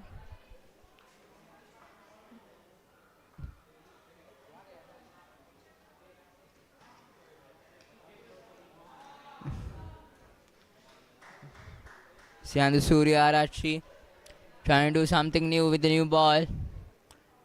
He has done all the things he can. The young lad, who has had a great season this year, playing his first year in second level. Had a great season, getting 4 wickets against Anand, 2 wickets against Trinity. He's done a great job. So, can he do and take 2 wickets here? Good delivery. Oh, there's no ball here. A no ball by Sian Suryarachi. Overstepping the grease. So that's an extra. The first no ball by the Royalist. So Sehandu must be aware of his foot and in the grease, on the bowling grease. Here comes Sian Suryarachi. Here he comes. Good delivery, but down the leg side, and will that run away for a boundary? No, the fielder cuts it just for a two. A quick two by the two batsmen down the leg side. And now the scoreboard ticks for 215 for 8. Sihan Surya trying his all the talents he has. He's trying to do something new with the new ball, but nothing is working to him. Understand the pressure of the youngster.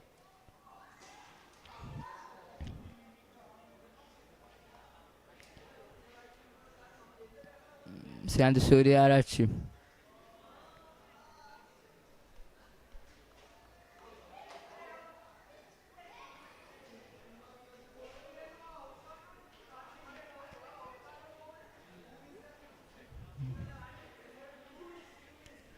Here comes Sihan Suryarachi from the full lane, and a good delivery but well negotiated by the batsman Sanel Pereira.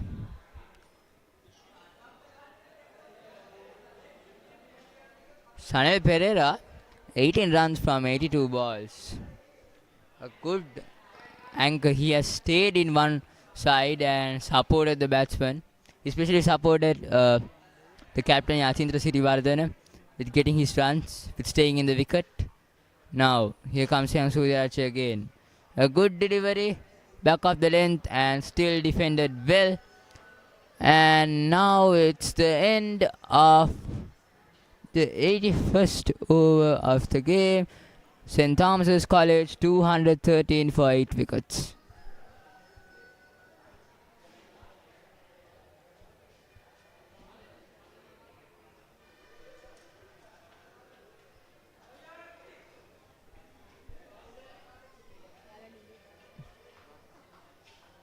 Beg your pardon, the score must be corrected as 216 for 8 wickets.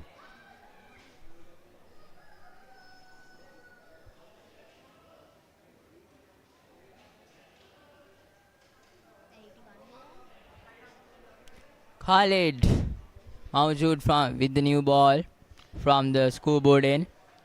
Can he deliver a wicket here? That would be Royal, what Royal would be searching here. They desperately need a wicket here.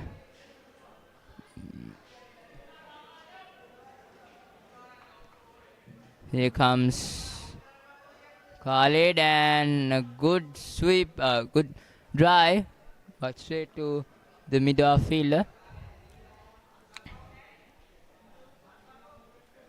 It's been a good day of cricket. Had a pleasant weather in the morning until evening. Comes Khalid again. Good defense, asking the question, but no. It's been a good day of cricket. We saw the Papare coming in and the Royal boys supporting them. So the Beanie Battle, it is after 4 years in here, Reed Avenue. So, good shot. And yes, that goes for a boundary. This time outside the off stump by Khalid. And Anuk punches it down mid-off, and no stopping that. So boundary. So the score takes for 217 runs.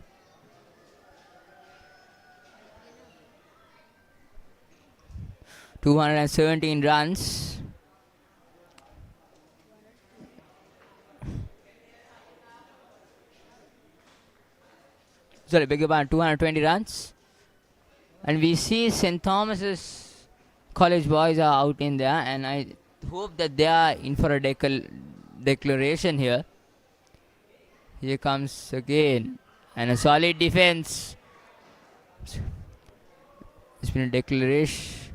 Will there be any declaration by the by the Royal-Thomian side. Let's see. Here comes Khalid again.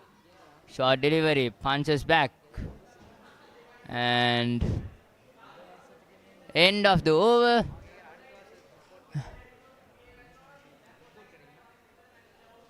And there is some signals going to the middle telling that what will be they doing in the future coming up overs.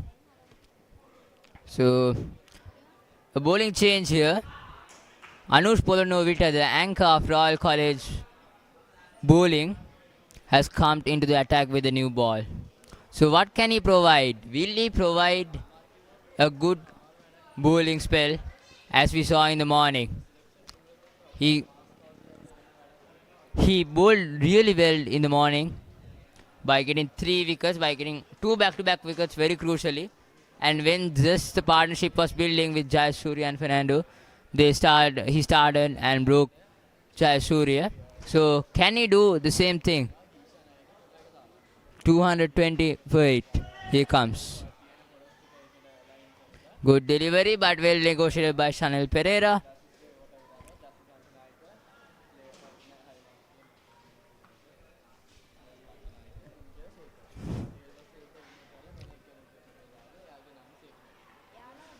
We see the Royal-Thomians boys are warming up just in the corner of the pavilion. Here comes Anush Polonovita. Good delivery and well negotiated still. So Royal at least need 1 wicket here before declaration, because the season of this works according to the point system. It depends on the wickets you get and the runs you get. So Royal will be desperate to get at least another 1 wicket before moving into the declaration here. Anush Polonovita, the anchor of Royal Innings.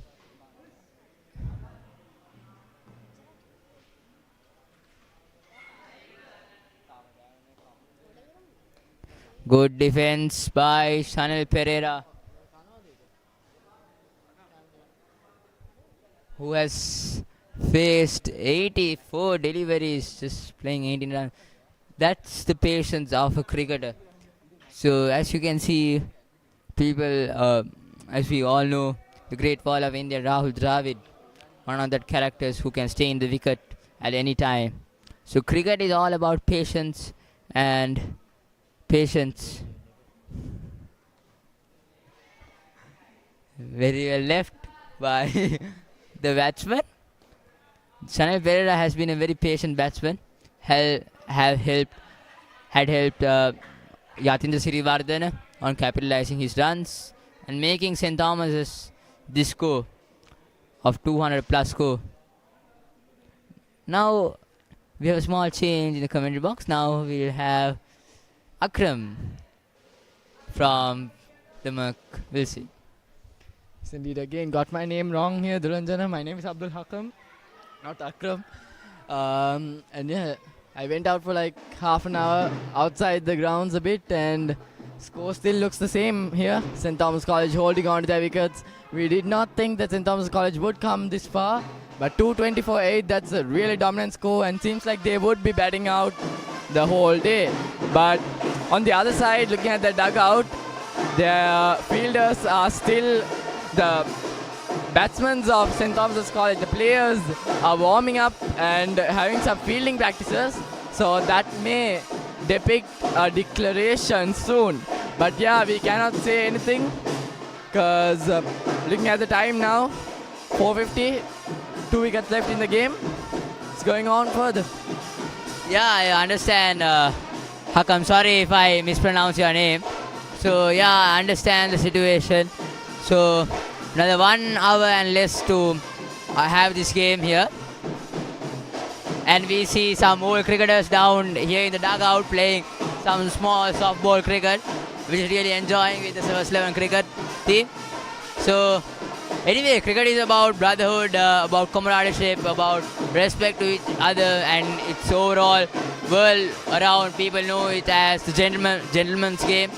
So it's all about that, the spirit of game. Oh, Brilliant delivery by Khalid and gets his reward finally. After a long wait, he gets his reward for his good bowling.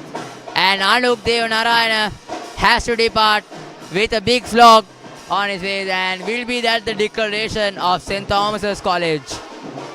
Yes, indeed, it seems like I'm a lucky charm for all. Just as I come in, a wicket goes.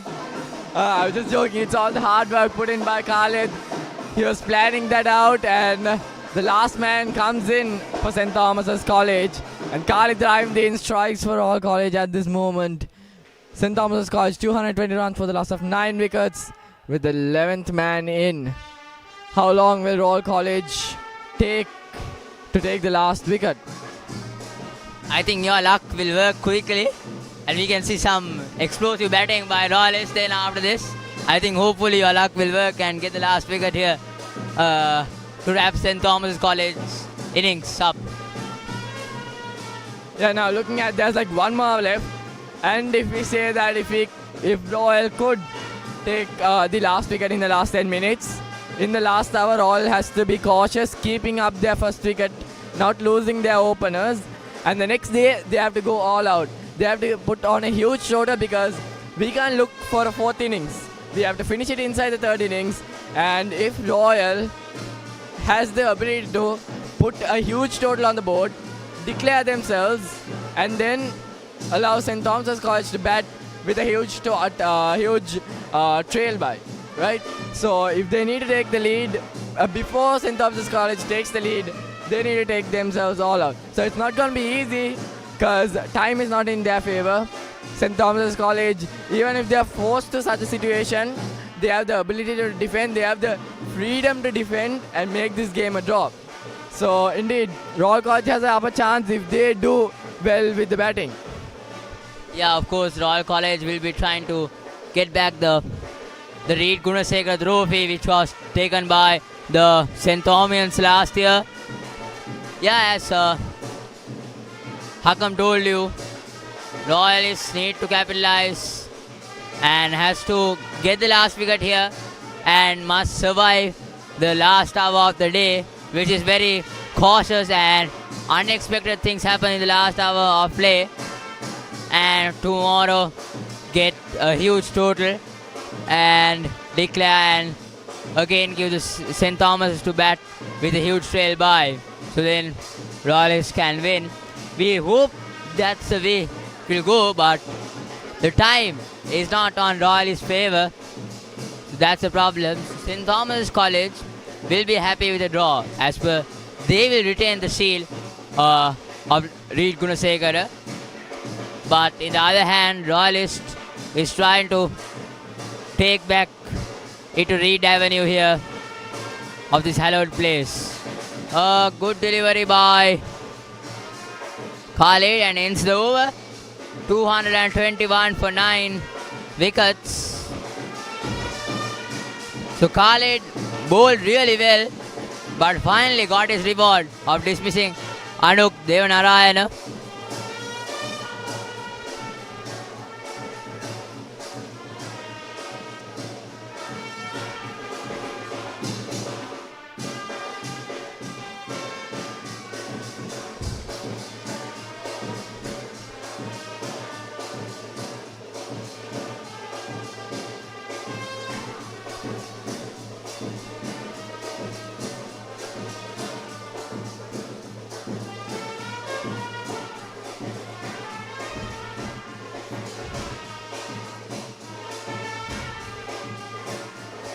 Anush Polonovita from the pool end. Can they wrap up this innings quickly?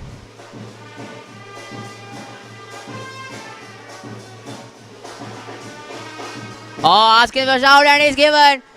That's the end of St. Thomas's College innings. And as Akram was telling you, it will be all done. And now St. Thomas College is all out for 221 in the first innings, and Anush Polonovita gets his 4 for.